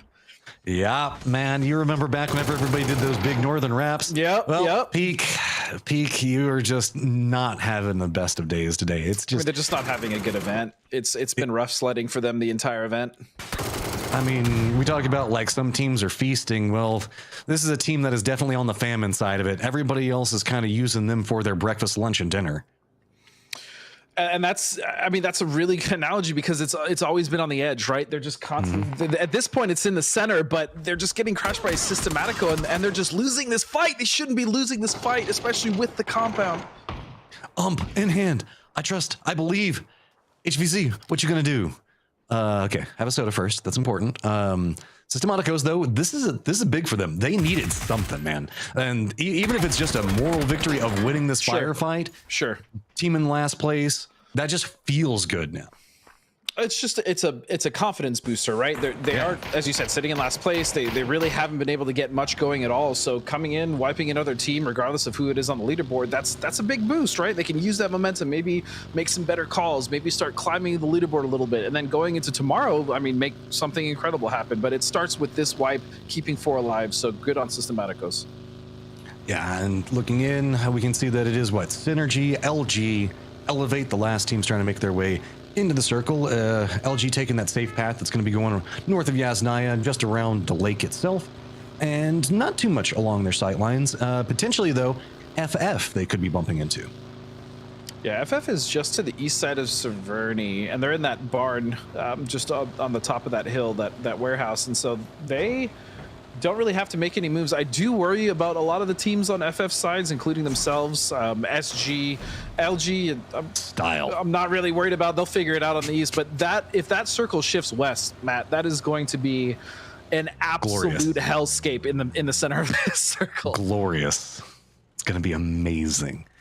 Just remember, a wise man once said, chaos is a ladder, and there is the potential for chaos if this goes west. We're still going to be a couple of seconds away from that, as you can see that most of our team's pretty comfy cozy. We got some crates that are going to be landing right in the smack of everything. Pretty close to spam, actually, so might give them a boost to let them have another good game. Hopefully. I mean, spam really, again, just shut me up last game and made incredible plays and made it all the way to the end game, getting even some knocks on a friendly fire. That was a tough fight for them, and they still were making it work. So I hope they can make some magic happen this game as well. LG looks like they found their stopping point for right now, and that's going to be just kind of harassing into FF. Kickstar looks like he's got some ideas on maybe wanting to get some damage numbers up, but nothing too crazy going to come out. That's actually very rare for a team to get 2 crates on their position, and they're free to get them, right? There's nobody around that's really gonna punish them. Yeah, this is, I mean, if there's a god saying, hey, this game should be yours, imagine it comes in these 2 crates, right? Everybody keeps talking about It's gotta be a sign. Double O in over there, 0-0 Nation, but Spam only 1 point behind them now, might be making their own statement. 2 crates, center of the circle. I don't know. We might have a new top 5. It's possible. I mean, again, if they have another big game, but it all depends on this shift. I'm really looking for this shift and how a lot of these teams react to it, whether they're leaving early for rotations on the edge or they're just kind of staying center and trying to figure out if they want to stay and just play late. So we'll see. Spam obviously in a wonderful position. They even have Theros off there on the north coast. He's able to get a lot of information as far as rotations sending up towards him. He doesn't even need to shoot. Just feeding that information for Spam will be very beneficial. As we see, talking about rotations, Matt, here comes friendly fire in between many teams. And this is a good rotation just because they started moving before the pop, and now they can see exactly where they need to end up. It's a little sketchy, but I like this from friendly fire. Man, where do you even stop, though? Because it's going to be the exact same time that Decimate's already trying to do their rotation. See the fact that a lot of people inside of vehicles, everybody leaving Severny, and now Friendly Fire realizes it. Go, hey, no, let's cut back in. Let's take this from them. They were trying to move. Sharp Shot was all over the place. Sorry, Matt, I didn't mean to interrupt you, but he just went flying through 3 different fences. I mean, deja vu, man. Felt like he's been in that place before. Got to get some drift going. Just maybe. And I am looking at Decimate, though. You mentioned them earlier, Matt. They have a very strong position in the circle. And just know, chat, I still love you. Even though we failed on using our spiritual energy to try to get over to Zarki, I know that you tried, so I'm not going to hold it against you. And Adam, God, that was a lot of pressure you put on them. That was just clean, dude. That was clean, though. I mean, it's okay. I mean, you know, everybody's got different teams to root for, so they're going to be cheering for the fact that their team gets center of the circle. I know how it goes.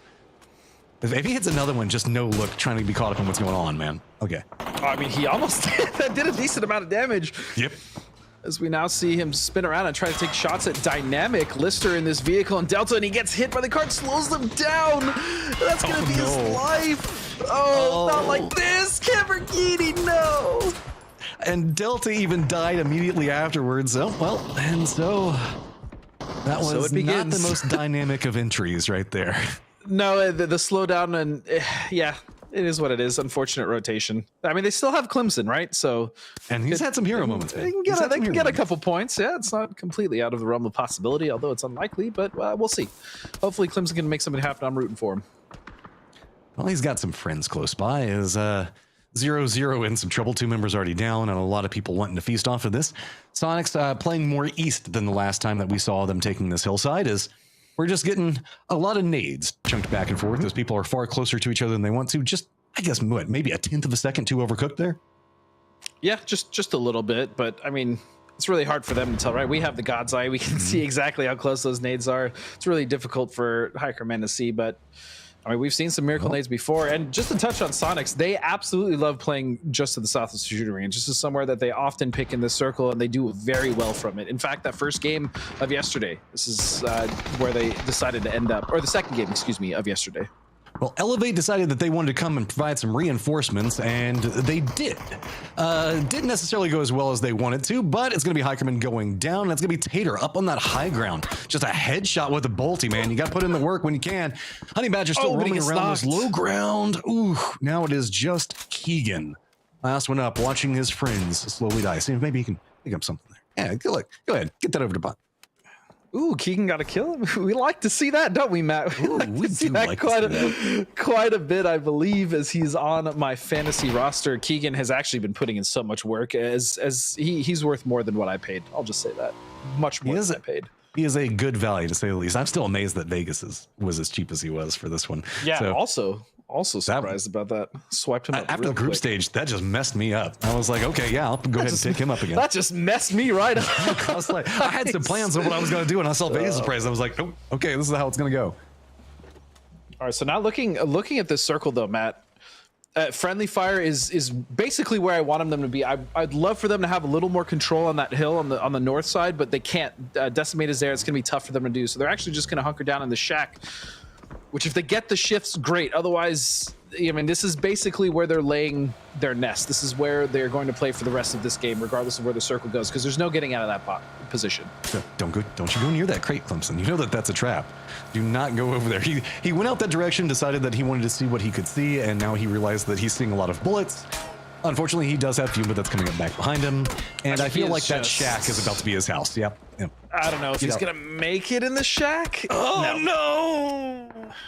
Good night, sweet prince. It was a valiant effort. Okay, well, if last time it was like our top teams not making it into the circle, this time around it feels like it's most of the teams that we would expect getting in there. Also, our hero Keegan now down and out as well, so that is going to be FB getting eliminated. Elevate doing a good job of just, I like it whenever we see the more active Elevate at these stages. It feels like this is where they kind of like play best, is this kind of hit and run strategy.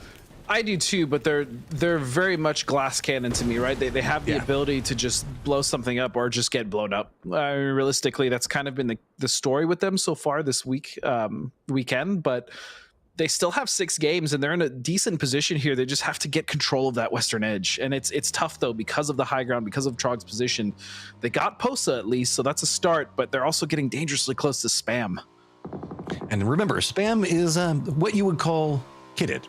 They've got those 2 crates, and I don't think that I would, just hearing the sound of a couple of those guns would, Honey Badger, I don't know if you want to go that direction. He doesn't have too many other options, so I guess I think that from that position where Spam is playing from, they've pretty much got a sight line through the entire, like, hard west of this, all the way up to the coast. I'm sorry, what team? I didn't hear the team you said. Oh, Spam. They can see any movement from Elevate going north. Yeah, Spam has like we said, Spam had a really strong initial position. They were dead center. Now they're off center west, which I would argue is not better, but still just as good, simply because, as you said, they have all these sightlines. They can just control this side, Matt. And speaking of control, look at the Sonics. Oh, high ground Sonics feeling pretty good up here, doing some harassment. We still should point out that LG is inside of Severny and is hitting Fumba from the other side, so that's a mean combo to get hit with. And now Sonic's already hopping inside their vehicles a couple of seconds before the new circle is going to pop. I feel like they've got their eyes set on a specific location, and it might be right down where Fumba's at. The Sind is coming in, and this is a good read. Smoke's already down, and just look at the tactical movement in that. Yeah, very well done. And right now, look at the shift. Okay, it's actually just going to center up here, Matt. And look, as Sonics now goes right over Fumba. This is... Okay, this becomes a problem, right? Because if Sonics realizes that all members of Fumba are in this, they could essentially just hold them out. Even with them being in circle, they don't have to make any moves. But they're going to be trapped, Matt, completely. Like this, and being trapped by the Sonics is not it, let me tell you. This circle pop right on top of this bunker was perfect for them. They prepped up with the smokes and everything else like that. And look, just right on the edge, right where they want to be. They're capable of harassing Synergy. Synergy just has nowhere to go, man. Okay, like, really, where are you going to go after this? You're going to go run over next to shooting range in that wall where there's already going to have 0-0 Nation? Yeah, You can't even make it. Wow, man, that was very specific, but you're not wrong. You are not wrong. And I at a more serious note, all laughing aside, I'm kind of worried about Synergy. They have really just dropped the ball this weekend. I mean, there's no nice way to say it. They have 25 points out of 10 games. It's a squad we know all the names of. Which they should not be here. You know these guys. So don't think the fact that we're being harsh on them or for whatever reason other than the fact that we know that they can play better than what they are right now. No, they shouldn't be here. I mean, there's nothing about being harsh or not. They're a very good team that has a very poor performance right now. It is what it is. They have 1 day left to still make it up, but I mean, that's a lot of points. Yeah. And Fiumba, look at it this way, Fiumba. You have great protectors, right? So as long as the fact that the circle stays around here, you're kind of okay, right? Just don't ever leave your hole. You're in your safe space, right? Just stay in your safe space. The outside world is scary. This reminds me of Happy Gilmore. Go to your home. You too good for your home? Yeah, no, that's sorry. You got me with that one, Matt. As we see Trog taking shots over now at Systematicos, and Trog has been on a warpath today. They have just been getting so many kills and defending so many different positions in these circle edges that they've been on, and I like it because we've been wanting to see more action from Trog. And to be fair to them, even in games that we haven't really watched them at, they're still accruing points, right? They're still just getting kills, being aggressive. Even though the placements aren't there, the kills are definitely propping them up into 9th right now and potentially higher. I just want to point out for everybody that doesn't have the map stream open, you can kind of see the lay of the land here with this high view. Just to the north, though, it is mostly Spam as well as Decimate that have control over a big section of this. And yeah, I was going to say, Decimate did send and one in a very wide flank away.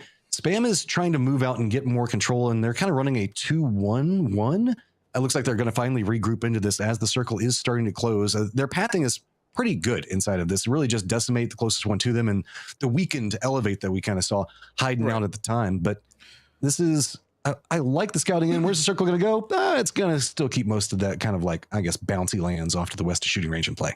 Yeah, so Decimate is just going to get N1 back to their position, and Spam, as you said, I mean, they're in a strong position. There's no reason for either one of those teams to move. If anything, I'd love to see Decimate try to maybe start to venture out more of that compound as they're doing now and take control of that hill, simply because they need to defend it from a team like LG, who, as you can see, is staring at that position right now.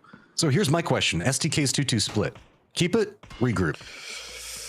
What do you think they should do here? There's definitely a massive benefit to keeping that split based on the next shift, but it is a little bit of a risk. That being said, I feel like they have decent enough sightlines to where they can hold that split for now, but they'll need to consolidate next circle. That being said, this is exactly what I was worried about, Matt. This is what I called, and all those smokes, I mean, they're going to hear them leaving, but this still delays Fiumba, and they put themselves in a hole, basically, as you said. That much smoke down inside that hole would be illegal in most of the states in the United States. So I'm going to go ahead and drop them out. But Fiumba at least going to be able to get away with most of the safety in this one. They're going to have to rotate late, though, like you were talking about.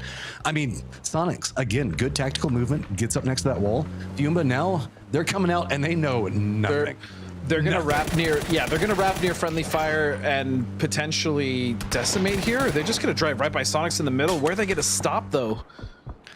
Okay, this hill. I mean, this is, it's better than where they were, so hats off to Fiumba, but they have Sonics behind them that is about to have sightlines, and they're also in a dip where nades can be, but I don't really think there was a better play for Fiumba unless they wrap wide, and that's also a risk. Oh my God. Hopefully they can make something happen. LG just rolls right up next to Machi's shack and says no. This is just all they wanted. They just straight sent it into this position. And it's a good foothold. They now have a shack. They can play their side of the hill with that shack being the anchor for them, looking at Decimate. As long as they don't eat any casualties or any knocks moving up to this hill, LG shockingly have one of the better positions in the circle now. I am astounded. I can't believe what I'm seeing right now. I've never seen this. Well, I know.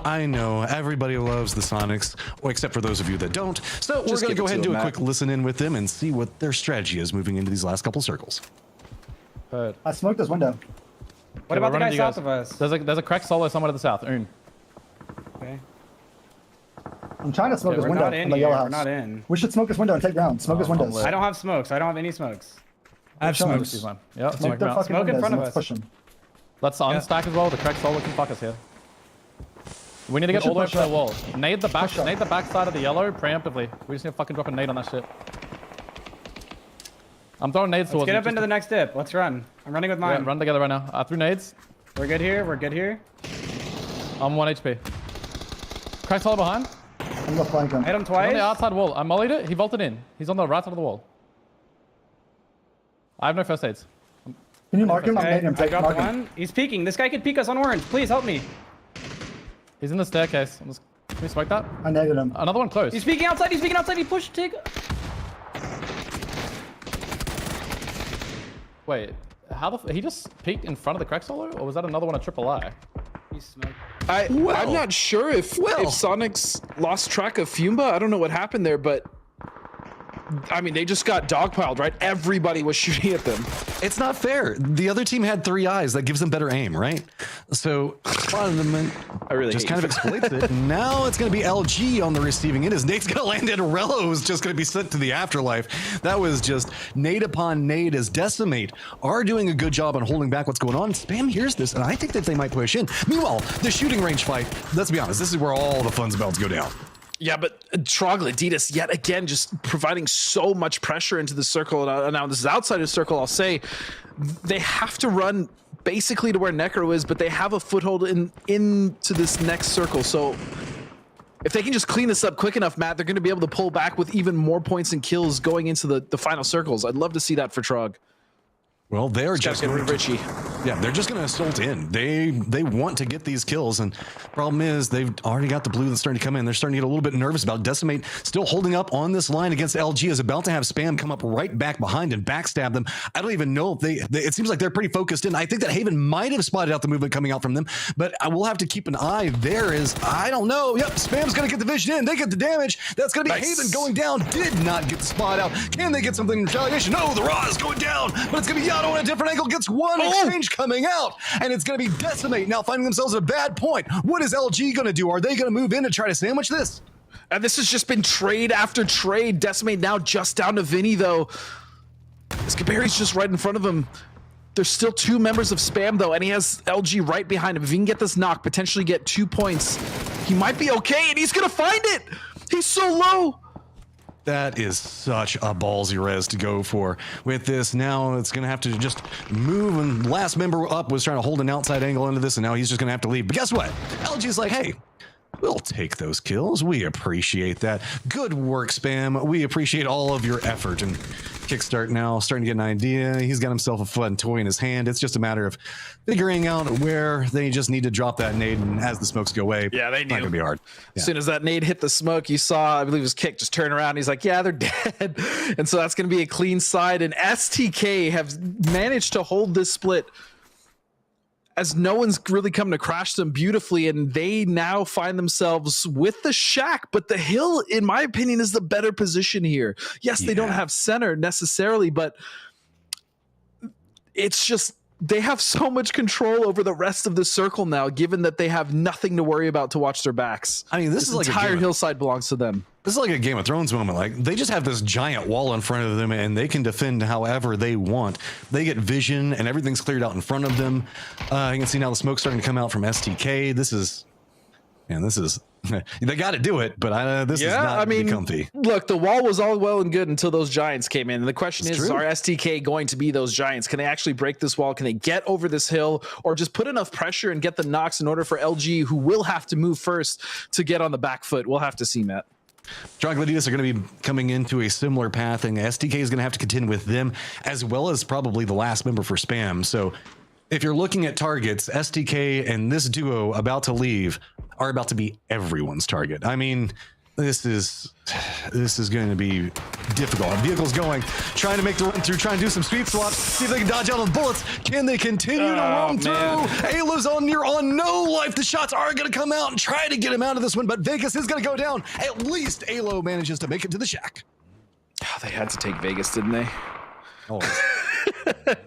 All right. Let's hear how we've got STK tackling this very, very dangerous situation as Spam has gotten taken out. We just kill Trog. We might have to deny, honestly. We're in a really bad spot for LG. Yeah. I have a molly. I'm gonna smoke off LG's angles and try and watch out. We need to play for Trog though. Just make sure you get Trog kills first. 100%, 100%.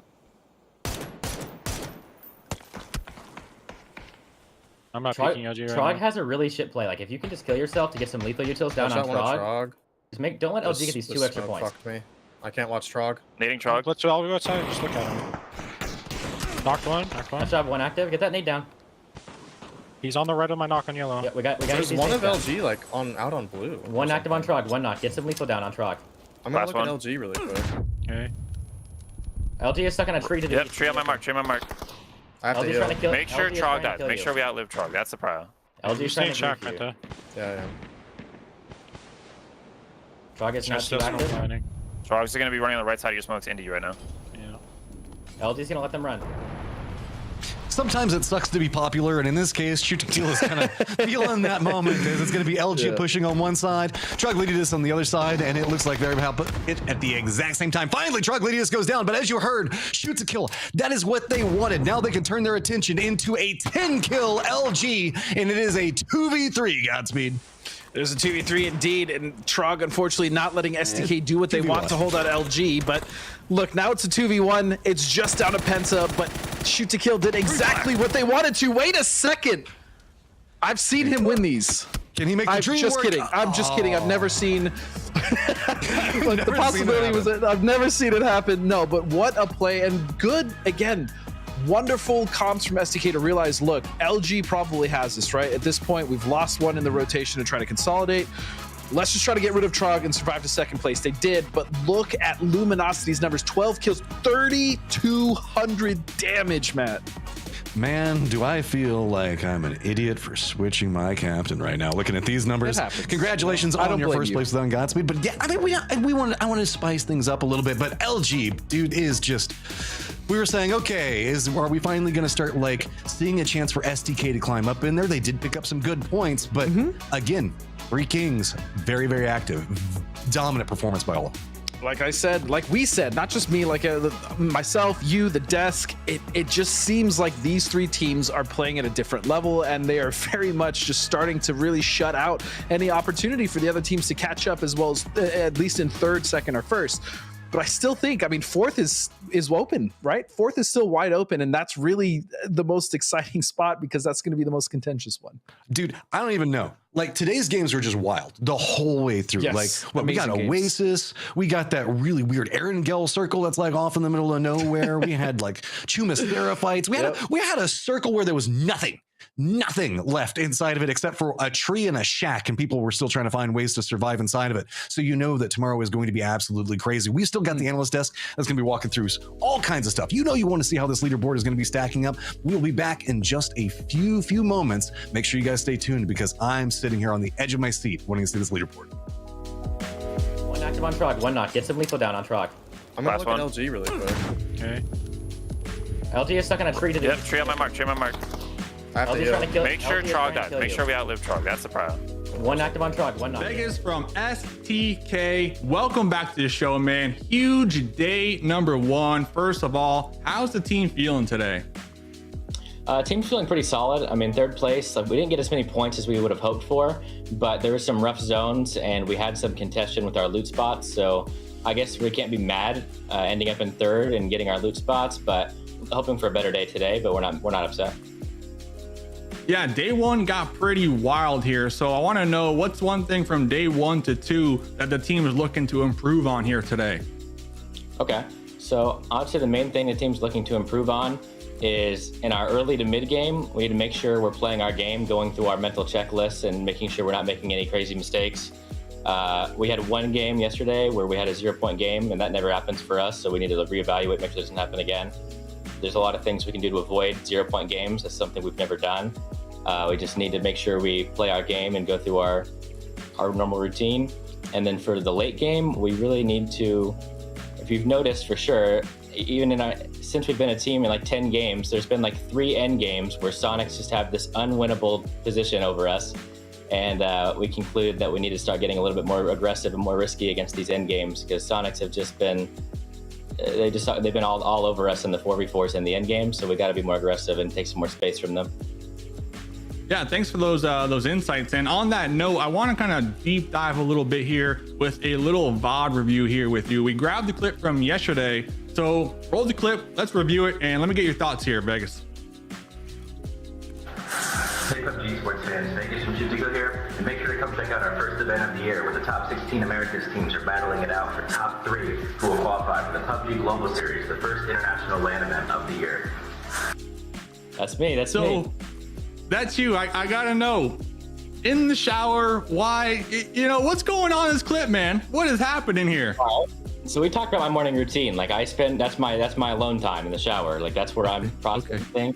And I got the message from PUBG. They say, hey, we want you to do this. And that's my free time. So I went straight into it and I just banged it out. So as soon as I got out of the shower, I'm ready to play. I just got it out of the way. And that's just me. It's not fake. I was just in the shower, got the message, just knocked it out. Dedicated to the game. You'll love to see it. Well, Vegas, best of luck here on day number 2. Looking forward to the squad on the battlefield. Good luck, my man. Thanks, Dave. Thanks for having me.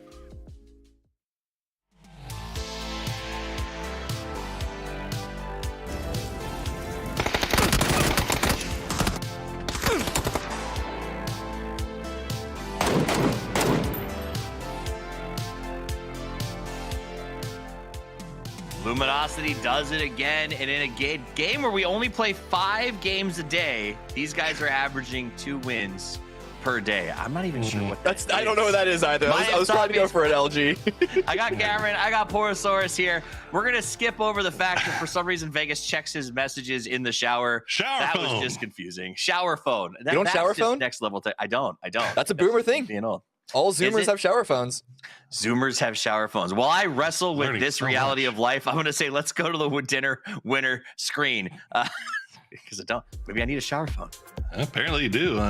Maybe if you on your shower phone tomorrow, make sure you watch some highlights of this last game and Luminosity cutting through 12 kills, Cameron. Yeah. Really kind of catching up to that top spot.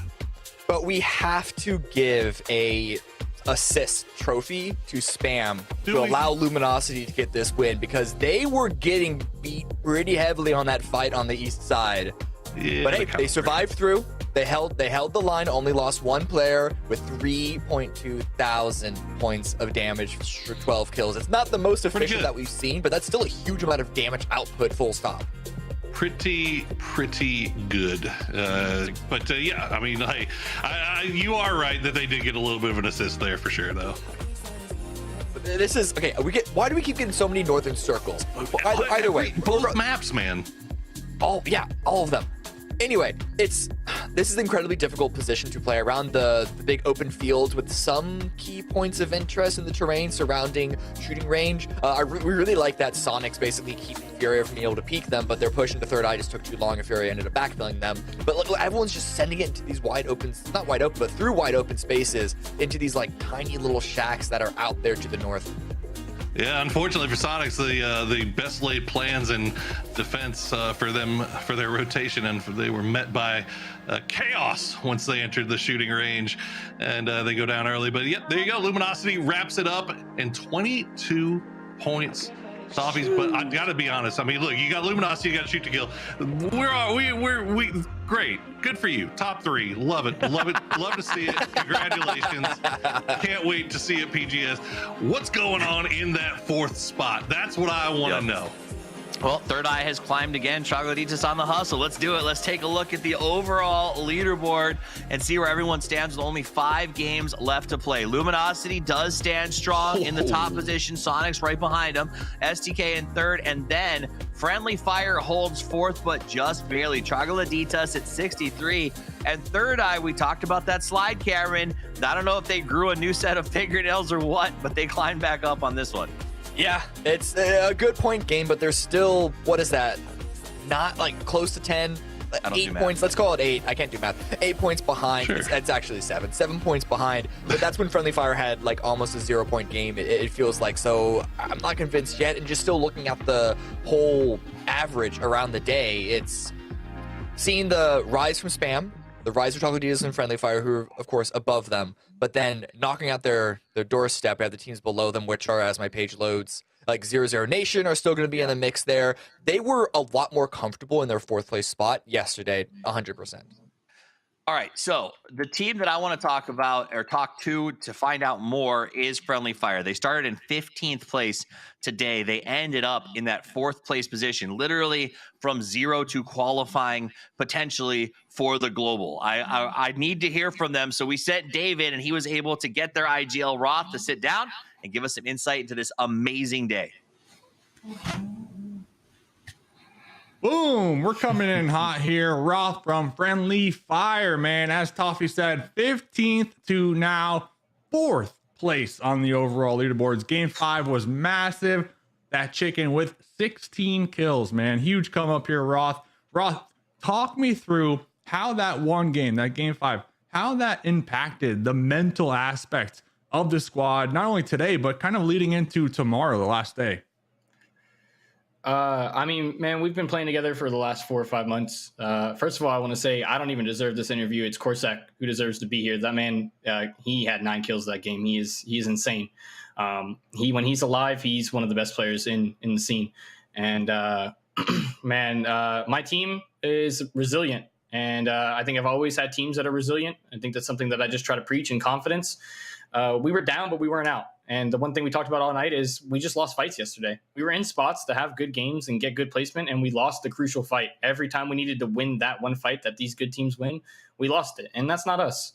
I think anyone who watches us knows that at the end of the day, we're a very good firepower mechanic team. And we didn't bring that energy yesterday, but we brought it today. We said play consistent and we'll have our big game, and we did. Yeah, 50 kills, I believe, sitting at right now. And talking to Sharp Shop before today started, he let me know like today's all about that full reset. And I do believe that's kind of what we saw here. Kind of talk about preaching. I know you're the IGL. We had a listen in today with the team comms. It was pretty wild, man. I want to ask you, how do you manage to stay calm during those hectic moments? I don't. Actually, I'm not very good at it. I'm a very loud, energetic person. But I found 3 people that trust me and they believe in me. And sometimes it sounds like I'm bossing them, but it's because I am. And like, that's how our system works. They trust me and I trust them. When they give me good info, I follow it. When I give them good info, they follow me. And it goes hand in hand. And sometimes I need to have a leash on some of them because they're guys that want to run around and they want to shoot everything they see. And that's amazing. And you see it when we have the 26-point game. But sometimes it needs to be more refined, and we're finding a good balance as we get more chemistry together. And I can't even begin to say how proud I am of these guys today. Yes, indeed, my man. Last question for you, kind of like a curveball here. I saw in the chat. I got to know, someone says shotguns are the Mustache Dave of guns. I have to ask you, like, what the heck does this mean? What does that mean? It means something. That's the first time I've heard of that. It's good to see you back on main PUBG. It's nice to have you, but maybe it's just because shotguns are fun to watch. There's a lot of energy when people have shotguns, and you bring a lot of energy to the cast. That's the best thing I could throw together and think of. Appreciate that. So confirm, tomorrow we're using shotguns all day long. Anything you want to say to the fans before we wrap up day number 2 here for you? Just to the people that come out every day and support us. They show their emotes every day.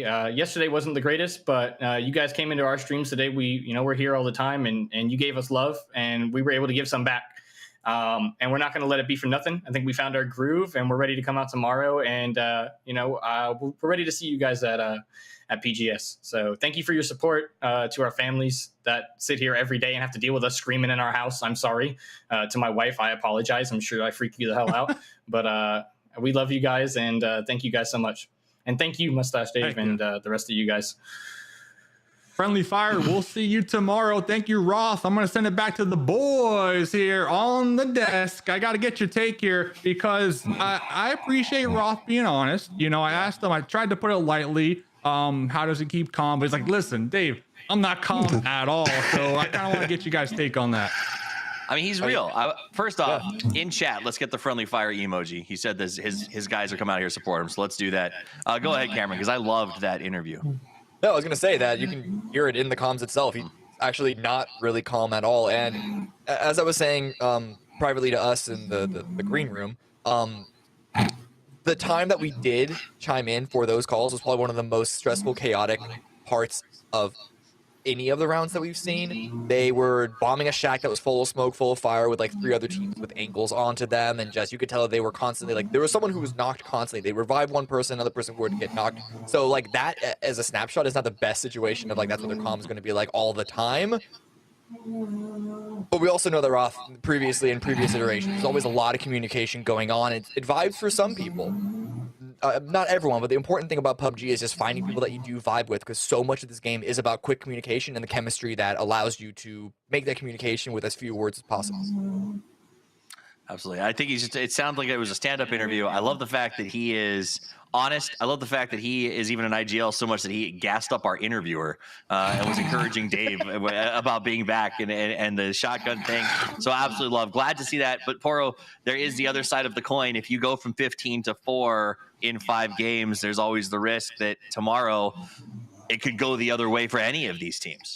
Yeah, no, absolutely. I think obviously they're going to be going into tomorrow with a whole ton of confidence that they've very well earned for themselves. But at the end of the day, it's 5 games to decide one spot, essentially. If we're being completely honest, that top 3 is gone. They're secure. But there's a number of teams that are fighting for that 4th spot, and we've seen so many times where trying to play to hold on to a lead is nigh on impossible, especially when everybody else below you, they've got a clear goal in mind, whereas your goal is to just try to hold on. So, Roth and Sharpshot and those guys are all veterans. I expect them to I mean, they've been in this situation so many times before. I mean, I'm thinking back a couple of years to where they barely etched out a spot to the final PGC championship in the last game. And so, they're well aware of how to approach this situation. So it'll be interesting to see tomorrow how they perform with so many teams nipping at their heels. We're going to get into it. You brought up the top 3, you brought up the top 4, so it's only fair that we bring up our final segment of the day. It is top 5. What is it? Plays of the day. God, I love them. I do too. Which one is this? It's number 5. I love number 5, Cameron. Okay, so it's going to be oh my God, he put a molly right in his pocket, got a little bit of extra damage as well to make sure that it finished him off. And Gizera, it took him almost a whole magazine, but he got him in the end. Number 4. That's the important part. Okay, this one definitely deserves to be up here. This hold by Systematicos. Unfortunately, we chime in already when when like the main dynamic part of it, no pun intended, happens. But like that send by Dynamic looked raging hot. They just put it out. Number 3. This is so tough, dude. LG, listen, who doubted LG today? Okay, it came back. Poro, Cameron, they came back, my mans. Oh, what are they sitting at? Number 1 overall. I'm looking for Kickstart though to still pop off on day number 3, because I need him at the top of the kill leaderboard. I mean, this was such a wild endgame, y'all. It was so hard to even call, because you see N1, he even switches over to the sawed off for a second, thinking that might be it, but nah, man, Groza gets you dinners. Number 1. You even saw the lineup was there with the Groza does give you dinners. Number 1. This is okay. It's not even. This is kind of mean. How is this number 1? That's number really 1. mean for against Selfish. It looks like he's It's about not to number have. 1 for him. It's number 1 for who shot that. I know, but it's POV, and in any other video this would be put as a fail, Justin. Like in terms of it was an attempt that got completely shut down, but good on Penta to shut that down, but. Also, shout out to Mustache Dave for getting us to watch our first ever Molotov shootout in slow-mo. I don't think I've gotten to see that before. So that was a beautiful. Also beautiful, it's not the last day of PUBG. Here, check out the schedule, because we are back tomorrow in the same bat time in the same bat place, at which point we will crown a champion, say who gets that $25,000 first prize, and most importantly, who joins the Sonics on their trip to PGS1. Very exciting day of play tomorrow. What's that? Correction, who joins the Sonics, STK, and Luminosity? Fair. Yes, that's what? fair. I'd say officially joins them, but you're right. The race for 4th and then the race for the cash, because those top 3 positions are a pretty big deviation how much money is paid out, Poro. It's going to be pretty fascinating. All right, I'm getting word that that's it for today. We want to wrap this up. We don't want to keep you here any longer, but you know I love me some final thoughts, so I got to do it. Cameron, final thoughts on the day? I just want to brag that I called the winner of Game 5 properly. That's just all I want to say. Yeah, look I at can't you. win at fantasy. I got to win at something. Is it my turn? I'm going to go now. Look, hey, man, we've been talking a lot about 4th place, but lest we forget, the top 3 are secured because those teams are playing so damn well right now. If you're a Sonics fan, if you're an LG fan, if you're an STK fan, man, relish this because this is just sheer dominance on display right now by these 3 teams. All right. Last, hey, I got 2 points, so that's okay, Toffees. First off, I want to know who's trolling spam with the 0% win rate during that game. Like, what? Who's putting that spam? They're doing some work here. All right, so put some respect on the spam name. 0% win chance here. I was just crying. Second point, none of you guys liked my tweet. It's okay, but I tweeted a picture of Kickstart with a dinosaur, with flames, with a gun, like just rolling in. That's for tomorrow. I thought it was day 2, but that's for tomorrow. I'm still looking at Kickstart to finish number 1 at the top. And before that one guy in the chat says, Dave's riding the Kickstart train. Listen, relax, buddy, because Kickstart is going to finish number 1 tomorrow. I guarantee it. Welcome back, Dave. Here to hear. Good to have you. And for those of you who are coming back tomorrow, before we welcome you back, I want to remind you that Sunday the 26th, clocks will go forward by 1 hour in Europe, meaning tomorrow's broadcast will be 1 hour later for our European audience. Folks, that's it. Thank you so much for watching. On behalf of Crafted and all of us here, myself, Cameron, Porosaurus, Mustache Dave, Godspeed, and Matchum, thank you for spending your evening with us. And until we see you tomorrow, play more PUBG. Calling out there's going to be a lot of action on the rotates. Oh no! Wait, that was FPS's? SG. Oh boy, they need. It's not working out. They have to get out of the vehicle before it goes up in flames. Tater, Then, oh, Tater. Fire, my friend, get out! Oh no! He's gonna go down and he's gonna get picked off by Clemson. But the Molotov is waiting. I'm gonna go down. H-Wood is burning and he will go down as well. One active on Trog, one knock. Get some lethal down on Trog. I'm gonna look at LG really quick. Okay. LG is stuck on a tree to the Yep, tree on my mark. I have to LG's trying to kill Make sure LG is Trog trying to dies. kill Make you. sure we outlive Trog. That's the problem. 8 people around him. This is going to be difficult. Does spot out one. He's going to go down. It's just a straight up 4v4 now.